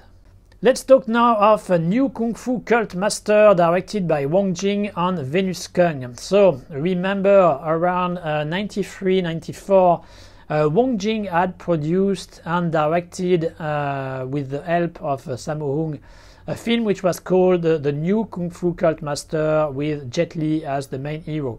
It was an adaptation of a Jin Yong book, which is called Heaven Sword and Dragon Saber, and it was, as usual with Jin Yong, a very long story.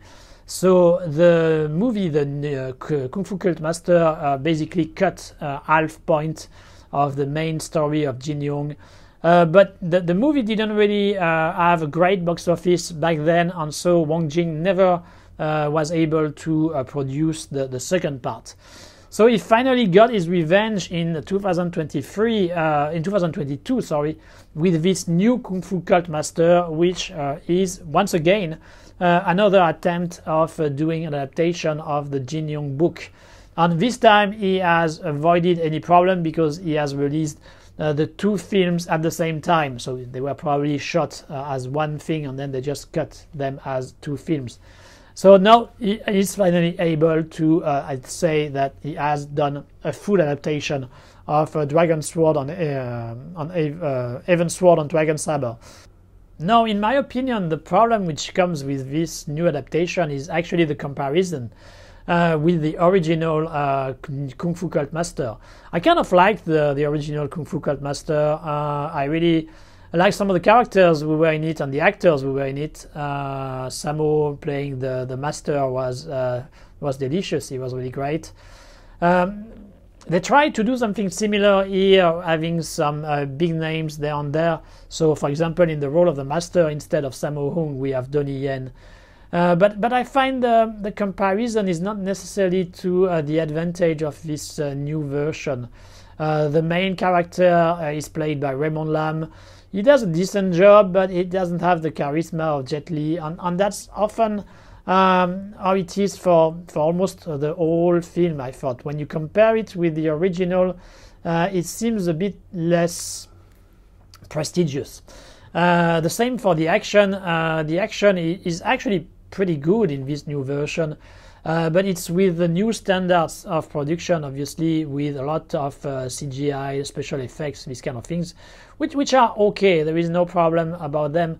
But when you watch the original, as it was choreographed by Sammo Hung, it felt a bit more grounded in a way, or at least more realistic and more impactful when it came to the fights. Here, as it is mostly CGI, well, it's less. There is less weight basically on these fights, and it's less intricate. And so each time when you look at it, while this new version is nothing to be ashamed of, it's still 1 degree slightly lower than the first film. Still, it's interesting because it's obviously a mainland Hong Kong co-production, which has been the standard for this kind of costume drama. But I don't know if that's the choice of Wong Jing. They seem to have tried to keep a more Hong Kong vibe to it rather than really align it to the more mainland taste. And it's quite obvious through the actors. When there is this kind of co-production, you need to have a balance between the mainland actors and the Hong Kong actors. I don't know exactly how they did on this one, but they have a lot of Hong Kong actors, more than usual, and many who are veteran of the genre. We have Alex Fong, we have Elvis Choi, we have all these people who have been so influential and so great during the golden age of Hong Kong cinema. And we have some more new faces, Raymond Lam, Janice Mann.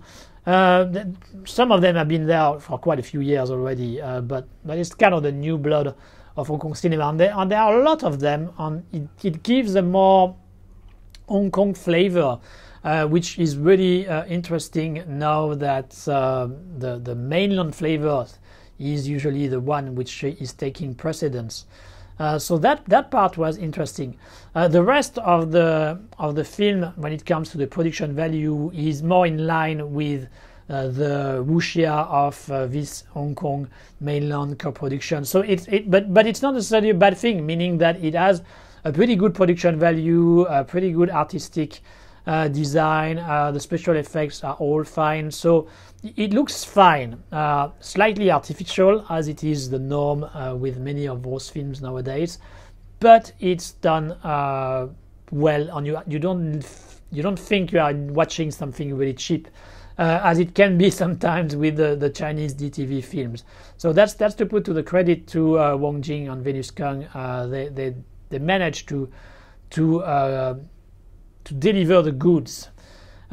Still, while they do manage to deliver the goods, I find their film to be a bit lacking in personality. But that's often the case with Wong Jing production. I mean, certainly Venus Kang was there to execute the orders, and he didn't really print his own vision on the film. And so while it's completely decent, completely watchable, it certainly lacks a bit of something more. And I also need to precise that well, at least based on my own taste, to finally have the rest of the story of Heaven's Sword and Dragon Saber, I thought that the second part was actually a bit underwhelming compared to the first. The resolution was not that interesting.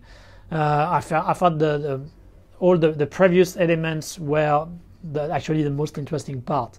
But it may also link to my own appreciation of Jin Yong. I'm not a very big fan of Jin Yong, actually. I found many of his narrative device on film not necessarily to my taste, so that may have played a part in my appreciation of this new Kung Fu cult master. Having said that, it's quite decent, and if you want to watch a recent wuxia which is okay, then this one is a good choice. Direction: South Korea with a 20th Century Girl, a romantic comedy set at the end of the 90s, early 2000s. We had with a Seoul Vibe, with the horrible Seoul Vibe, the nostalgia for the 80s. With 20th Century Girl, we have the nostalgia for the end of the 90s. Same principle, but fortunately it's a bit better handled in this one compared to Seoul Vibe. It's a teenage romance, so we have two girls who are in high school.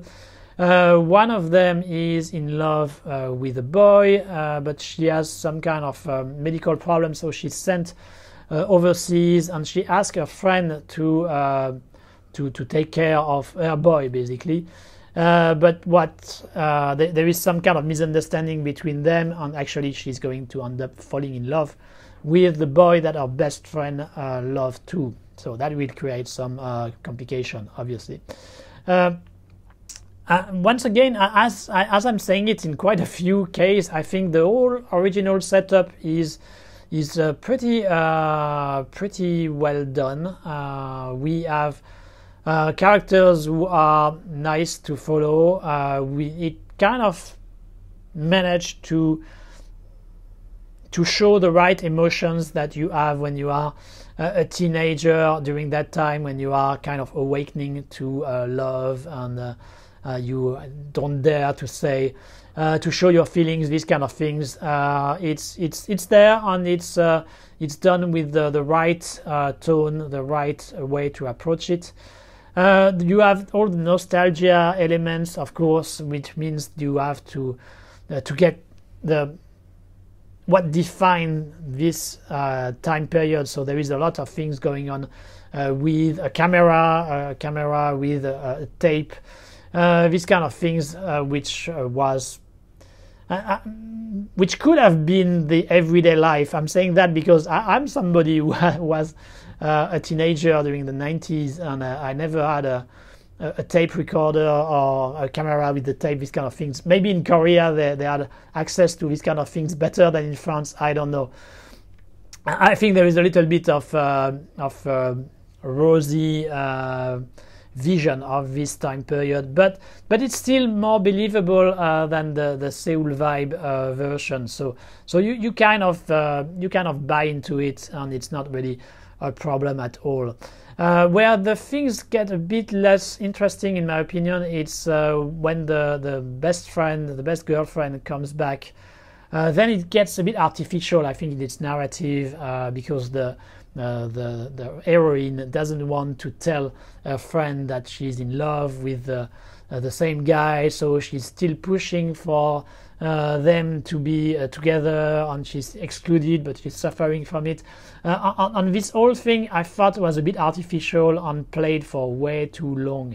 If they just had, I mean, they're supposed to be the best friend ever, so at some point they should be able to communicate, and they should be able to solve this problem. But of course, in order to make it more dramatic, more melodramatic, the film doesn't solve it until almost the very end. And then during the last third of the film, we have the classical device from Korean romantic comedy, going full blow melodrama.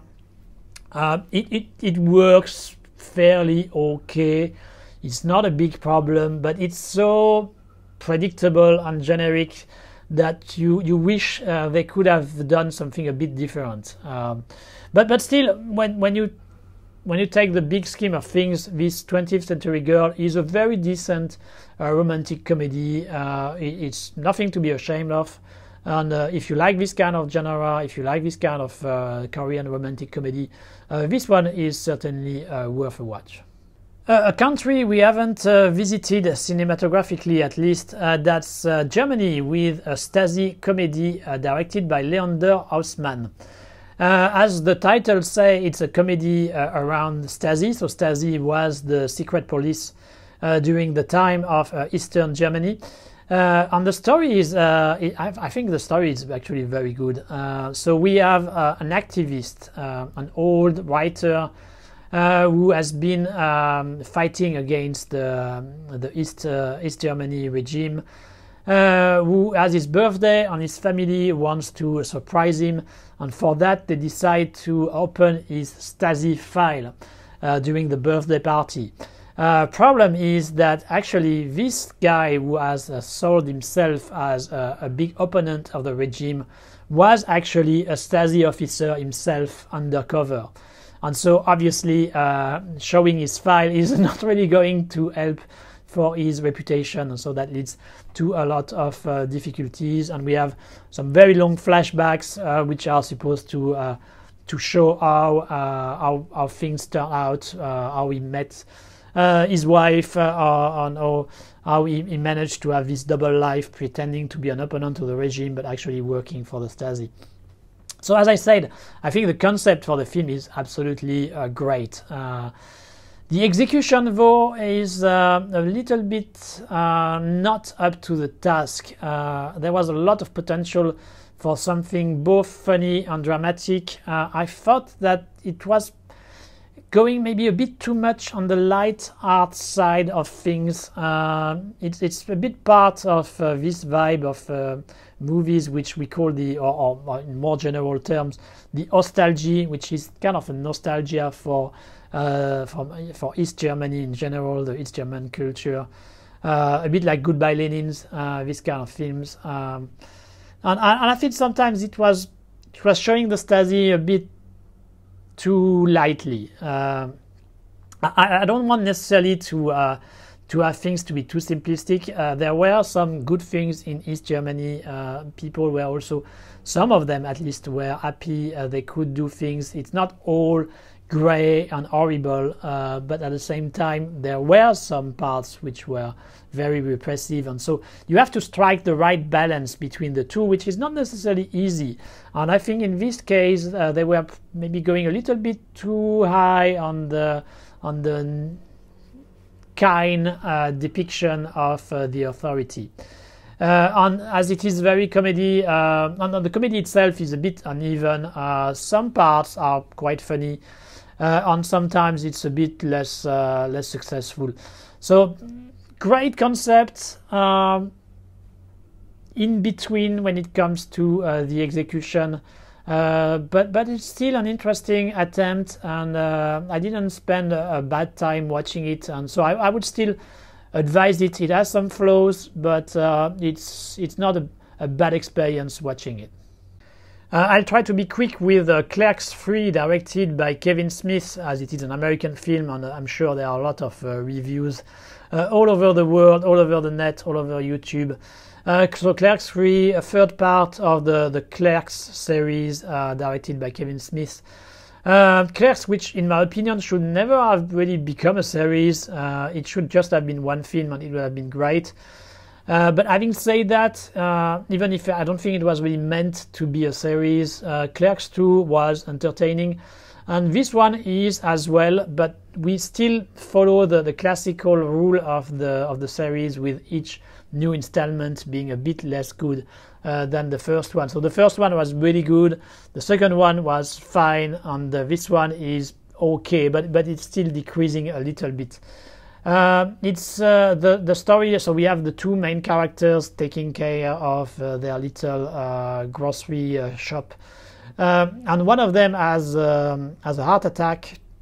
He almost dies, and because of that he thinks he needs to do something in his life, and he decides he has to finally make a film, and it's a film about himself, and so he actually ends up shooting the original Clerks.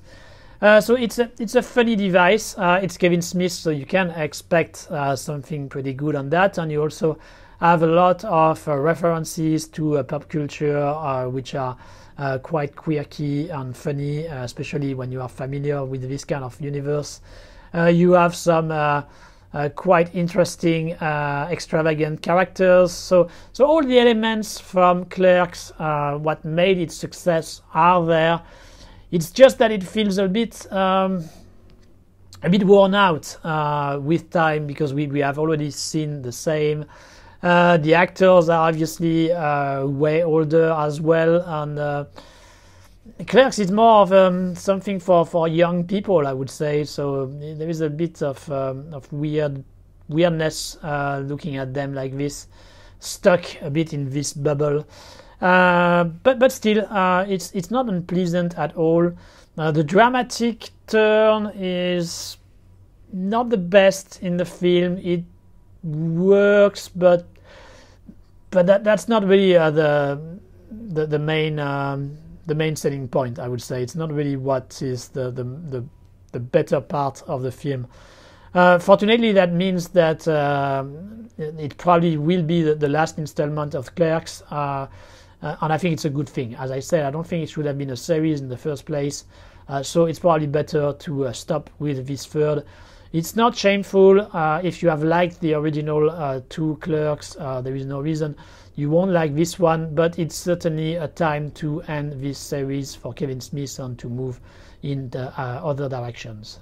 We go to India with Mere Deshki Dharti, directed by Faraz Haider, comedy, dramatic comedy from India, in which we follow 2 young engineers in a big city, big Indian city, who have a lot of difficulty to make a living. There is a big competition in the job market. It's very stressful, so it's a very hard life for them, and they come to think maybe they better suicide themselves, which they are on the verge of doing, but finally they end up going to the countryside instead. They find their way to a small village, and they kind of integrate this small community and try to help them to solve their problems. A film which is a very feel-good movie with this kind of a classical story of difficulty to live in big cities and finding back your path by going to nature, by going to the countryside, by finding the right values back, this kind of spirit, which has been made in almost everywhere, one way or another. So this one is not really anything new, but it seems to describe the situation with the right attitude, with the right touch.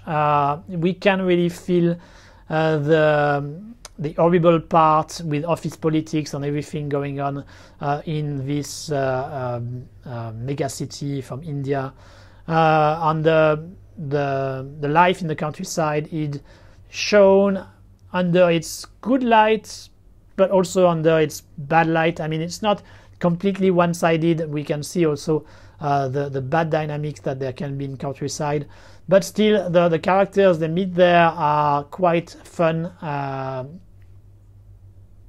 You kind of feel for them, and so you want them to succeed, and you have a good time watching them finally being able to get through the different obstacles that life has thrown at them. So it's not a great film. It's nothing really new, as I said, but it just feels right, and it's quite nice to see. You have a little bit of romance as well.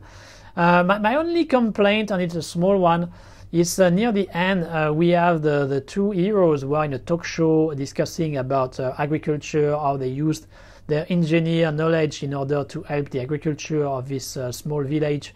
And then the host of the show talks for 5 minutes about the necessity of Indian agriculture to be independent, to be autonomous, how it's important for the nation to be successful in this. I mean, it's a very nationalistic speech, and it comes a bit out of nowhere. I mean, that was not the spirit of the film at all, so I don't know why they felt like they needed to do that. This kind of nationalism, which is so present in Indian film, can be quite annoying, but that's a subject I will touch even deeper a bit later. But for all it's worth, this movie is pretty nice. Another pretty nice and feel-good comedy from India, it's Janit Manjari, directed by Jai Basantu Singh.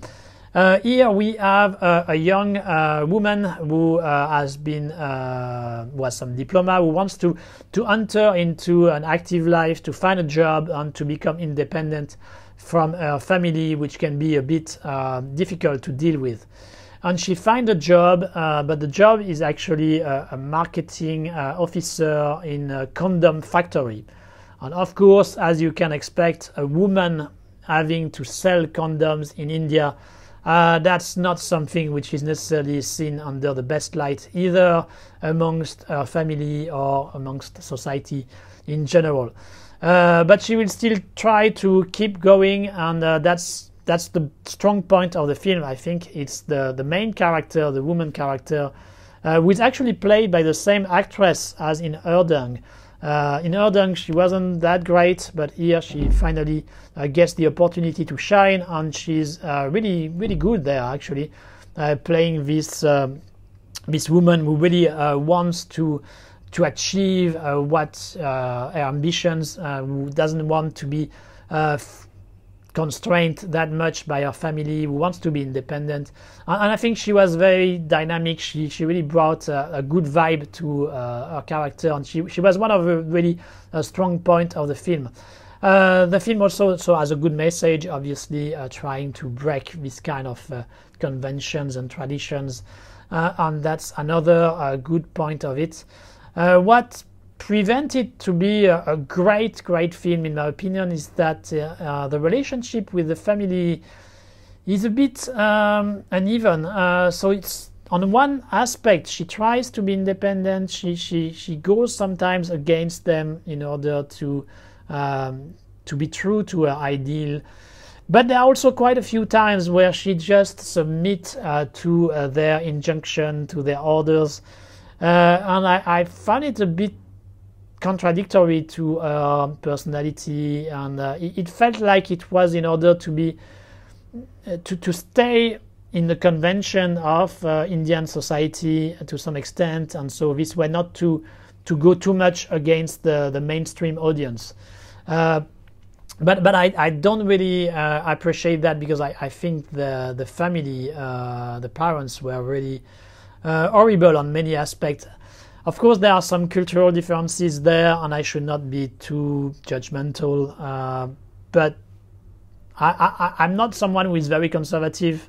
You may have noticed it in my appreciation of films. So when I see this kind of parents who wants to impose things on their daughter, I have difficulty with that. And so even if it's still probably in line with some aspects of the Indian culture and society, that makes a problem for me. And so I found those parts sometimes a bit unsatisfying.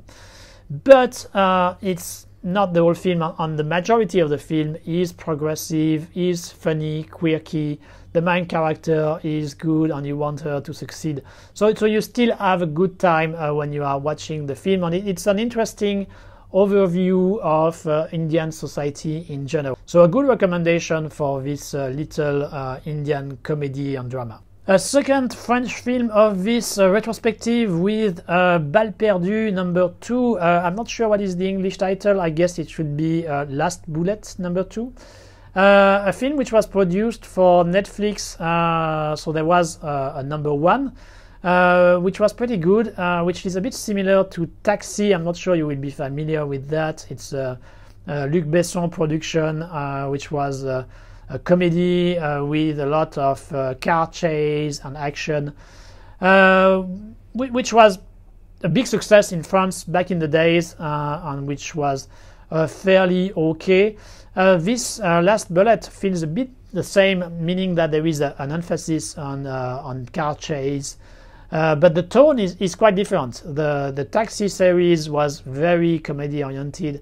This one is much more serious, much more drama and dark, with a prodigy of cars, of a mechanic, who was accused in the first film of killing a cop, for which there was a kind of father-son relationship because of some corrupt officers. He managed to prove that he was not guilty, and it was actually those corrupt officers who were behind it.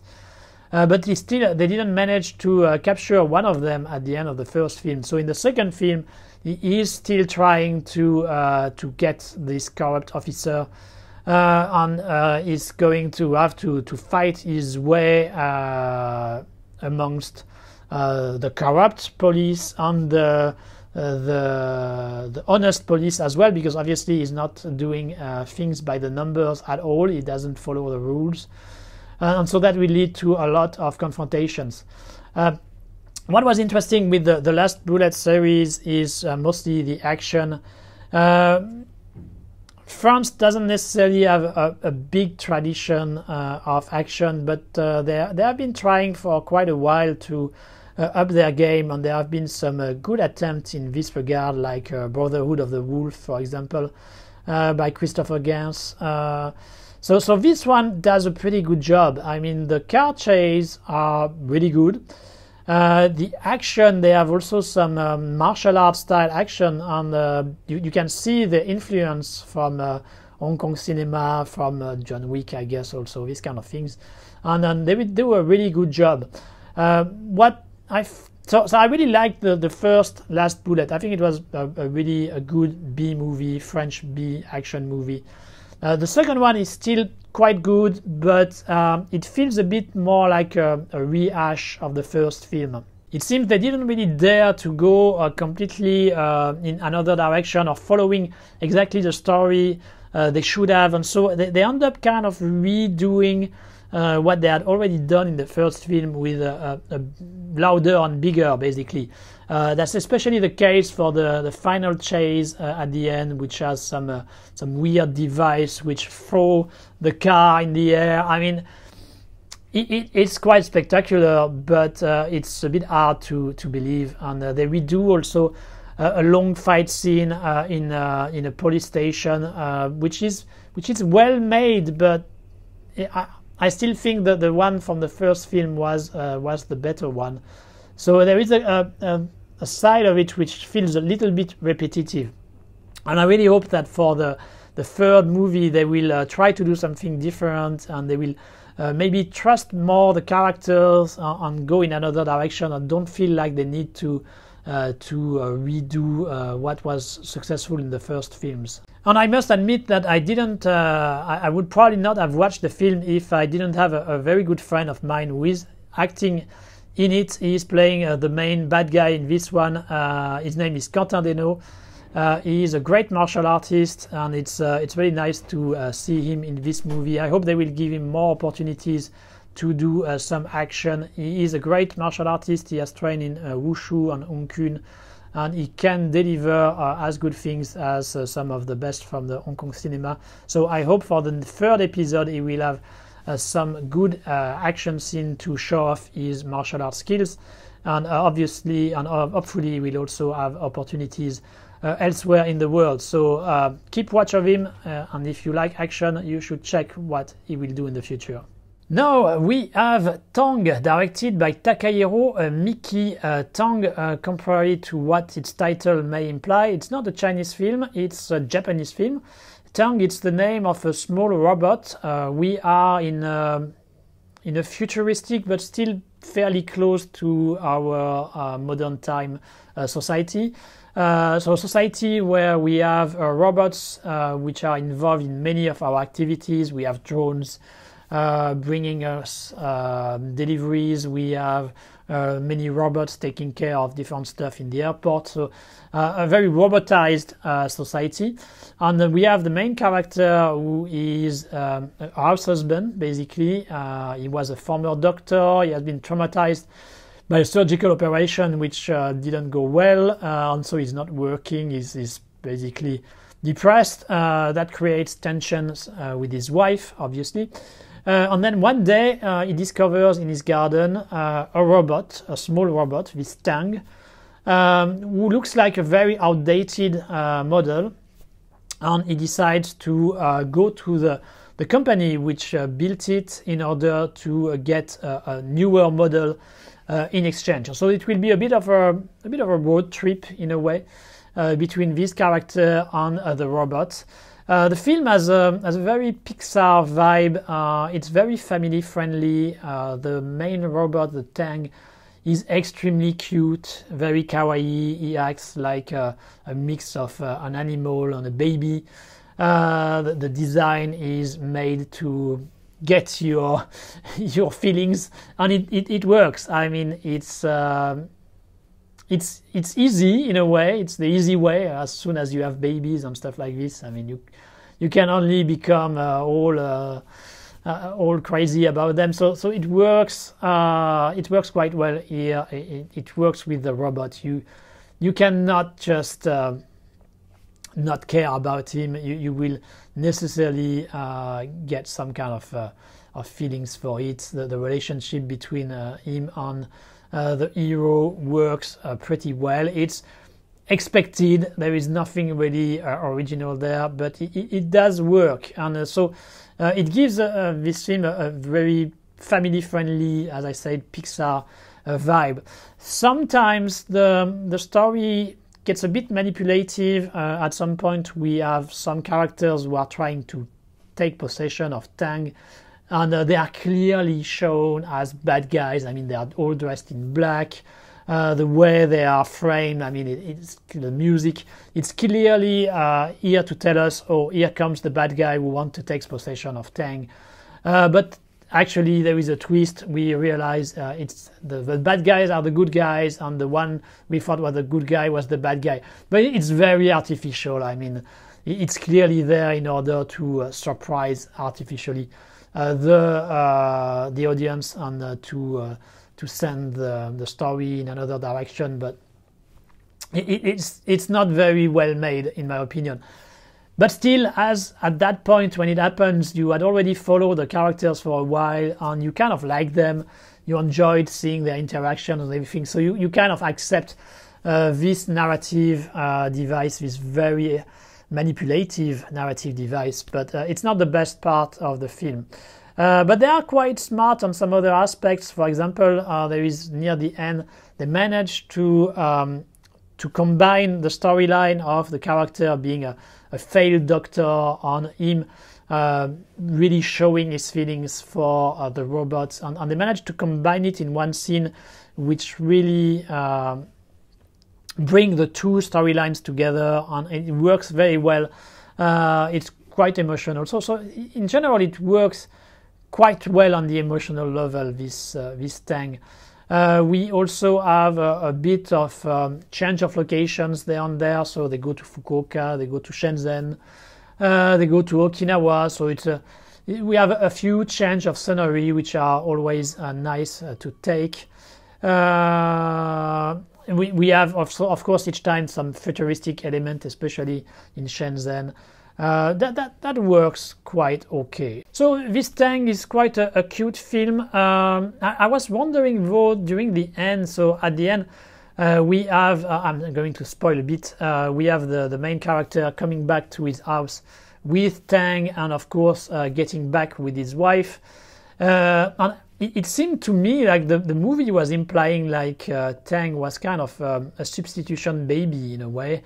They were going to get forward together, this couple with the baby, which is in this case the robot Tang. I can tell you, based on things around me, that this technique of we have problem in our couple, so in order to solve them, we are going to get a baby.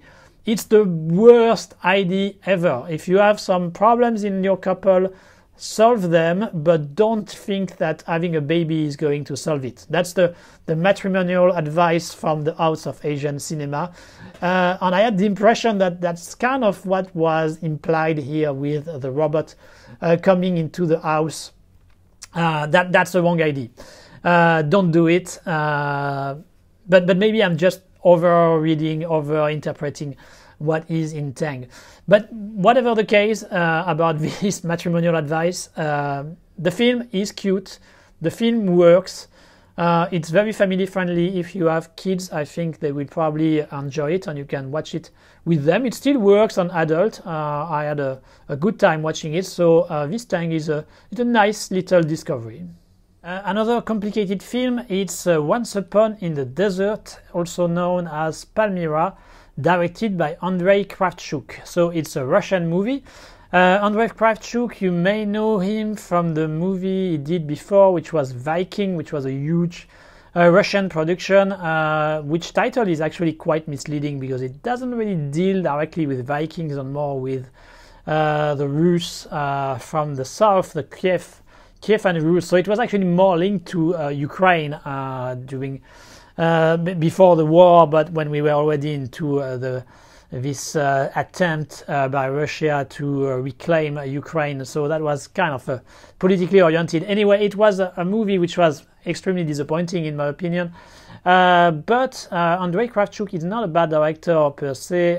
He had done a pretty good film called The Admiral, which was dealing with one of the leading leader of the white, so the people during the civil war in Russia fighting against the Bolsheviks, and it was not a bad film.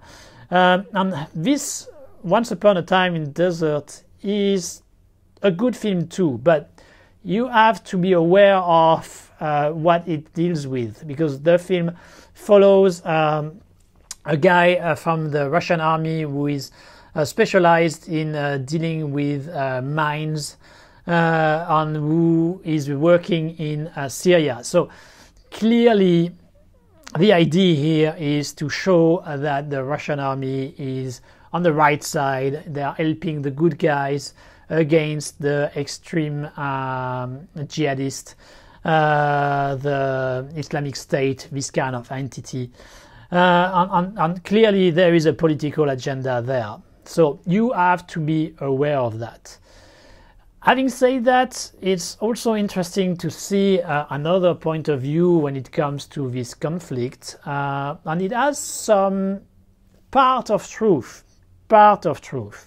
It's not fully truthful, be careful there, but there are some parts which are true. For example, there are actually some links between Syria and Russia before the USSR, which have been the product of long cultural, economic, political exchange between the two countries. And so you have actually a few couples with Syrian either men, women, and Russian men, women. So there have been these kind of things going on for a while, and you see a bit of this dynamic in this film, which is indeed, as I said, close to the truth. I think, but I'm not completely sure, but I think the movie was shot in Syria. So you have a lot of this kind of desert, this kind of antique place with a lot of ruins, these kind of things. And really the visual is very good looking. I really liked this golden photography, the atmosphere, the mix between the desert, the very old cultural heritage, and the war raging here. It makes for a very interesting mix, which I found quite fascinating. And on a technical side, the movie is very well made. There is really nothing which can be criticized when it comes to this aspect from Andrei Kravchuk and his team. They also seem to have had access to quite a bit of military material, which of course give even more credibility to what we see. And of course also because as it is kind of going in the direction of what the Russian government wants to say about their intervention in Syria, it does make sense that they got access to it. So there is a good part of propaganda going on in this Palmyra. At the same time, there is also a character who is not exactly your typical propaganda hero. He's actually a bit aloof. He has suffered from some explosions, so he is not the brightest in a way, and he's a bit in opposition towards his hierarchy and his officers. So he is not really your typical hero, and he's a bit an outsider in a way, which makes him a bit more interesting than just the muscular soldier who is really going for the country and everything. It's a more real and sympathetic character, I would say. He just wants to do his job. He just wants to help things, and he's not the brightest, but he's doing his best.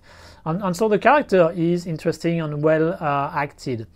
And you also have some pretty good scenes when it comes to explosive, to disarm, this kind of things. They manage to find ways to have these scenes in a different context with different things to do. It's creative enough so that it doesn't get repetitive. I'm guessing this film has a lot in common with Catherine Bigelow, The Hurt Locker, which has a similar concept. But as I haven't seen Catherine Bigelow film, I cannot say how close this Russian version is, or if they are just basically copying the whole thing. But as I haven't seen it, as I haven't seen the Earthlocker, I thought the way they were dealing with this kind of task was well put in the Russian version. Maybe if you have seen the American film, you will notice some similarities. I don't know there. But I would understand, of course, that if that's the case, you would find this Russian version less interesting. But in my case, being completely new to this kind of world, having not seen many Russian films dealing with Syria, on which is a topic I'm a little bit interested in, I thought that was really nice to have a Russian movie to show its own side of the truth. As I said, you should not be naive and believe everything that is put in this film. For example, you can see that the Muslim extremists are almost like Mad Max characters. There is a big Mad Max Fury Road influence there, which may be a bit exaggerated. The Syrian army, the regular Syrian army, is probably shown also in a bit too nice light, but that's, as I said, that's a piece of propaganda as well. So just take the good thing of the movie and remain critical on some of the other aspects. Now let's talk about Decision to Leave, directed by Park Chan-wook. Park Chan-wook, a very famous South Korean director who has made Old Boy, GSA, Mademoiselle, so one of the greatest director from South Korea. I'm a bit torn when it comes to Park Chan-wook. I have the impression that basically I kind of like one movie out of two when it comes to him. I really love GSA. I really enjoy Old Boy. I really liked Mademoiselle. So all the three films I've just said, that's a movie I really like. But there are quite a few of his work I didn't enjoy at all. I really could not get into First, for example. The other two episodes of his Vengeance trilogy, I didn't like them. So it's each time with him, it's a hit and a miss. So Mademoiselle was a hit for me. So not surprisingly, this Decision to Leave is a little bit of a miss. A little bit because there are still some obvious qualities. For example, his direction and his editing is very impressive. You can see that he has put a lot of care on that aspect. And so just as a masterclass of direction and editing, this movie is very interesting. I also like the idea of having these cultural differences between the two characters, and they have to use some translation device. They have communication problem because of that. I really enjoy that aspect. I always think movies benefit when they are showing the reality of this kind of difficulty of communication between different language and different culture. And I found it really great that Park Chan-wook was using it here as a narrative device in his story. The fact of having Tang Wai is also a good thing, because she has proven many times that she is a very good actress, and she's always willing, it seems, to do this kind of hybrid productions, and I think that's good. I mean, it really helped her to work with some interesting directors, to be in different environment, and she's doing a great job there. So I should have liked this movie with all the good things I'm saying about it, but the problem I have is that I never was able to relate to the characters. I just could not get into their love story. I understand that it is some kind of parallel awakening of emotions. So when they are basically never really in sync, and they never manage to be in sync, even if actually they have feelings for each other. It's a fascinating idea, but it didn't translate into emotions when I watched the movie. I found it a mix of frustration and dullness. I'm not sure exactly why. I'm not sure why it didn't work with me, because it seems to have worked with some people. So I don't know what I missed there, or if I needed some other elements. But as I was never invested in the character, I never really appreciated their relationship. I could never really get into the film. So I was always a bit out of it. And when you are watching a movie without much involvement, personal involvement, then of course it becomes slightly boring, slightly dull. The editing, the whole direction, the whole technical aspect certainly make up for a part of it, but still, when you watch a movie, you want to feel something, and I didn't felt much. So for me, this decision to leave, while I recognize that it has many qualities, it's not a great film, but it's certainly worth a watch. I mean, Park Chan-wook is without a doubt a great director, and so you should watch any film he has done. Just be aware that maybe, like me, you may not end up enjoying the movie as much as it should. Now we go to India with Valimai, directed by H. Vinod. Valimai, it's a very classic Indian style of story with a cop, a super cop, who is fighting against a gang of bikers who are wreaking havoc in the city. He has also to deal with some corrupt officer in the police force, but thanks to his heroism, he is going to prevail and to succeed in cleaning the city. So this kind of super cop, super Indian cop is a given in the landscape of Indian cinema. They have been done a lot, but this Valimai, I thought, was able to be slightly more interesting than the average, and I think it's because of the work made by the director. So each time, while the storyline itself is nothing new, nothing original, each time you have some action scenes, he managed to have a few details there and there to make it more interesting than average. So for example, you have the first fight scene, which is an introduction of the cop, which is a fight in a dockyard where you have a lot of containers, these kind of things. And it happens during the night, in the rain, and just these small details of having during the night, in the rain, it brings the fight a different vibe. And of course he used the classical Indian tricks in order to make the hero bigger than life, but it does use them well, and I thought this action scene was a bit more interesting than average when it comes to action cinema, Indian action cinema. And each time, for each of them, he always managed to have a few tricks under its sleeve in order to make them a bit better than the conventions.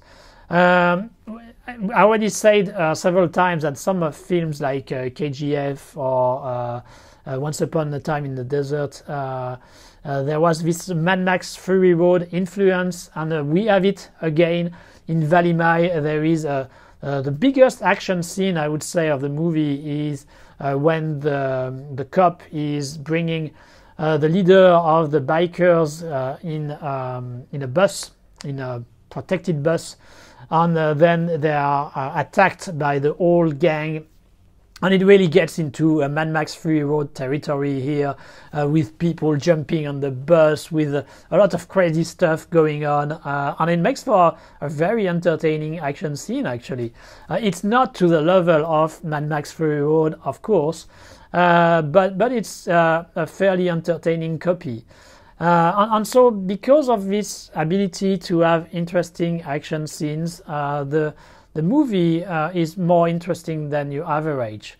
It's far from perfect, though, and I thought, for example, that the main character played by Ajita Kumar is this Ajita Kumar, with who I'm not very familiar, I must confess, is more in line with the old school Indian hero. So we have talked about people like Tiger Shroff, this kind of new muscular Indian hero.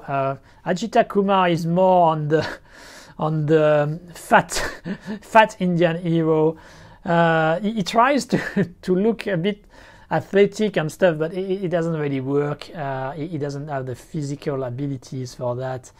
I don't think it necessarily fits the part. I don't think he's very charismatic either. So when the director really tries to sell him as this super cop, it falls a bit flat in my when I saw it, at least.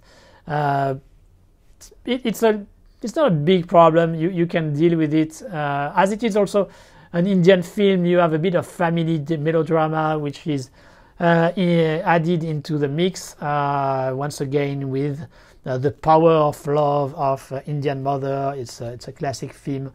Well, the mother part, I didn't think it was really interesting, but it's fairly small, so it's okay.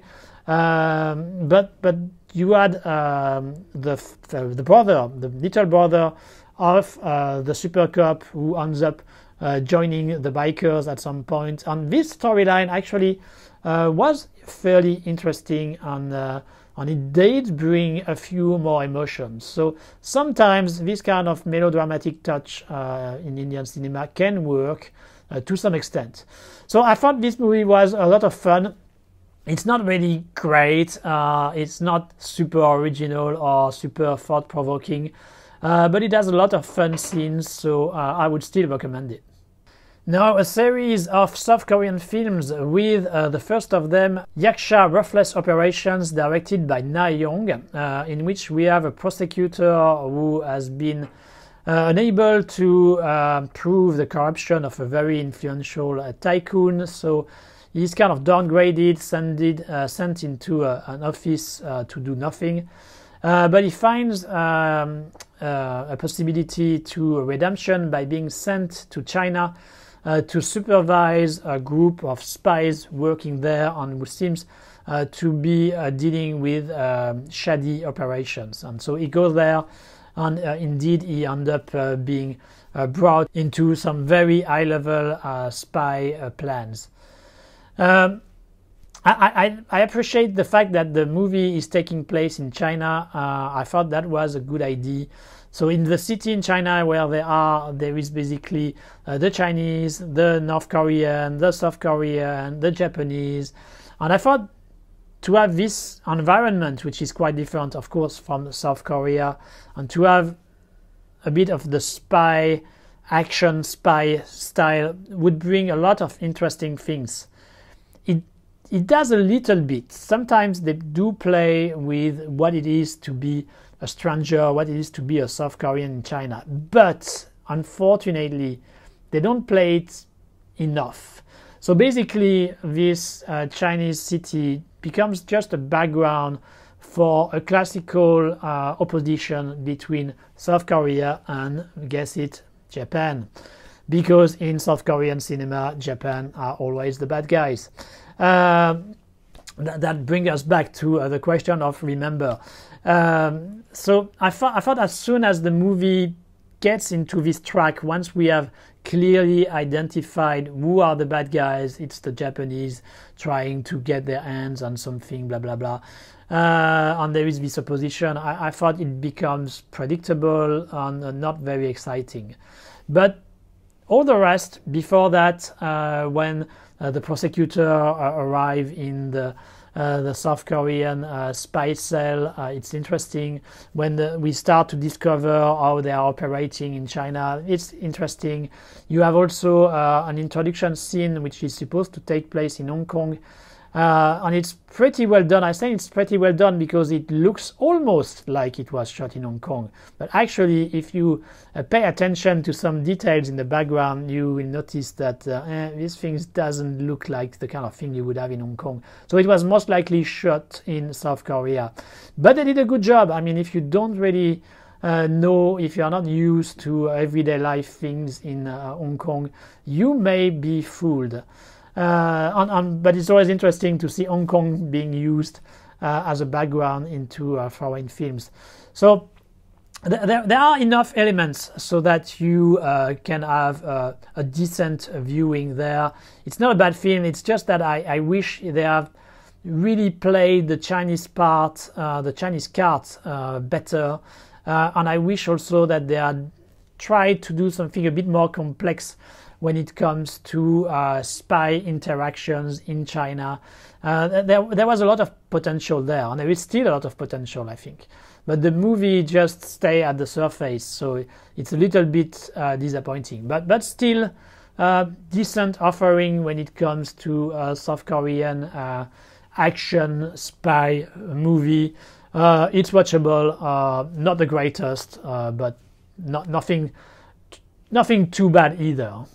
And the second South Korean film, it's The Roundup, directed by Lee Sung-hun. The Roundup is the sequel of The Outlaws, with Ma Dong-seok, Don Lee, being a cop. In the first movie, The Outlaw, he was dealing, if I remember correctly, with a gang of Chinese who were extremely violent. I really like Ma Dong-seok. You probably know it because I've done a video about his career. But The Outlaw is not my favorite of him. I thought it was really going too much into this subgenre of South Korean very violent cop films, and more relying more on the violence rather than the story to make it interesting. So it was a slight disappointment for me. This Roundup number 2, which was a huge success in South Korea and which will certainly lead to number 3, is more comedy oriented. We have Ma Dong-seok who have to go to Vietnam. There are some South Korean gangsters in Vietnam who are kidnapping some South Korean tourists, and so they are sent there in order to try to catch them. So the first half of the film is very comedy oriented because we have Ma Dong-seok and his counterpart from South Korea who has to adapt to Vietnam. It's a very different environment, so that leads to a lot of comedy scenes of different quality, I would say. Sometimes it's okay, but a lot of them are not that great. It's a South Korean cop film, so you have a bad guy who is very, very bad, almost like a serial killer, a bit on the good-looking side. That's like the convention of this kind of South Korean films. This one is no exception. So not a great film. It's a bit in the same range as The Outlaw, but I still kind of enjoyed it. I still had a good time watching it because we have Ma Dong-seok giving big slaps. It may sound very superficial, I know, but me, as long as when I watch a Ma Dong-seok movie, if I see him slap people, I'm just happy. I'm a big fan of Bud Spencer and Terence Hill, the duo from popular Italian cinema from the 70s and 80s. And I really see in Ma Dong-seok the reincarnation of Bud Spencer, and so as soon as he slaps people, I just have a blast. And the good thing with the Roundup is that they may have been aware that there are people like me, I guess, because they really made the slaps very strong in this one. I thought the sound effect was very efficient, and also they really tried to show the impact of Ma Dong-seok's slap on people, and so there are quite a few scenes like this where you have the other guy who receives a slap who is completely dizzy after. I enjoyed it. So you had this you had Ma Dong-seok's slap, which already makes the film decent, and you have a few more intricate action scenes. There is one in Vietnam when they finally managed to reach the serial killer. There is the ending in a bus also. They are all quite entertaining action pieces, with Ma Dong-seok showing his strength, obviously. So fairly enjoyable, not a great film. I still think Ma Dong-seok could do something better. but he will really need to hire better script writers, because that's really the weakness each time in this outlaw or roundup film. It's not ambitious enough. I mean, it's really just conventional, just for Ma Dong-seok to have people to slap. And even if I enjoy it, I still think he could maybe have something a bit more to that. So keep the slap, no problem. Keep slapping people, Ma Dong-seok, but try to also have a better story in the next one. Now we go to the UK and actually Cyprus with Accident Man's Hitman's Holiday, directed by George and Harry Kirby. So it's Scott Adkins' film. Scott Adkins, who has become the #1 action star for DTV film, who has been schooled in the art of action thanks to Hong Kong cinema. I still remember when I started to do interviews in the early 2000s. I don't remember who I asked that, but I asked who he thought would be the future of action cinema, and somebody here in Hong Kong told me Scott Adkins. And back then he was really at the early stage of his career, but he was right.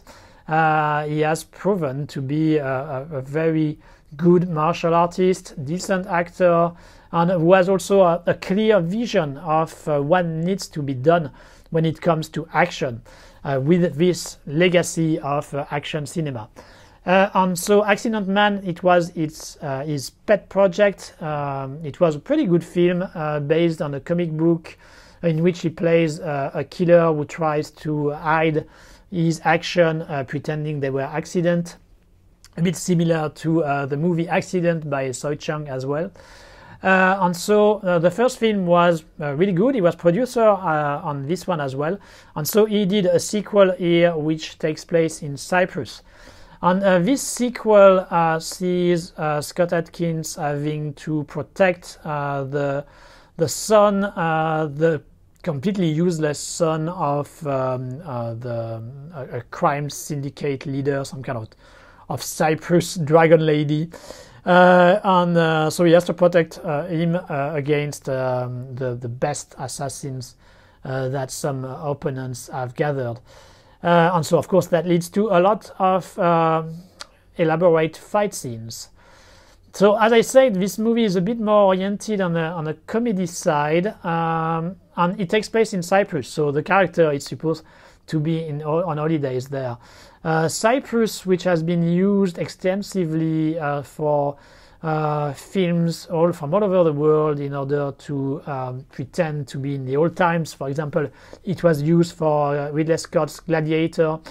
But here they are really using Cyprus in a contemporary setting, and that's a nice thing. So you have a very sunny photography, a very sunny environment, and so it gives a bit this holiday vibe, which is welcome, which makes it different from the more grey, foggy London style of the first film. So that's a positive there, to have a change of mood. The comedy part, though, is uneven. I thought when it comes to the useless son, it was quite annoying. There are quite a few comedic scenes which rely on toilet humor, and I didn't find it very funny.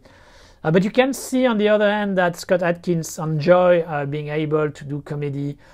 So it's still pleasant to see him being witty and do things. Go a bit away from his image of this tough guy, which I think is probably more closer to his real persona. So on that side, that was interesting. But of course, the main selling point of this Accident Man, Hitman's Holiday are the action scenes. And on that side, Scott Adkins has really done a great job. There are, of course, several of them, quite a lot actually for a small production like this. And the choreography is really intricate. They have done a great job in finding the right angles, in having a tight editing with a bit of Hong Kong influence. So when it comes to martial art actions, in the year 2023, I think Accident Man's Hitman Holiday is probably the very best film in this specific category. It's a small production. I think they had like 2 to 3 weeks of shooting, something like this. So you can see sometimes that if they had more time, maybe they would have done 1 or 2 more takes on some of the shots. But all in all, it's a great job. They have really they had some great martial artists aside from Scott Adkins himself.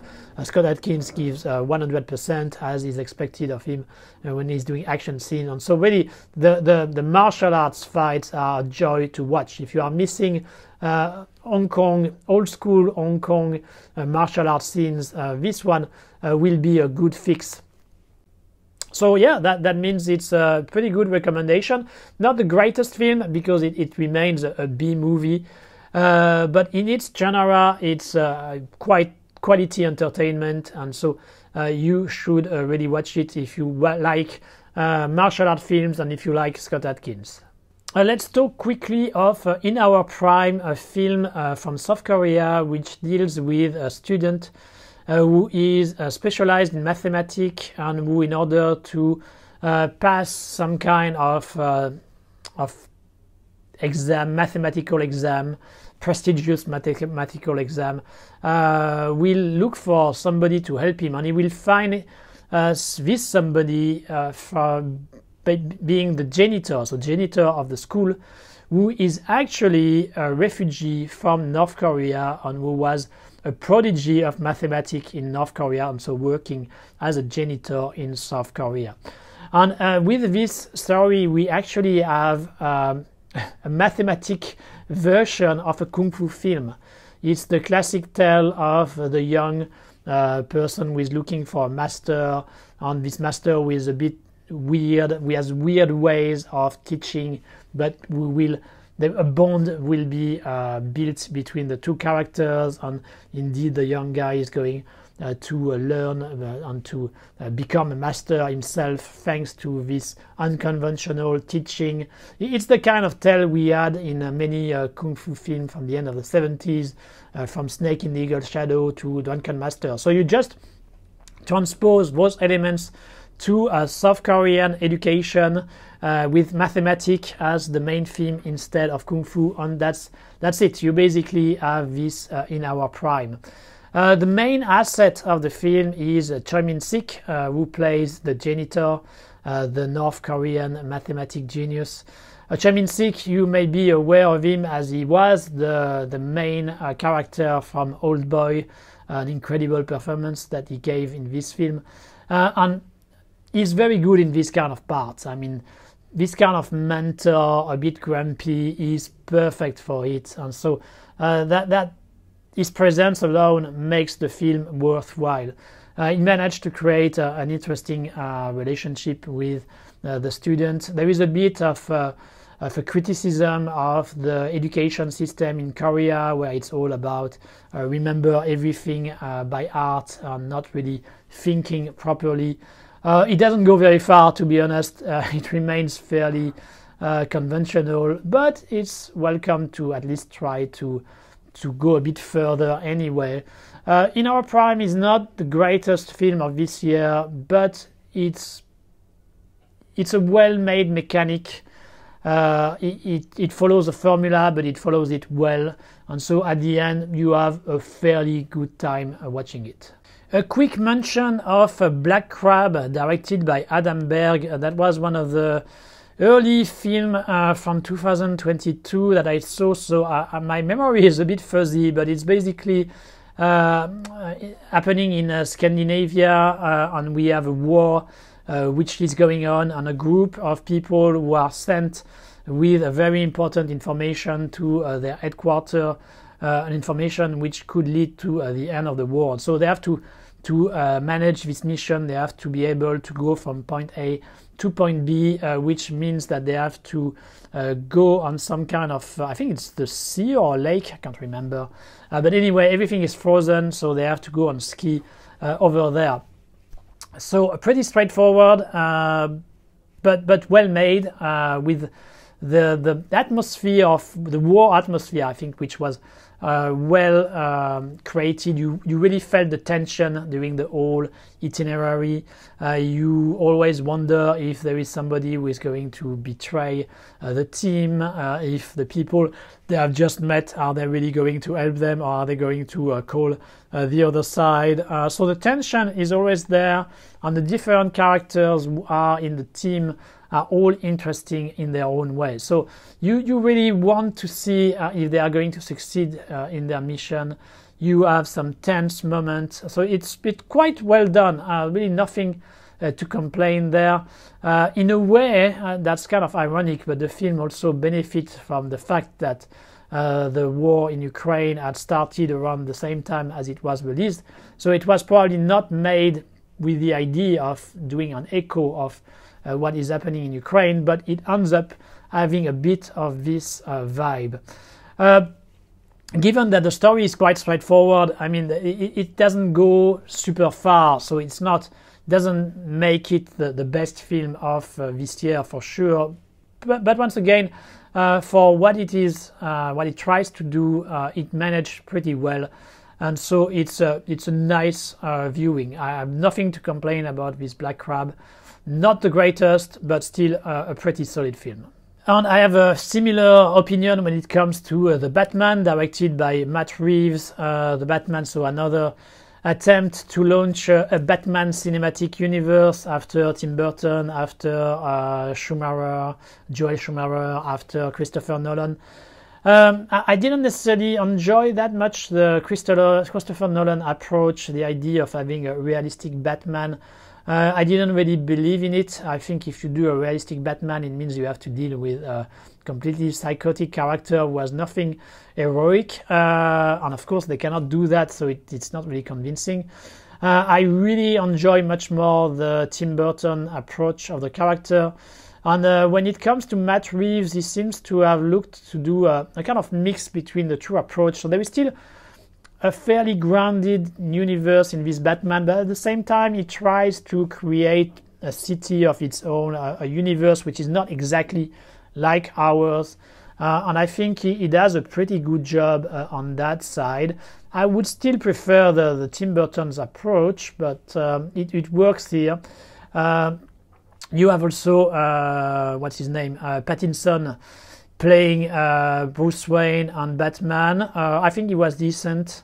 I don't think he was the best. There's still a little bit of emo side to him, which I'm not completely sold on. There is a scene where he was like half naked. It felt like they made it like this in order to satisfy the Twilight fans.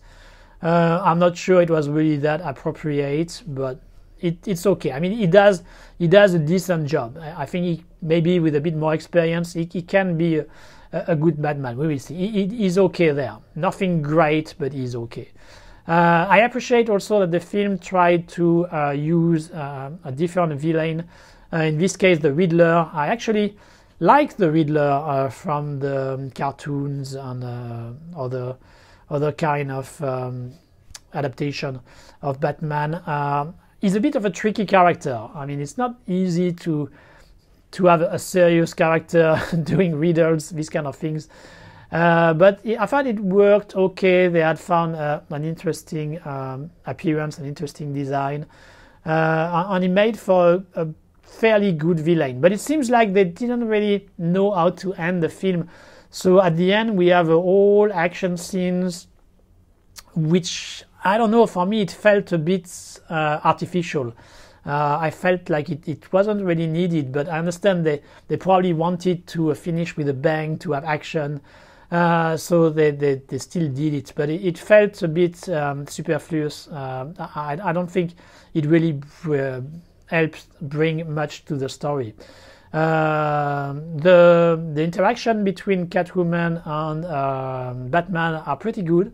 I think Zoe Kravitz as Catwoman was convincing, and it made for a good couple, made for a good duo. With Pattinson, you have also pretty decent music by Michael Giacchino. So really nothing much to complain about the Batman, except maybe the length, way too long, as usual. But otherwise, a good attempt to create a new Batman cinematic universe. So I will wait for the next one and hope that they will keep this orientation and maybe up their game a little bit when it comes to the story and some of the characters, but they are on the good track at least. So now we are in the category of the films which are really good, with only small shortcomings sometimes, but that's really the film which are always recommended and which are indeed, in my opinion, the very best film of the year 2022. So one of them is Snipers, directed by Zhang Yimou and Zhang Mo. Zhang Mo is the daughter of Zhang Yimou. Zhang Yimou, very famous mainland Chinese director who has done films like Hero, who has done Curse of the Golden Flower, this kind of very big, epic Chinese film. But Zhang Yimou is often just remembered for those films, and I think that's wrong, because at the same time he has done a lot of very good small-scale drama, among the very best of Chinese cinema. So he's a bit of a Dr. Jekyll and Mr. Hyde of Chinese cinema, and his career is very interesting to follow. Sometimes it's a bit tricky because he seems to navigate between political orientation and stuff, but it's always interesting. And I think this Sniper is really not bad. So it takes place during the Korean War, which seems to be the flavor of the day when it comes to Chinese cinema.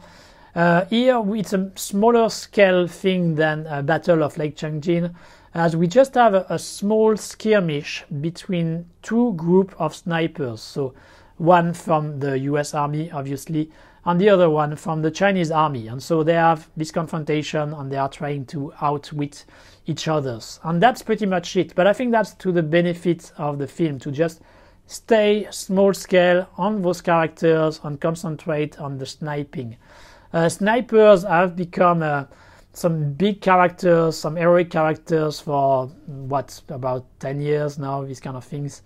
And we had some great sniper scenes in different films. I'm thinking, for example, here in Operation Red Sea from Dante Lam. And so it's always good to have this kind of sniping scenes where you can have intricate direction and editing in order to make these scenes very full of tension. And Zhang Yimou and Zhang Mo do a good job here. What is also not worthy here is that the Western characters are a bit more developed, a bit more 3D than your usual Western characters in Chinese films. They seem a bit more human. Sometimes they go over the top. It's kind of unavoidable when you are watching a Chinese film, which tend to demonize the Western characters. But in the big scheme of things, when it comes to Chinese cinema, this Sniper is still the movie so far I've seen which humanized the Western character the most. So that's to its credit. There is also not too much patriotism. There is a bit, especially at the end,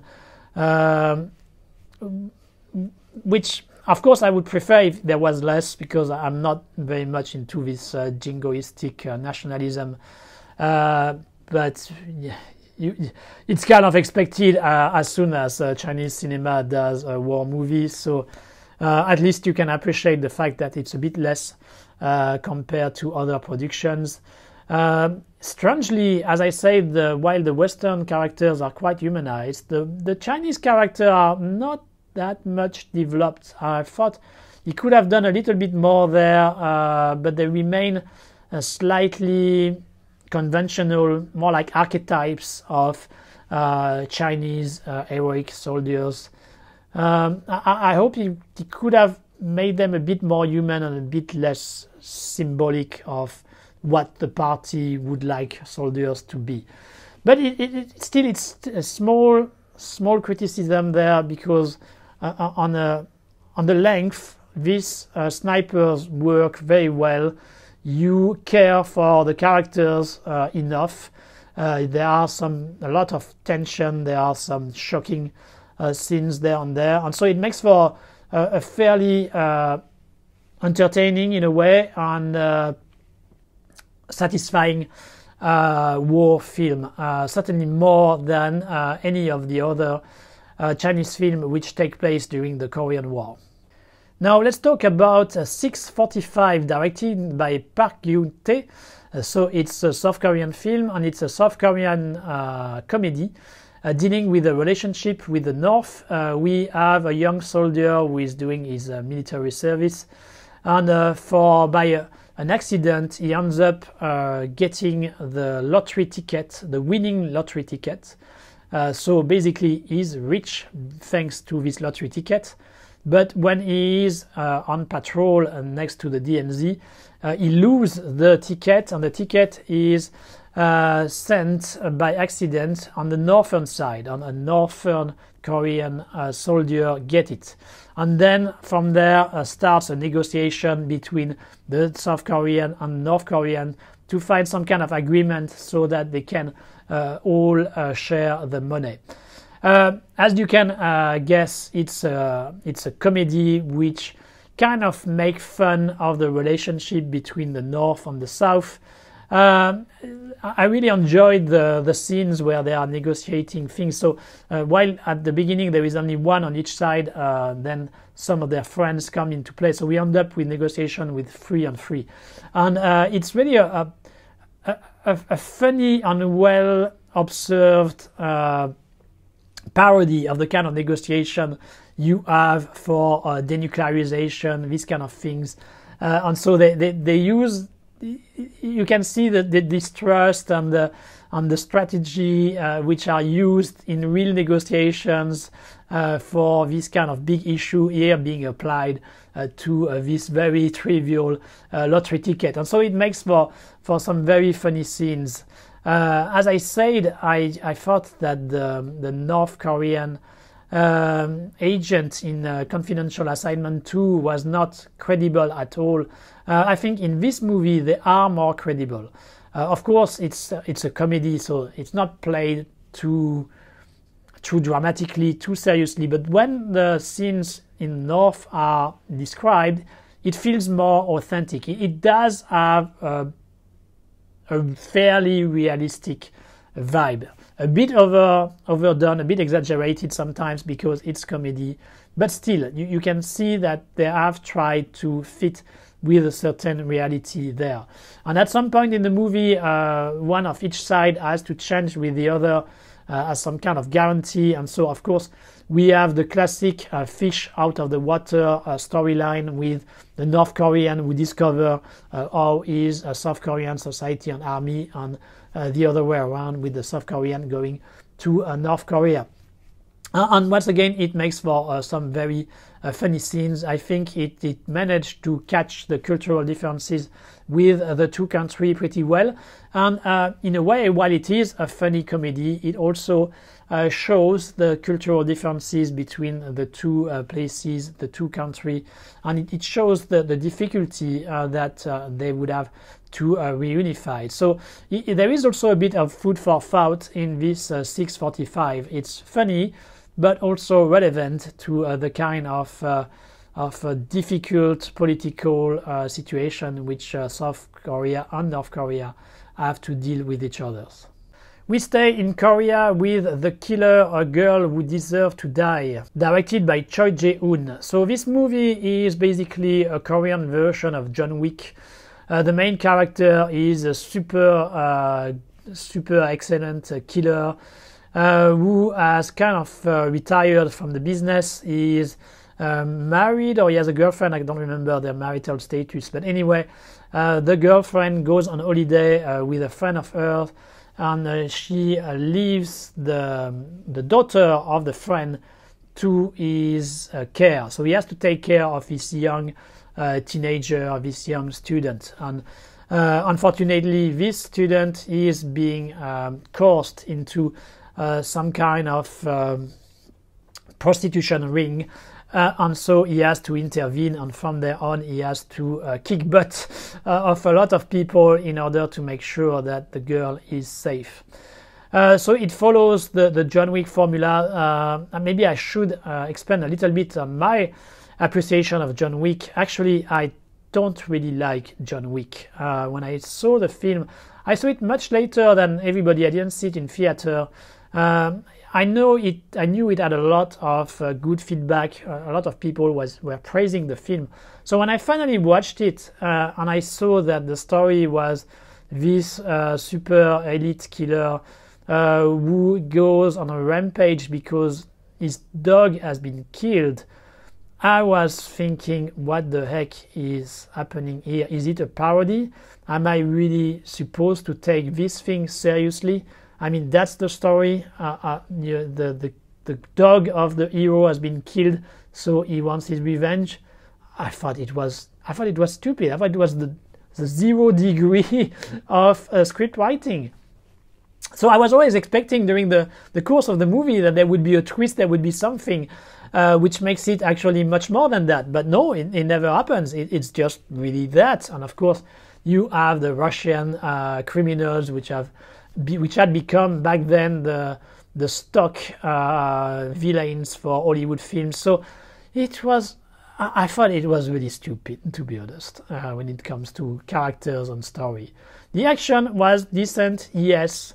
But I've watched so many Hong Kong films. I mean, I've seen better in John Woo films. I've seen better in some Jackie Chan films from the 80s and 90s. So what new is there? I mean, yeah, okay, good for them to do some decent action. But I need more than that. So for me, John Wick was a disappointment, and I basically gave up there. And I've never watched the number 2 or the number 3. So in theory, when there are this kind of John Wick-like, I should not like it. But I thought this one was done competently. I mean, it was done with enough care. The story may not be the greatest, but it still feels a bit more interesting with the prostitution ring, with the things which are going on in this kind of abuse in South Korean society. I thought it sold the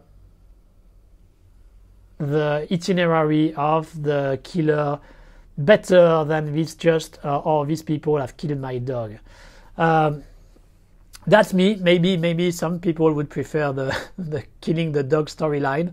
I also appreciated the performance from Jung Hyuk. I think he did a good job as this kind of very unemotional killer, very dry, with a little bit of comedy sometimes. It was also interesting that there is a ambiguous relationship between the student and him. He kind of tried to seduce him sometimes. I thought that was a territory which was interesting to explore. But of course, the main selling point of the film remains the action.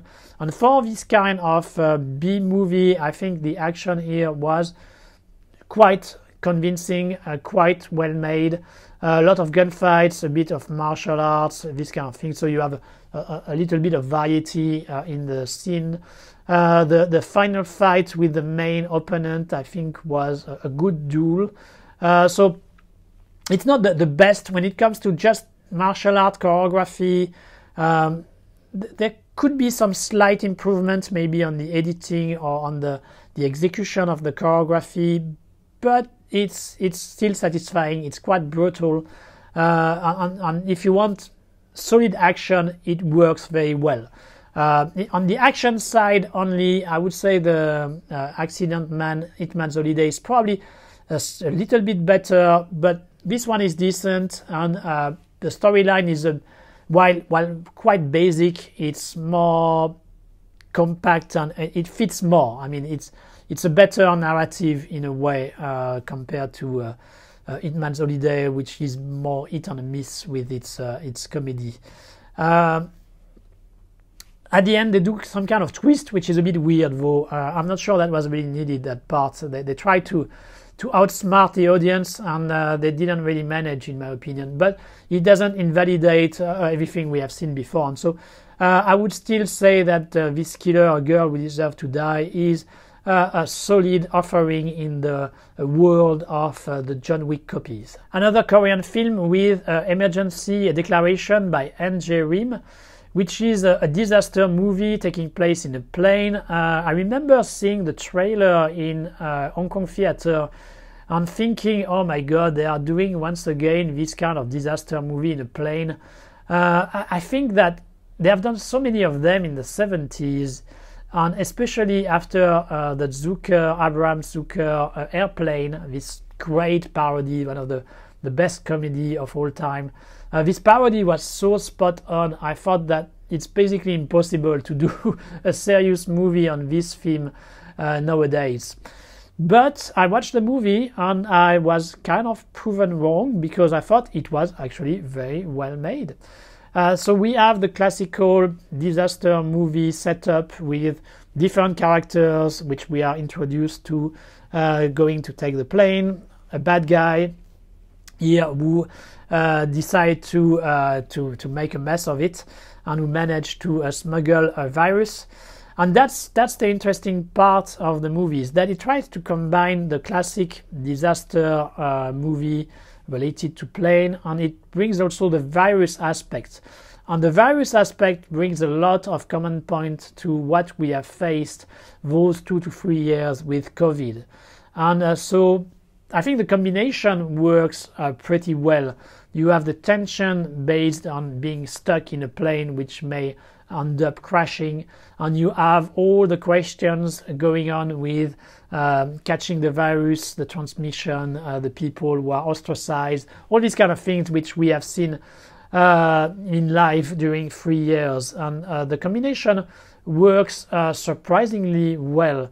The movie managed to keep the tension almost from the beginning to the end, thanks to the way the story is structured. Also the music is nothing, it's not a great music a la John Williams, but it managed to keep the tension all along. And you have a few highlights from the direction which really help to elevate the film. There is, for example, one time where they are going almost in free fall toward the ocean, and they are also turning like this, and you really see the plane, so all the passengers behind who are being turned as well. Some people who don't have the security belt who end up being thrown away all around. It's a very impressive shot, and it really makes you feel, oh my god, how would it be for me if I was in this kind of situation? And so if you have taken the plane a few times, you can easily relate, and it will certainly scare you a little bit to think you could be in this kind of situation. The film also benefits from having some big names like Song Kang-ho and Lee Byung-hun. Lee Byung-hun has a bit more of a generic character, I would say. It's very similar to the one in Airplane. Retired pilot with a trauma who has to get back to behind the wheel of the plane.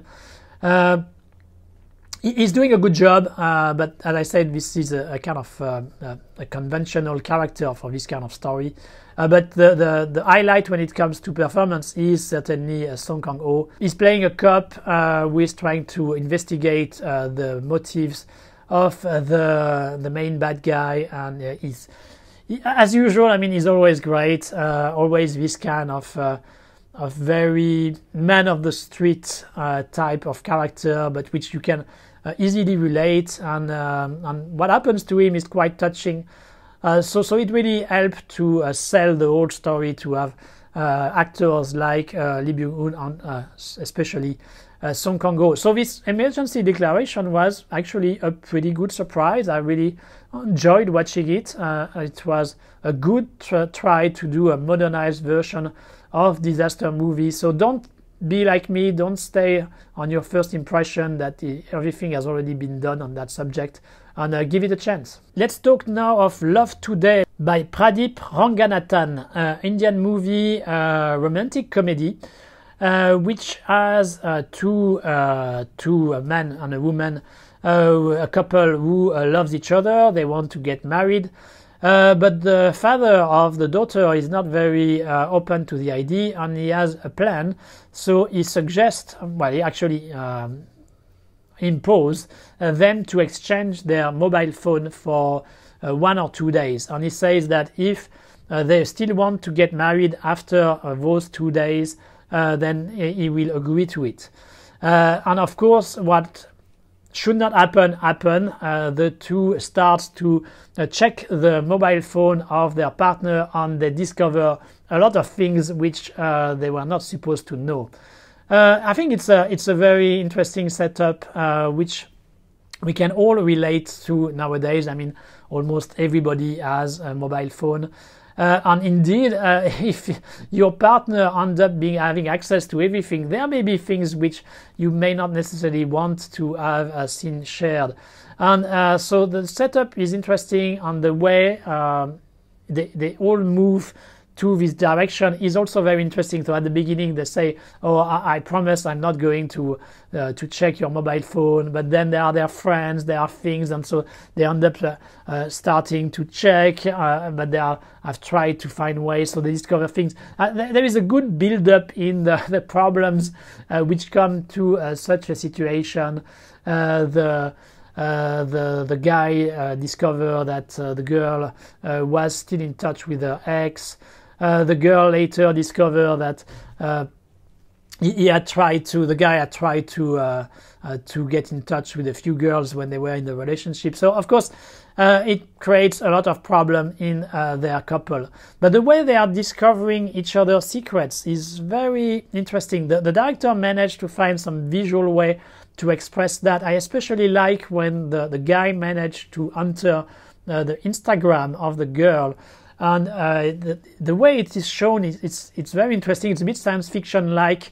It's in some kind of tunnel, almost in space, with some electric lights, some stuff. And then we see the different faces of all the guys who have contacted the girl, trying to hit on her, sometimes in a not very subtle way. And I think it's very enlightening about the kind of things that the girl has to face with all these kind of new tools, the way they are almost harassed by, and when I say almost, sometimes they are actually harassed. I think it deals with a lot of relevant issues for our society, and it does it in a fairly light way, which makes it entertaining and funny. So this Love Today was a very good surprise for me. I didn't really know what to expect, but I thought it was a clever story which managed to hit all the right notes, to bring questions about our addiction to technology, about matters of trust in a couple, all these kind of serious issues which we can all relate to. I would have appreciated actually if they had gone a bit further in the idea that as it is a male-centered society, the way girls are treated is not very comfortable, not really the right way, in my opinion. They touch a little bit on that, the behavior of men toward women, but they don't go very far, which may be a bit of a sensitive issue, I guess, in India. But at least they talk a little bit about it. It would have been even better, in my opinion, if they had gone further. The only shortcoming I find in the movie is that it's a bit like the Indonesian movie about the couple in crisis. The whole story seems to move in the direction that they're actually going to break up, but with a kind of a twist, which is a bit artificial. They managed to rekindle and get back together. But this happy ending to me sounded a bit too artificial. I had difficulty to believe it. But it's a romantic comedy, so you kind of need to end on a positive note. So I understand why they did it, but it just didn't feel exactly right. But in any case, it's a very interesting movie, a small gem which I don't think has been very recognized by anybody. So I would really advise you to check this Love Today. Then we have Missing by Shinzo Katayama, a story of a serial killer told in 3 different points of view. And that's really the big selling point of this film. That's the point of view of the different characters. So in the first segment, we follow a young girl, a young college girl, whose father disappeared, and she tries her best to know where he is, and she tries her best to find him back. Then in the second segment, we follow a serial killer, and then in the third segment, we follow the father. And that's really the big narrative strength of this film is the construction with these 3 different points of view. It really helps bring some kind of dynamism, and the editing is smartly done so that there are some kind of connection between each of these sequences, and you understand better what was happening with each new point of view. So the story and the narrative, thanks to this device, is quite well made.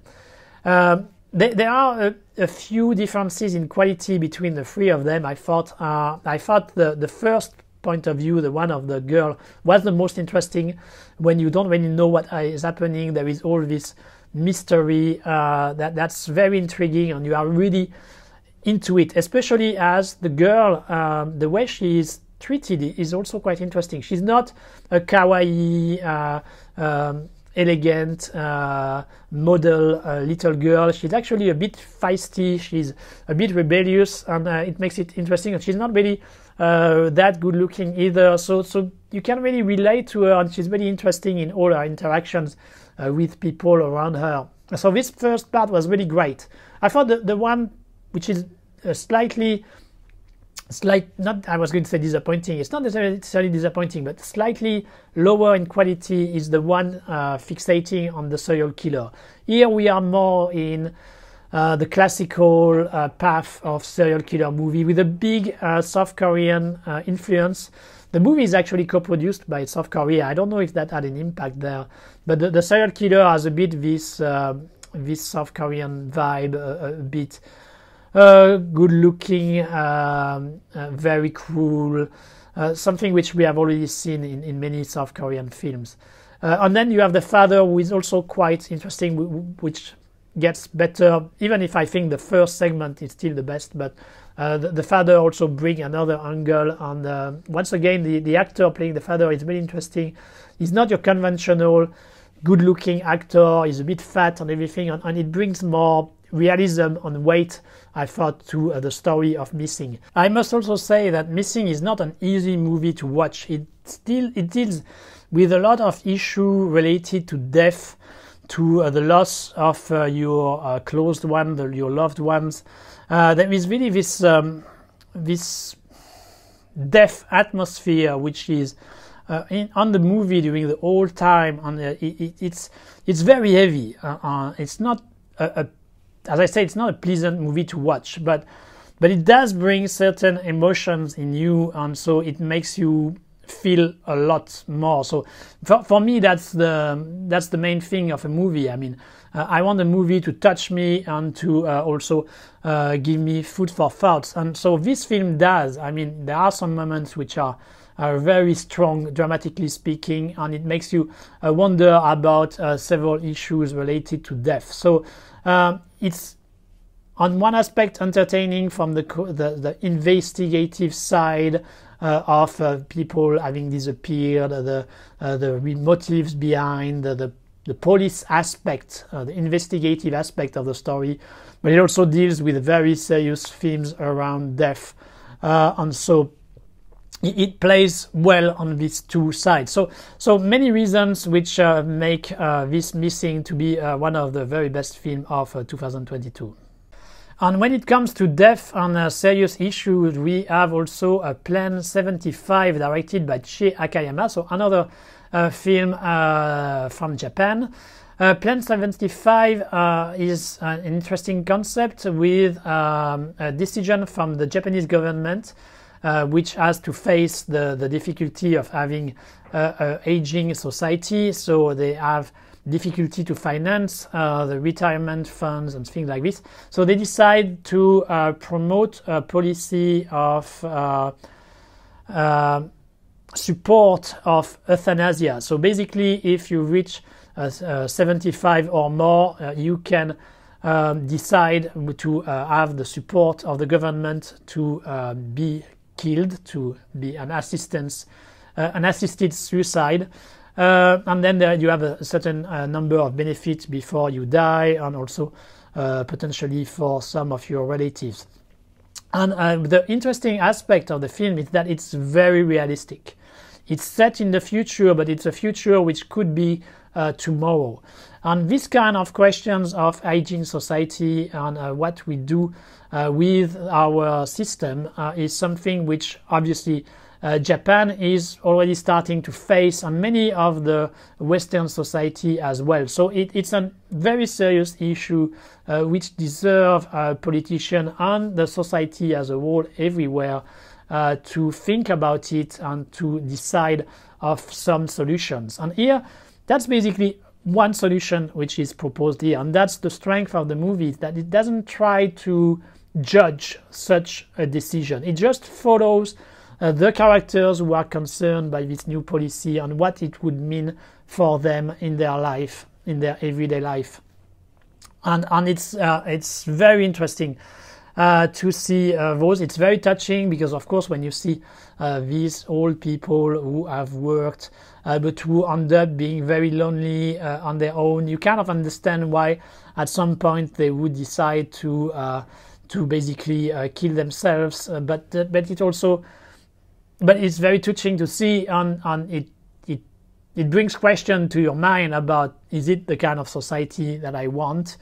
So a film which is really a lot of interesting questions, and it doesn't really provide much answers. It provides one answer of how it would be on an everyday setting if such a solution was adopted, but it doesn't tell you if it's good or bad. You have to make your own opinion.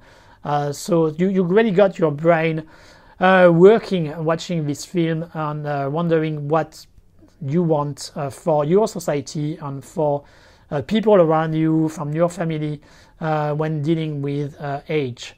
So very good film on that side, and so a big recommendation, obviously. Now let's talk about another manga adaptation, but a good one this time, with Kingdom 2, directed by Shinsuke Sato. Shinsuke Sato is really a specialist of manga adaptation. He has done a pretty good job when it comes to Gens. He has done a less good job with Library Wars, I think, but it may be related to the original material as well. And he did the first Kingdom, which was a very good film. Kingdom is a series of manga which takes place during the Chinese old time, during the warring state time, if I remember correctly. It's a very popular series. There is a whole ecosystem of fiction in Japan which deal with China in the old time. That's quite fascinating, actually. And so the first adaptation was a success artistically and commercially, and so Shinsuke Sato did this number 2, which basically has the same quality as the first film. So you have a good reconstitution of this old-time China. I guess they shot some part in China. You have the costumes, all these kind of things you can expect when you are seeing films set during that time. The action is also pretty good. When I saw the first scene, the first action scene, I was thinking, oh, it must be Kenji Tanigaki who did the action. Turned out I was wrong. It's not Kenji Tanigaki, because I thought there was a bit of the Hong Kong Donnie Yen style of action. But I'm not completely wrong, because the one who did it is Yuji Shinomura, and he actually worked for Donnie Yen, so I guess he was part of Kenji Tanigaki's team. And he worked on a film, on TV series like Code Puma, which was done by Donnie Yen in Germany. He worked on Flashpoint, so he has this experience doing the Hong Kong style of action. And so he used it here in Kingdom, which makes sense as it's taking place during China to have this kind of Hong Kong style choreography. And it does a good job. I mean, the action scenes, the martial arts scenes in those Kingdom film are pretty good level. The film is a bit more restrained when it comes to its setting compared to the first movie. Here we are only concentrating on one specific big battle. You may remember me complaining about this kind of big epic battles being completely generic in most of the film all over the world. It's usually one big bunch of people on one side, another on the other side. They run into each other. It's a big melee, and that's it. And I'm very tired of it. I think even during the old time, they had strategy, they had general, they were smarter than that. They tried to elaborate ways to do better than the opponent, and it was not just massing the people, rushing on just fighting in a messy way.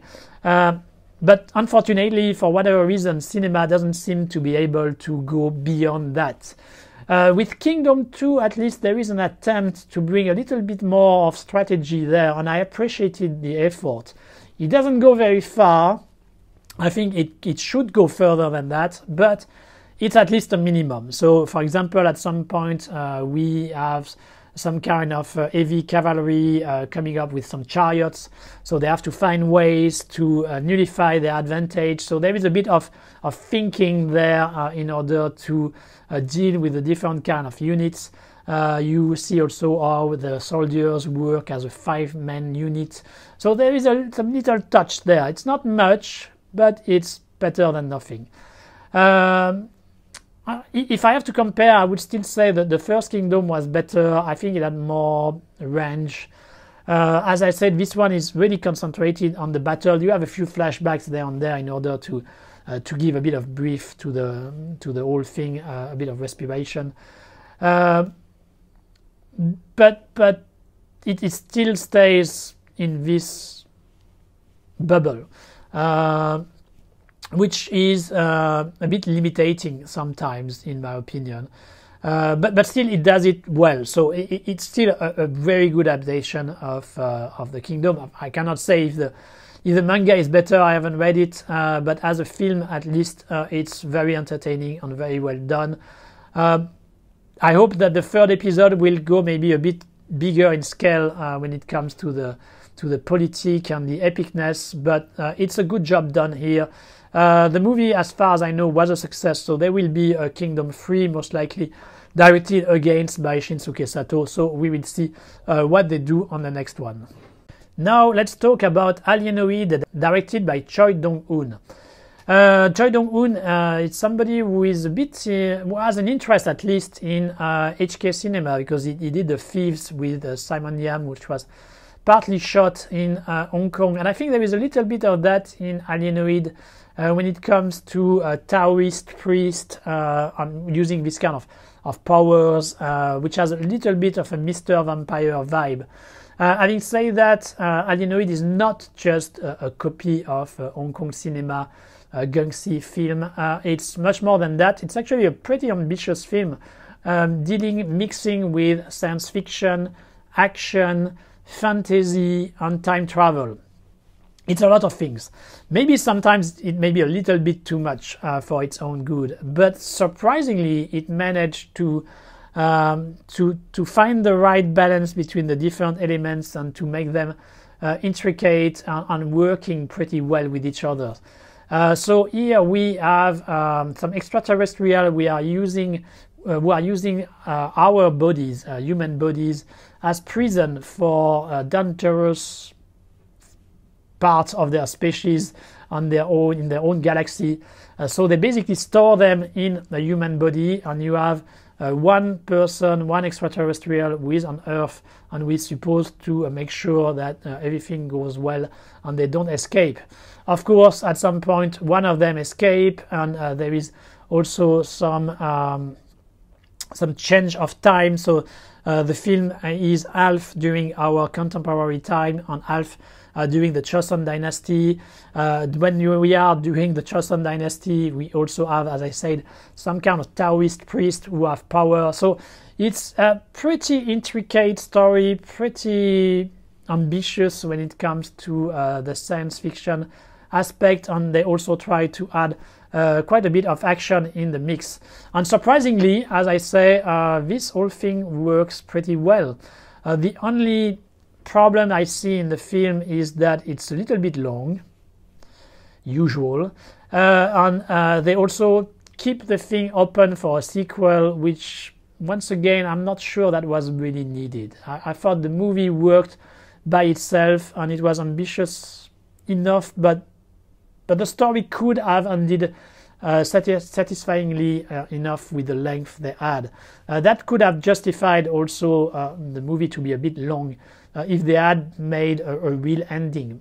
As they kind of opened the door for other things later, I thought that was maybe a bit too much. But it's a small complaint, and for the rest, everything works very well, especially when it comes to the Joseon dynasty, the different powers. We have different characters who are a bit eccentric using their power, and they are very imaginative in the way the powers are used. It makes for very funny and exciting scenes. I think that was really the highlight of the film. The science fiction aspect is okay, but a bit more in line with what Hollywood does when our extraterrestrial hero transforms himself. Is very much like Iron Man. I hope they would have been able to do something a bit more original there, but it's okay. There are not so many science fiction films in South Korea, even if these last few years there have been quite a few, so you can understand that they want to stay in some area which are kind of familiar with the audience. But all in all, it works very well. Even the comedy works pretty well. You have a few touching moments with a kid, easy with a kid, but still they do it okay. So this Alienoid, which is an horrible title by the way, is a surprisingly successful film, mixing a lot of different genres which should not mix with each other, but which end up delivering a very satisfying and very entertaining film. We stay in South Korea with Hunt, directed by Lee Jung-jae. So Lee Jung-jae is a very famous South Korean actor who has a specialization in action. He's a kind of a muscle guy. That's his first film as a director, and he actually did a surprisingly good job, I thought, there. The story here follows two agents who are, so one of them is working for North Korea, and so the whole thing in the film will be to try to identify between these two people who is the one being the mole from North Korea. So there is a little bit of Infernal Affairs vibe in this Hunt, but it managed to have its own identity. First, because it has a more spy aspect. It's not just a gangster and a policeman like in Infernal Affairs. Here it deals with really the policy, the politic of both Korea. So there is its own identity there. And also what is interesting is that while in Infernal Affairs the two characters only get to know each other at the very end, here they kind of know each other before, and at some point, like halfway in the movie, they have identified the allegiance of each other's. And then it becomes very interesting because they each have their own agenda and they each try to manipulate the other without necessarily blowing their own cover. They kind of both have their own things to deal with, and it makes for interesting interactions. The film is set during the 80s, so you have the Choi Dong-won government background. You have some action scenes also. I guess Lee Jung-jae being a bit action related, it made sense to have it. It's not necessarily the greatest part of the film. It's not the highlight. I think the tension between the two main characters is more interesting. The interactions they have is the most interesting aspect, but they are also competently done. I mean, there are fairly exciting, so it's not a problem at all in the movie, and it also creates some new dynamics sometimes. So it's good for the rhythm, and let's put it this way. The story is quite dense. You have to stay aware and really try to follow, because sometimes it can be quite distracting. There are a lot of things, a lot of information being thrown at you. But if you do the effort, it's really worth, and you will have a very interesting time watching it. Lee Jung-jae also were star in the film. He's one of the two main actors. And he has for counterpart Jung Woo-sung, who is an actor I really like personally. So I thought there was a really good dynamic between the two, a good alchemy, and they did a great job. So yeah, this hunt, nice surprise from Lee Jung-jae, and I will be waiting for his next work as a director. Now let's go to India with Samrat Prithviraj, directed by Chandra Pradesh Trivendi.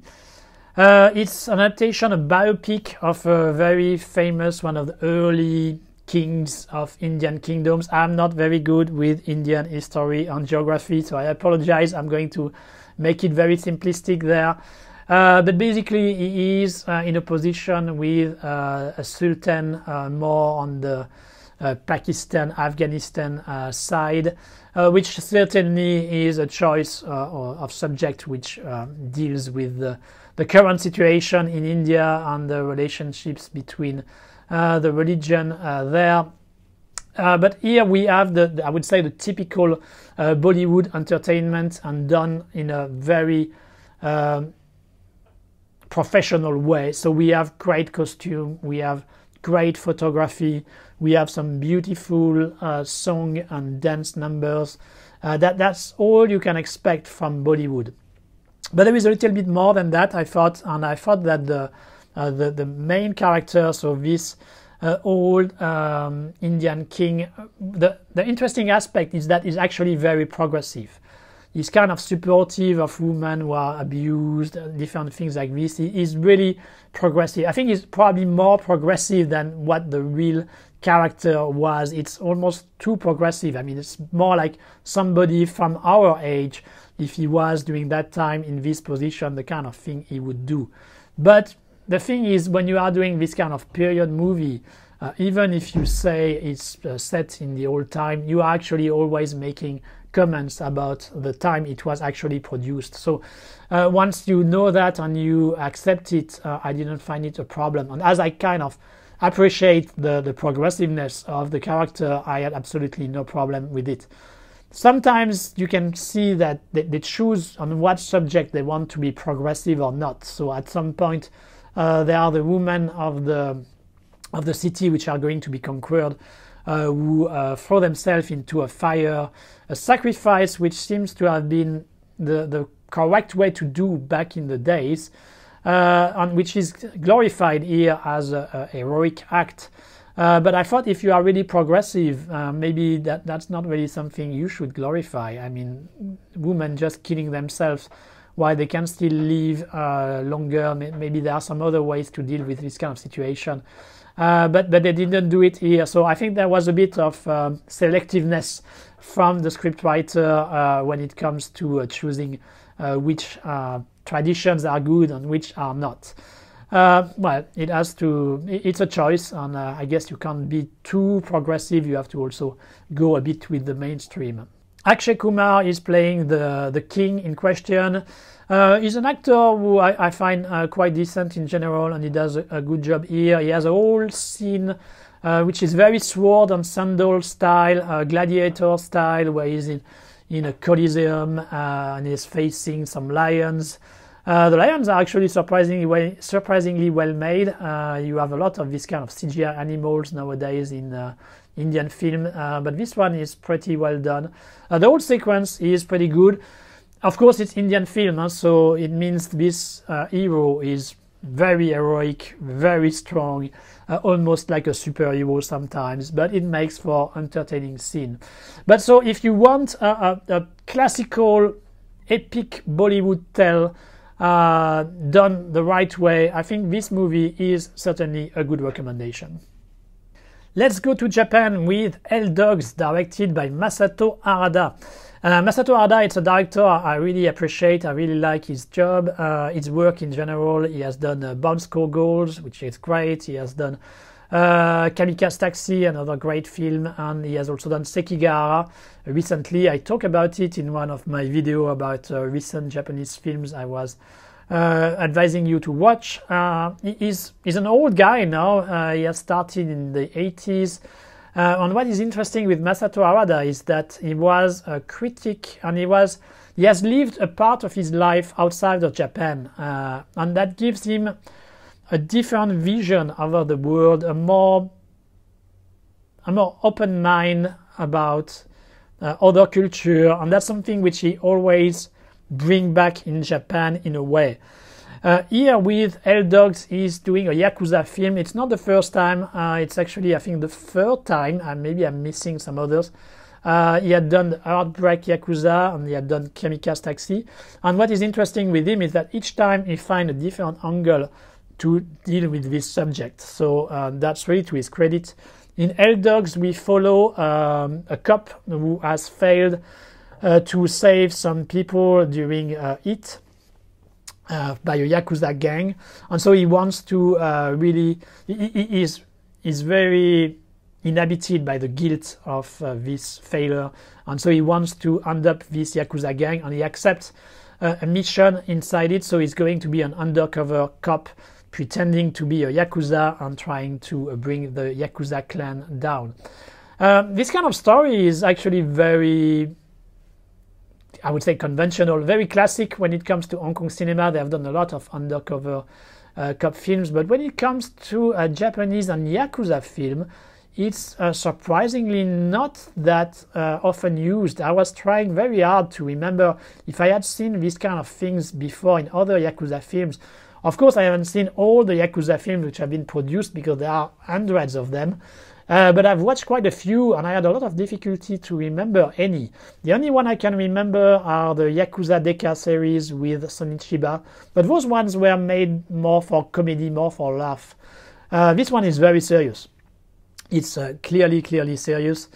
And having this undercover cop in the Yakuza film genre brings a new dynamic, I think, compared to what we are used in Yakuza film. So that's an interesting angle from the start there, and I think that was a good thing from Masato Harada. As I said, he always brings this kind of international elements, and there are a few there which make the movie more distinguishable compared to other Yakuza films. So, for example, at some point there are the other Yakuza gang which have used a mercenary, a Western mercenary, to train them. We have also a bit of Korean influence with the boss of the Yakuza family for which our undercover cop work, which is a bit in the South Korean style. So this kind of good-looking, young, androgynous kind of guy. So yeah, a Korean influence there. You have the consigliere of the Yakuza clan, who is a fan of Italian opera. So you have a few scenes where he's singing Italian opera, the karaoke and stuff like this. I think it's this kind of little touch are really very Masato Harada. I think nobody else, no Japanese filmmakers other than him would have thought about this kind of little touch. And I think it really adds something to the film.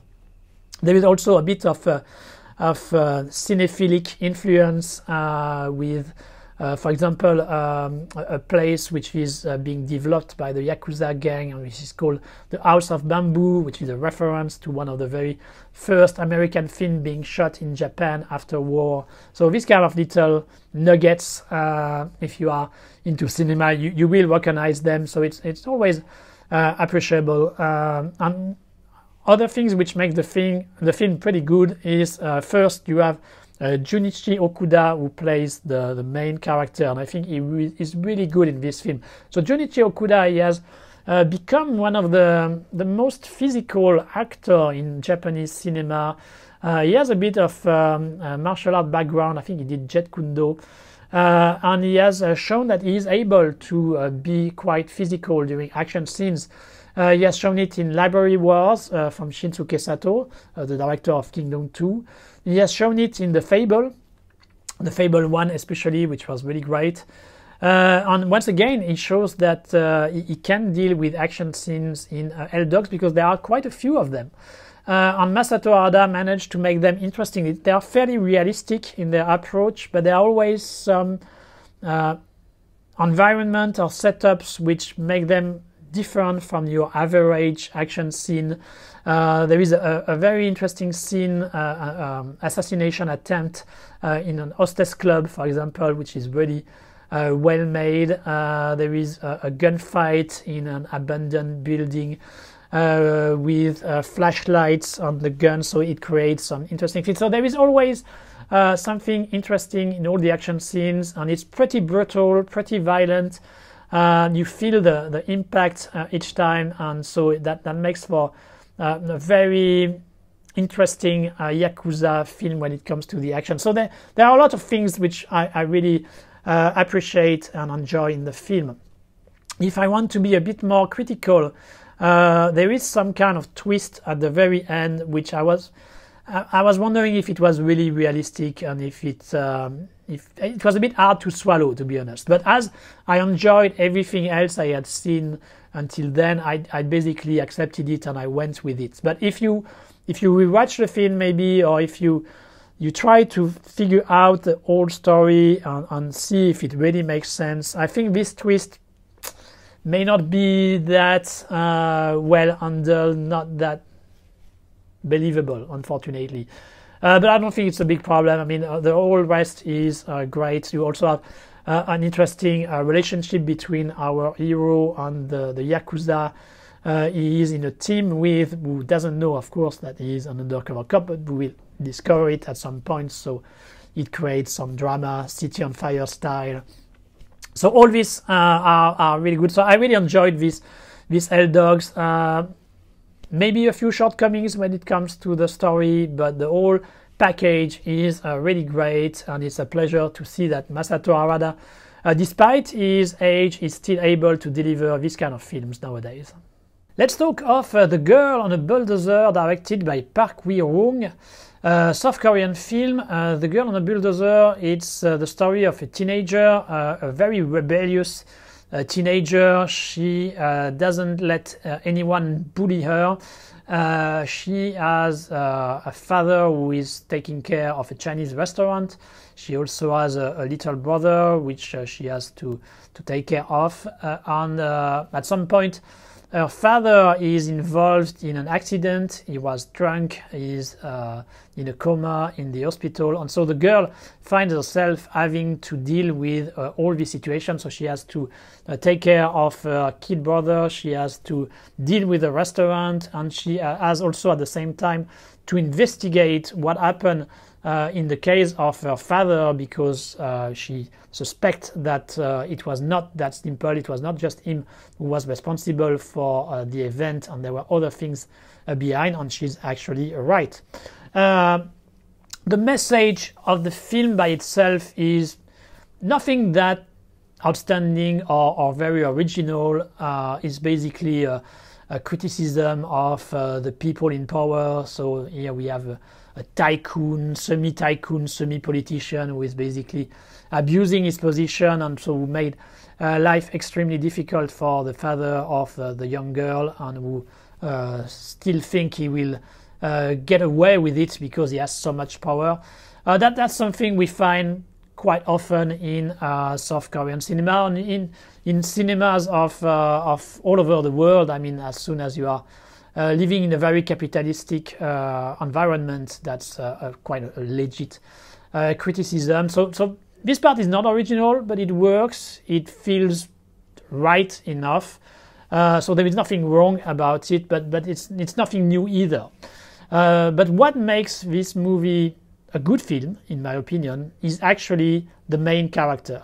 So it's this young, feisty girl who doesn't let anybody tell her what she has to do. And so she's like this on everything, and I find it great. I love to follow her in her actions. She, for example, at some point she has to learn to take some course, and she decides to learn on how to use a bulldozer. And she's the only girl in the class, and the teacher comes to her and tell her, you know, you are a girl, it's not really something for you, blah blah blah. But she just doesn't care. She says fuck it to him, and she keeps doing it. And she's proven right, because she, at the end of the day, she managed to drive the bulldozer, and she does it as well as any man. And that's her attitude on everything, at every aspect of the film. When the insurance company tell her she should not contact the other family involved, she doesn't care. She just go for it, and she keeps going with this attitude of not letting anybody tell her what she's supposed to do, and just keep forward. And at the end of the day, she's right, because she gets indeed what she wants out of it, and it helps her to show the truth of what happened in the case of her father. And I find it great to see this character keep going forward. Sometimes she also got hit figuratively and literally sometimes in the process, but she never backs down, and I find it quite fun, quite a model in a way. That's the way to go for, maybe not in every case, in every situation, but in this film I think it worked very well. The film also has a more realistic vibe compared to many commercial South Korean film. It's not a social drama in the most gritty and realistic way. It still has a bit of a melodrama construction, fictional, dramatic script, but still it feels right. It feels correct. You follow characters who are not at the upper scale of the South Korean society pyramid, and I find it always interesting to see those more working class characters, and I think the girl here is quite endearing, and so I really enjoyed to follow her in this itinerary, and to see her succeed in a way and manage through her guts to get what she wanted. So this girl on the bulldozer I really enjoyed, and I thought it was one of the very best South Korean film of 2002. Now let's talk about the biggest film of the year 2022, that is Avatar 2 by James Cameron. So James Cameron, what to say about him? I mean, obviously I'm a James Cameron fan. I love what he did in the 80s. For me that's what he did best in his whole career. I mean, the Terminator, Aliens, The Abyss, incredible films. I still love them to this day. I saw them when I was a teenager, of course, but still find them super efficient, super good. I love Cameron, but at the same time, I can be critical of what he did. For example, I really don't like True Lies. It's not a movie I enjoy at all. For those who don't know, it's actually a remake of a French movie called La Totale, which is a small French comedy. And I actually enjoy the La Totale, the French comedy, more than the James Cameron version. I may also shock some of you by saying that I don't really like Terminator 2 that much. I think Terminator was a perfect film, and it made complete sense as a loop.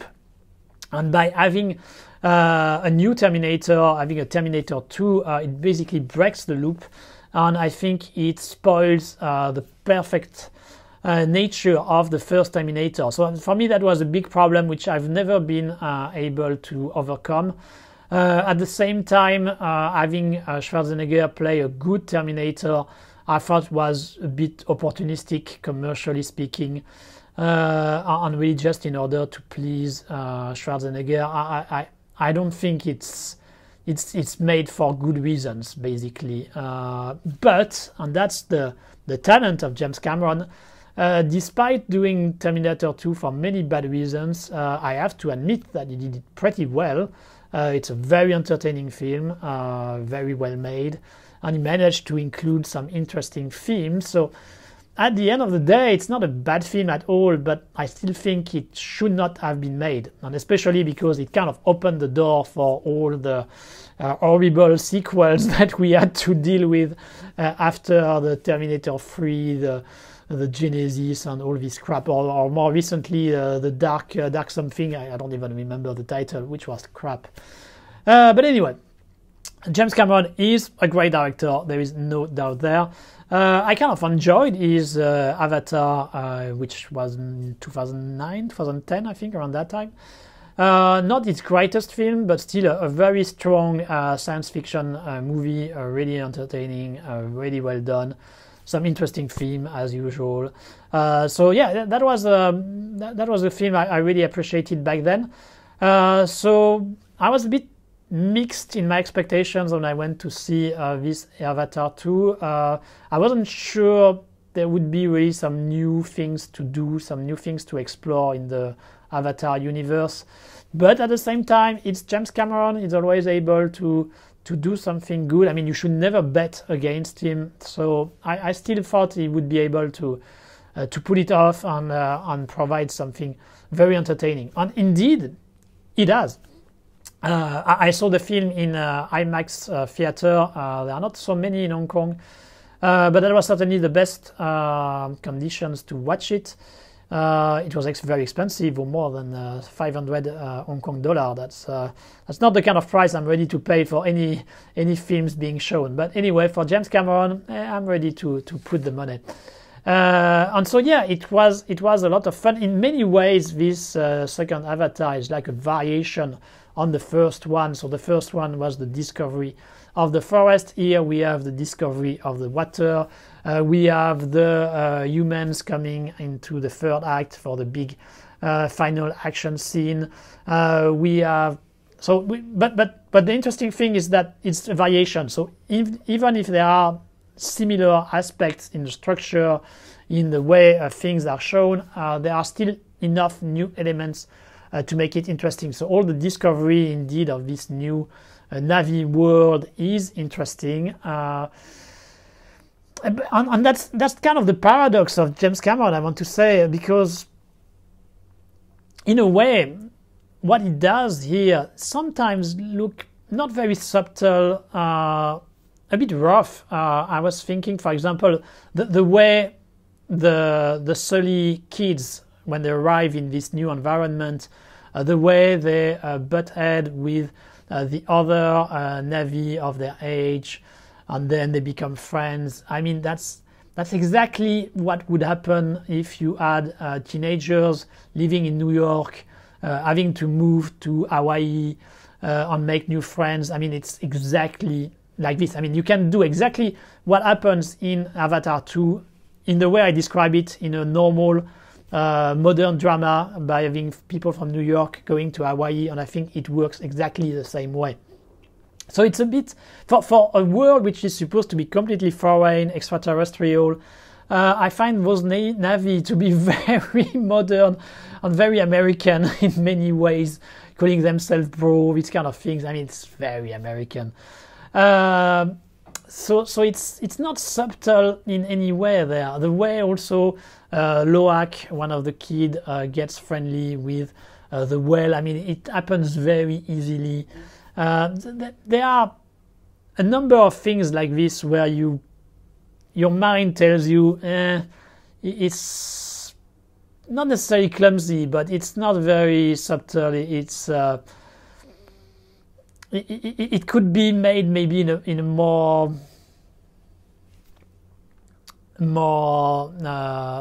elaborated way, hopefully. But that's the beauty of James Cameron. Even if it's a bit simplistic in a way, it works. And that's not the case with every director. That's really the power of James Cameron. He's able to power through this easy narrative device and still manage to show the emotions and to wake up the emotions in you.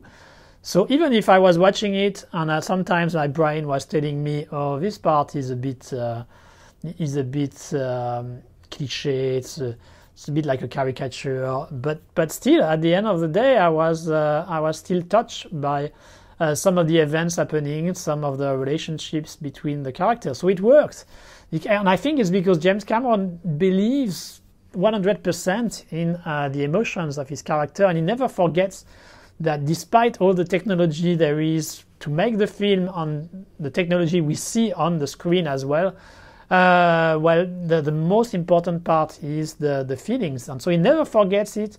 He always tries to get it, and usually he always ends up managing to create them, and that's really one of his big strengths.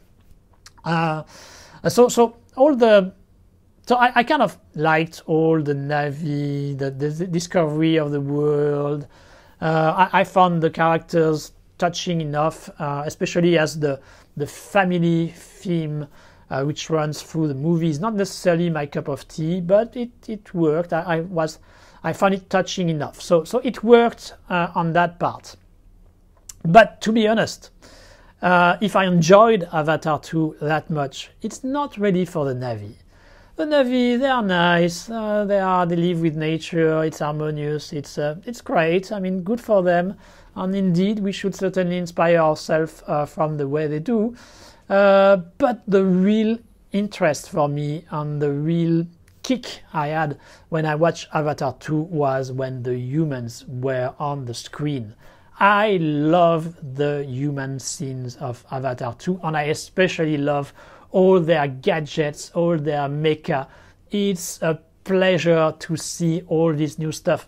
So as soon as we saw the big boat, the Sea Dragon, I was delighted. I mean, it was a pleasure as we see all the different things it's carrying in order to catch the whale, the way it's organized inside. I mean, it has a realistic vibe. You really believe in the way it's made, it's organized. I mean, James Cameron has a talent for that. I mean, he's great at designing all this kind of technological device, all this machine, and it makes it real each time, and I love it for that. When we see the city, also the bridgehead, and we pass through the different mecha, we have the general who is in armor. I mean, I love that stuff. For me, we could have just a movie only based on the human. We just remove the Navy, or they are just in the background, and I would be completely happy with that. I would probably love it. I think that's with the human that we have the most interesting aspect. So visually, when it comes to all the design, when it comes to all the machine, but also emotionally in a way. I think actually the most interesting character is the one of Spider, because he is, while the Sully family, they have basically embraced the Navy. They are Navy, so yeah, sometimes they have to deal with a little bit of racism and stuff like this, but still their identity is quite clear. They have no conflict about that, and for me that made them less interesting. While with Spider, he is a human who wants to be a Navy, and he's also the son of Quaritch, the big enemy from the first film. So that creates a lot of dramatic tension, a lot of questions, which I find much more interesting than in any other characters. The way it is dealt with in Avatar 2 is not fully satisfying, I must say. Sometimes the way he acts is a bit weird, but I have high hope for him. I think the potential is there, and sometimes it is fulfilled. Like for example, when he saved Quaritch, there are those kind of moments which I think works pretty well, and I hope, and I'm quite confident that James Cameron will develop that further in the third episode. But clearly, as I said, when the movie gets great for me, it's the human scenes. I love those, and I want more. And I'm expecting that for the third episode, James Cameron is not going to redo another variation of the first. So hopefully, in the third episode, we won't discover the desert or the mountains. And I'm expecting it will be a direct confrontation between Na'vi and humans, and the humans being more developed, and I can't wait for that, because there will be more mecha, more human characters, more crazy design, more this kind of Japanese science fiction, animation science fiction from the 80s being brought to life by the talent of James Cameron, and I'm sure I will have a kick watching it. I love this kind of stuff, and so far he has delivered, even if it's not necessarily focused completely on the human as much as I like, but I have really high hope for the third episode, and I look forward to it. A quick take on 3000 Years Longing for You by George Miller, so the director of Mad Max Fury Road, the one who has influenced so many of the films on this listing. So it's an American production, maybe American-Australian, I guess, as George Miller is Australian. And it's basically the 1001 Nights made in a more modern way, with Idris Elba playing a jinn, so some kind of genius from the lamp. And he's going to have interactions with Tilda Swinton, talking about how he ended up in the lamp, and discussing about love, trust, and all these kind of things. It's a gorgeous film, really. I thought the whole visual was mesmerizing. The transition by George Miller are very clever and very artistic. It's a beauty to watch, and all the themes which are brought there, it's very rich. There are a lot of things to take from the movie. I'm still not sure I have been able to swallow everything, but there are a lot of themes there about trust, about tolerance, about a lot of things which seems to hit the right marks as far as I'm concerned. I won't go very far because it's an American movie, and I have still some other things to talk, and this video is already way too long, but it's a very good movie, and I really advise you to watch it if you have the opportunity.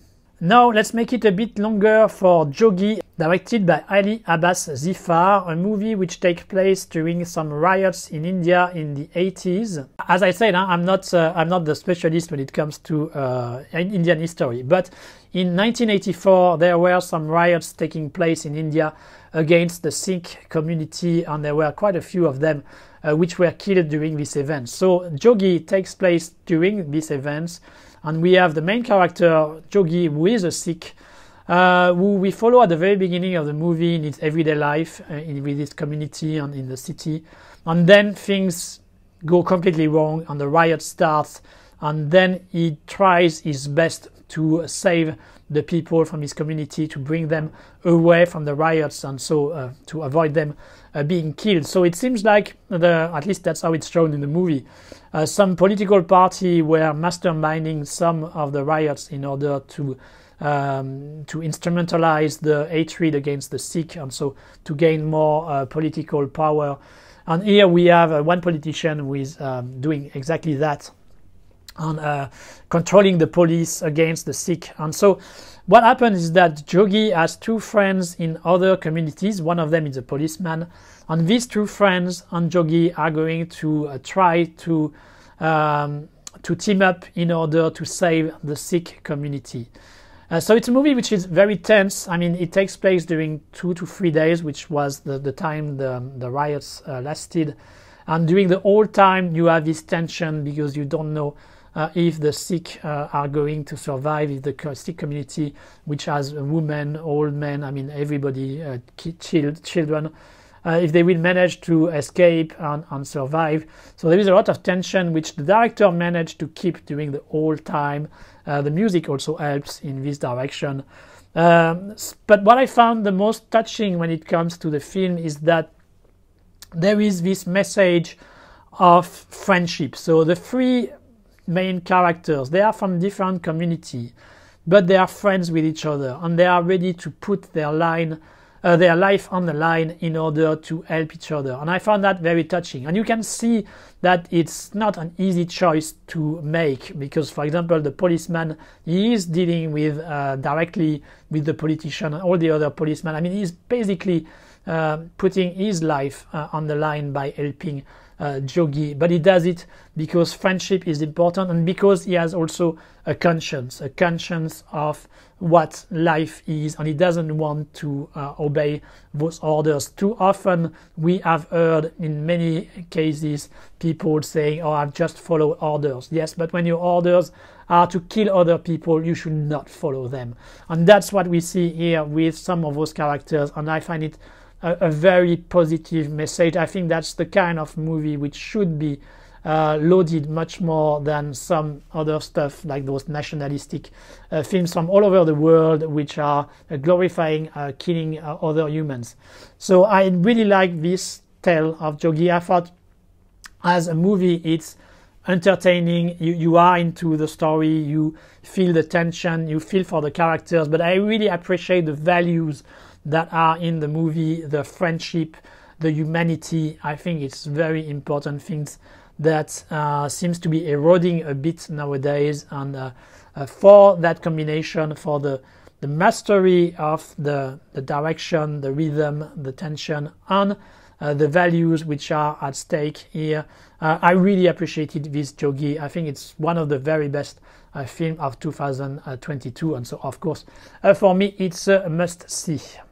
Then we have another film which was a bit under the radar in this year 2022. It's Cassiopeia, directed by Shin Ultraman, a South Korean film, of course, with a young, active office lady. Well, she's kind of a lawyer, actually, so somebody really dynamic, very active, successful in her work, who actually learns that she has Alzheimer's disease. And so her father, who is of course an old man by this point, is going to try to help her during this very difficult time of with Alzheimer getting worse and worse.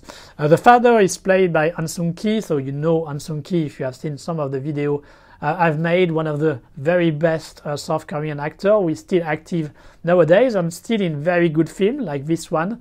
And so there are two sides to this movie, to Cassiopeia.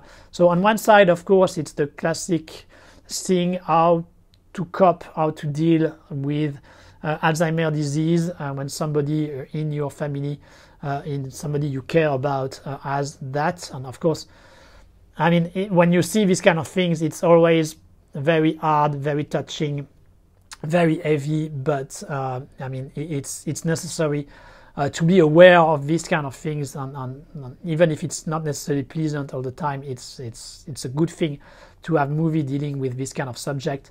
And of course you also have the inversion, because usually Alzheimer people are fairly old people, so here you can see the way society reacts to this woman who is not supposed to have Alzheimer, who is too young for that, and so people reacting to it and not understanding it, and so all this kind of difficulty, additional difficulties, because it's already not easy to cope with Alzheimer's disease, but there is also this kind of judgment of society because you are kind of too young to have it, and it's the father who has to take care of her.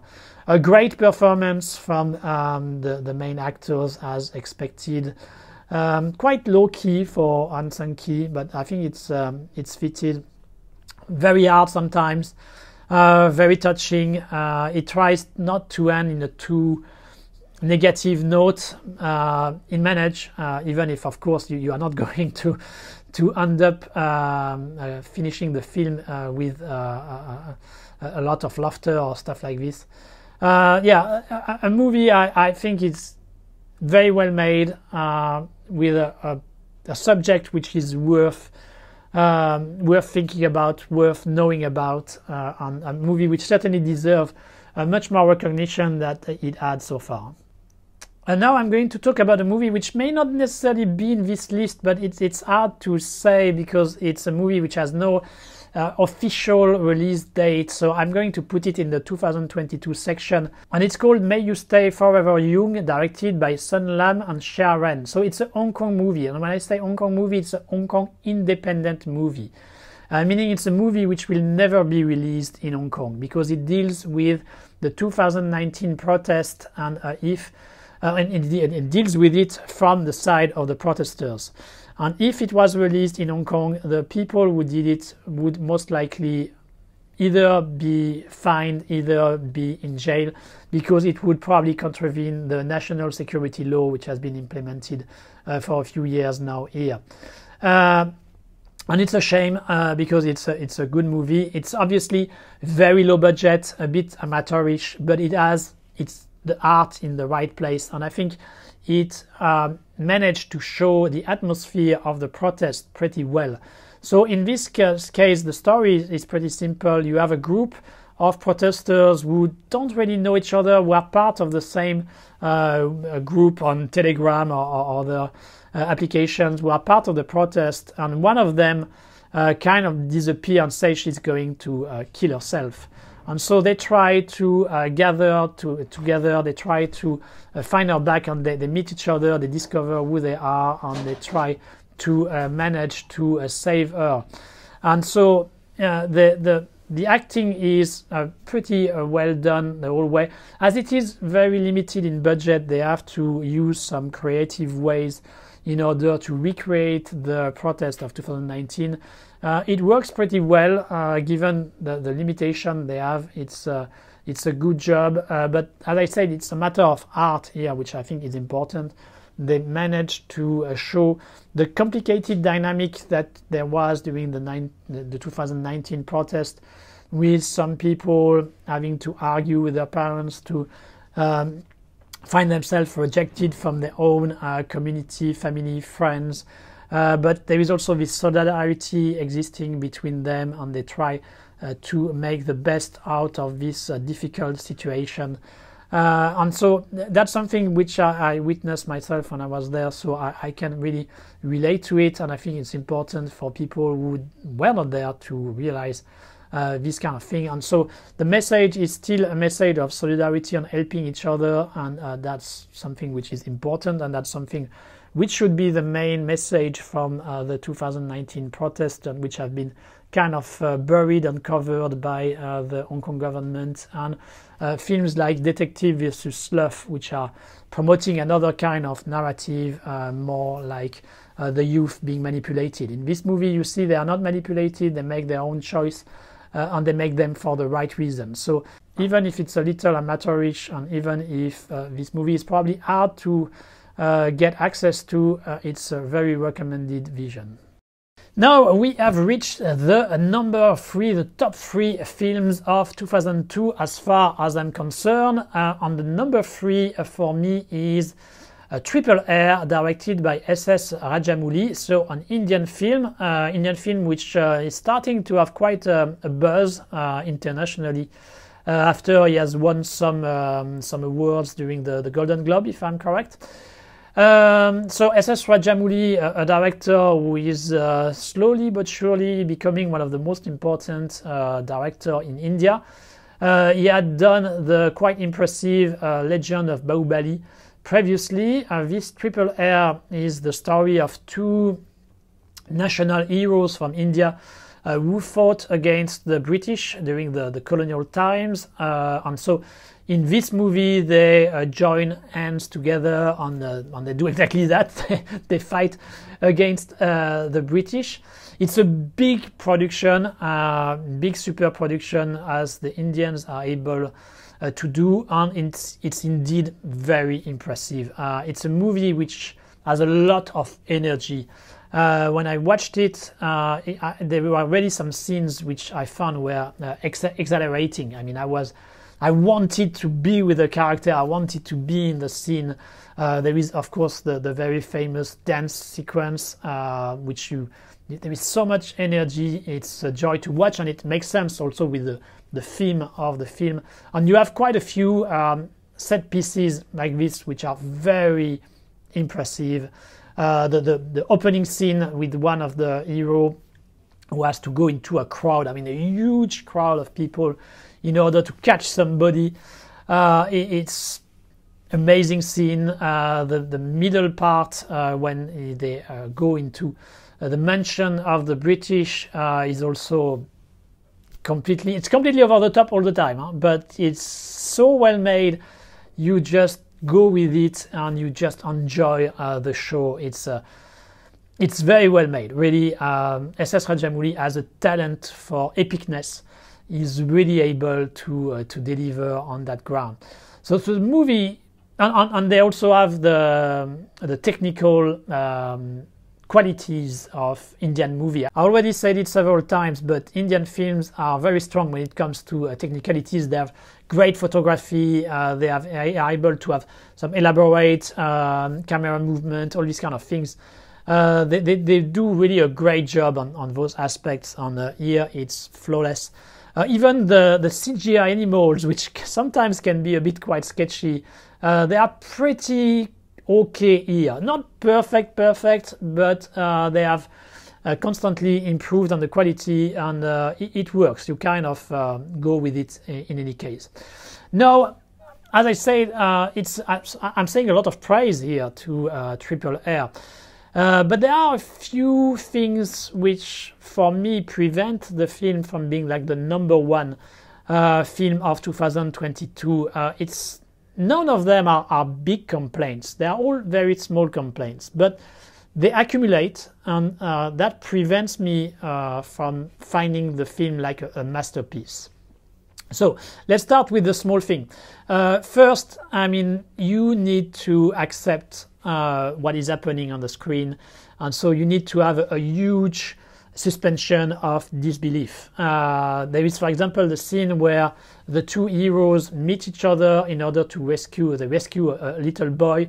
You have a train which is going to fall on him. He's on a river, and so they go through a very complicated way in order to save him by jumping on some ropes and stuff. I mean, it's a very elaborate way, which doesn't make much sense, to be honest, because they could just swim in the water, bring him back, and that would be over. But no, they go through this whole extremely complicated routine in order to save him. It makes for a great scene, huh? Let's be honest. I mean, it's really fun, and it's really well made, but it doesn't make much sense. And so you have quite a bit of that during the film. The opening scene with the crowd, as I said, great scene, but sometimes it's a bit hard to believe that he would manage to get through so many people beating him and be able to bring him. There are some scenes you are more ready to accept it than others. I thought, for example, the final was quite hard to swallow, with the two characters using old weapons. I think it's a spear, I'm not sure, a spear and a bow, against like the elite of the special forces, the British special forces. Wow, this one I thought was really hard to accept. But anyway, you just go with the flow. But be aware that you really need to accept some of those things. I also thought that the second half of the film was a bit less efficient than the first half. I think the first half is really perfect. It's a great job. The rhythm is perfect. The way the characters are developed is great. So the first half of the film is basically flawless. The second half, I thought, was a bit more dragging sometimes. The flashback was not that well orchestrated, in my opinion. You have also the long torture scene of NTR Jr., which goes into the kind of typical Indian exaggeration, which I find it a bit hard to believe. So the character doesn't want to kneel in front of the British. He's beaten up and everything, but he keeps resisting, which at some point makes really no sense. Of course, it does thematically and symbolically, but it's really a bit too much. But so in general, this second half I thought was a bit less convincing than the very first half, which was really great. And now we come to maybe the main problem I have with the film, which is the depiction of the colonial time under the British. So here we have British characters who are extremely evil. They are really bad. There is nothing good to get from them. Let's be clear. I mean, colonialism under the British was not fun. They brought a lot of problems. They brought a lot of suffering. There is no doubt there. But I have the impression that the way Indian cinema is using this time is always extremely simplistic. It's really the very bad English, the very good Indian, and that's it. There is no middle ground, there is no subtlety, there is nothing. It's just these very cartoonish characters. And there is a bit of that here in Triple R. Of course, we know that in reality, things are a bit more subtle. There was certainly some British who helped in some ways, even if they may have been colonialists in their spirit. There is also some Indian who collaborated, but who maybe did it with thinking that it was good for the country. I mean, it's much more grey than this kind of very simplistic good and bad vision that the Indian cinema always bring when it comes to this time period. So I have a problem with that. I especially have a problem with that because it seems to me that there is no movie, but I may be wrong. If I'm wrong, then I will stand corrected. But from what I saw, I've never seen really an Indian movie dealing with this time period seriously and trying to be realistic in its approach. So it's always this kind of cartoonish version of the colonial times.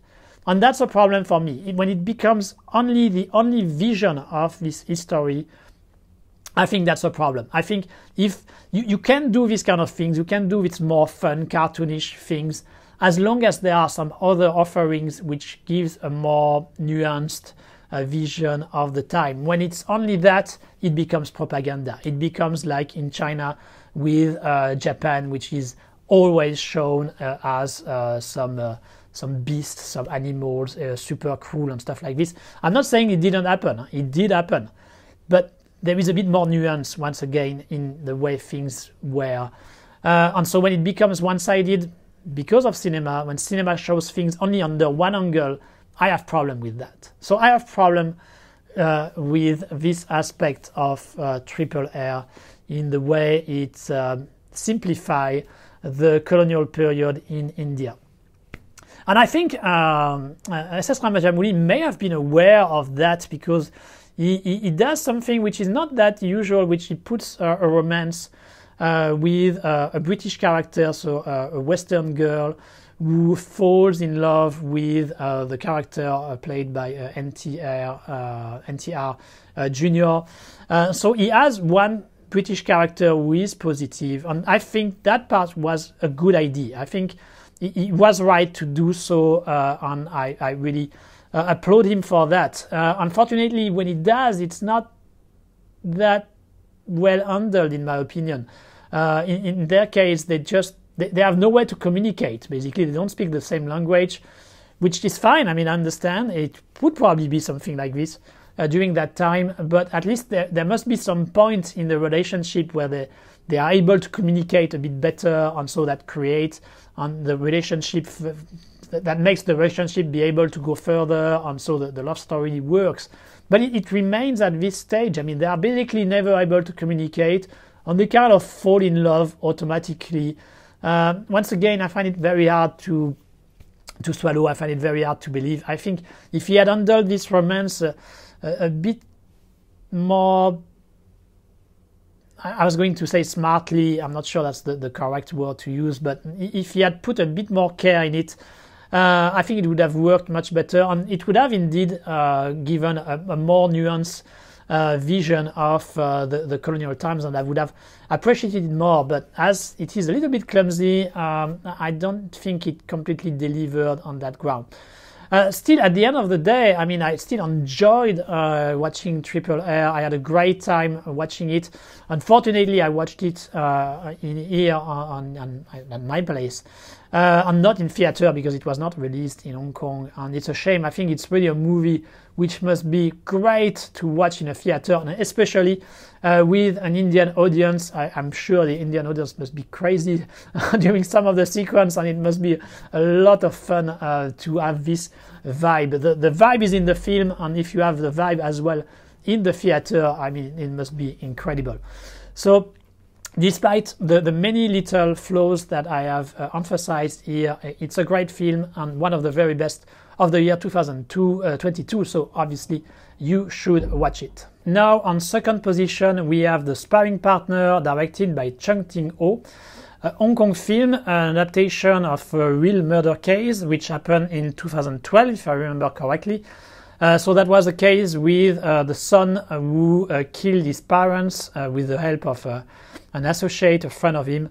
Of course, it made the headlines in Hong Kong during that time, and so we have this adaptation 10 years later. There is actually a funny story behind me watching the film. The film was released in October, November, and I was just back from long holidays in Europe. And I must confess, when I was back in Hong Kong, I was not necessarily thinking much about watching films or doing anything like this. I had a lot of outstanding work to take care of, so I was not really in the mood. But when I came back, I actually received a message from Michael Cho. So I don't know if some of you know who is Michael Cho. He was an actor from the Hong Kong film industry during the 80s and 90s. He was Mr. Mumble, so the unofficial adaptation of City Hunter, where he played Ryo Saeba. An actor who was more specialized in comedy, who had its time during the 90s, mostly in Hong Kong. And I had the chance to interview him a few years ago. We had a great time, actually. The interview was a lot of fun. We had dinner together. It was a very enjoyable time. I really like Michael Cho. And so that happened a few years ago, and we stayed in contact, but we didn't interact very much since. And I received, when I came back from my holidays, his message sending me the trailer for this film. And so, because he is in the movie and he hasn't done films for quite a while, so he's having kind of a comeback this few years. He has another movie, big production, which will be released this year, 2023. And so, of course, as he sent me that, I felt like I had a duty to go watch the film so that I could tell him my opinion of it, which I did. And I'm very glad I did, because as you can see, I rank it as the number 2 of the year 2022. So it was a very good film. And so I thank Michael Cho for having pushed me in a way to go watch it. So I already explained what it was all about. And to go a bit more into the spirit of the film, it's basically a mix of a little bit of a category 3 style movie, and at the same time you have a big deal of 12 Angry Men, so the very famous play about the deliberation of a jury when it comes to the guiltiness of a character. And so you have that with this film, with the 2 people who are accused of having killed the parents. And the way it handles these 2 elements is very clever, very well made. The director seems to be very aware of the limitation of having all the characters being always in the same room to discuss, and he managed to make those discussions, those debates much more dynamic by integrating them in the different locations and times of the murder. So you have some interesting interactions taking place there, which with a visual which makes it more interesting than the average, but at the same time you still have the main thematics of 12 Angry Men about what is justice, these kind of questions. It seems to be something which is very present now in Hong Kong cinema. Those last few months, recently for Chinese New Year, we had a film which was A Guilty Conscience, which is another court drama. So it's really the flavor of the day in Hong Kong, and I think it may be linked to the way justice is being done in Hong Kong those days following the national security law or the events of 2019, and with an emphasis on how injustice is present, actually. And at the same time, so you have this big drama, this big 12 Angry Men drama, you also have the category-free aspects which are present. So there is a little bit of gore, a little bit of blood. It's not much. Don't expect category-free like the early 90s Ebola syndrome or this kind of films. That's not the case, but there is a little bit of that, just for you to feel the flavor of this history of Hong Kong cinema. But the combination of all is really efficient. It works really well. You have also great performance from the whole cast. So with Michael Cho is one of them, but you have also another old-time performer who is Gloria Yip, who you may remember from the Peacock King series, amongst others. So she's there. She's great to see. It's a pleasure to see these old-timers. And you have also a lot of newcomers who do a very good job.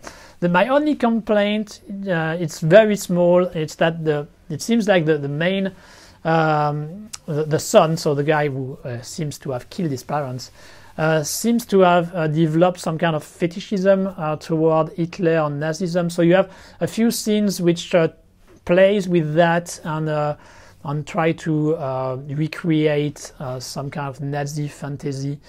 I think it's a bit awkward. The German in those scenes is not very convincing. It's a bit weird. I think we could have done without it. It's not a big problem because it's like a fantasy from the main character, so it does work to some extent. But I don't think it was necessarily needed, and by removing them, it may have made the film also a bit shorter and more to the point.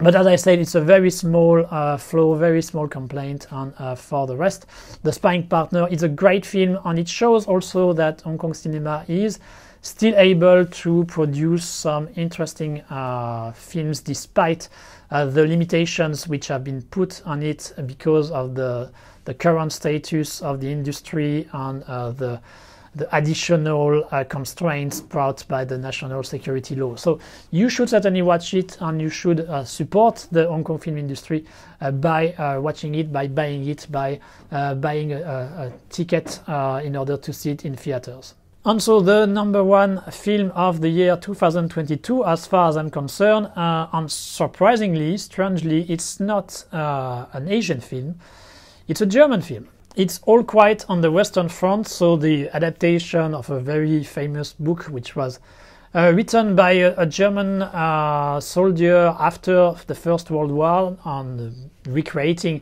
the conditions of the Great War, the First World War.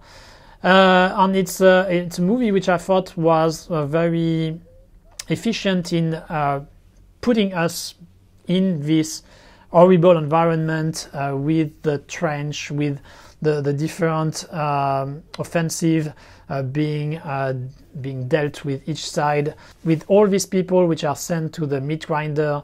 It's a really horrible experience, and I thought the movie was quite successful in making us feel what it was to be in this horrible environment. I thought there were two very powerful scenes which, for me, justify for the film to be in this number one position. It's the scene with the tank and following by the flamethrower. I thought it was extremely impactful. There is kind of a vision of hell in a way, and so it made a strong impression on me. It's both beautiful and horrible, so there is some kind of a paradox there which I find really fascinating. And you also have the scene in which the guy, the main hero, is fighting in a hole against a French soldier. He basically kills him, and then he realizes what he has done, and then he tries to save him. And I thought it was a very symbolic and very strong, emotionally speaking scene. So I really thought those two scenes were among the strongest thing I've seen of the year 2002. I just regret, but I guess it's part of the original book, that after he has killed the French soldier and he was unable to save him, that there was really a realization in him, and that he would refuse basically to kill anymore, refuse to use his weapon against other human beings. That's not exactly what happens in the film, and I thought that was a bit of a disappointment. I thought it would make more sense and it would be stronger in its statement if the character refused from that point to kill others. He may still go in the offensive following the others and stuff, but I thought it would be more, it would be stronger if it didn't shoot anybody. That's not exactly how it is. Well, that's a choice from the author. It doesn't prevent the film from being a very strong offering, but I've wished they have done slightly differently in the development of the character. Still, it's a great war film, very strong, and I really advise you to watch it. And as I said, it's the movie which has left me with the strongest impression during this year 2022. And so with this All Quiet on the Western Front, we finish this extremely long retrospective of the year 2022. I hope it will help you in your own choice. I hope you will discover some films to watch and maybe some to avoid, and you will make some great discovery. As you know, that's the whole concept of this channel, to put some light on films which are not necessarily that famous. I'm sure Avatar 2, you don't need necessarily my opinion to go watch it, but some of those films which are more known, maybe that will help to get them more recognition. So that's all I hope for. As you know, any help you can provide for the channel will be appreciated. There is a Utip, there is a TP. You can participate there, you can share the video. There is also an Instagram if you want to be aware of some of the development or what is life in Hong Kong. So keep supporting the channel, keep watching the video, and I will see you on the very next one, which without any doubt will be much shorter than this one. So see you soon and have a lot of good films to watch.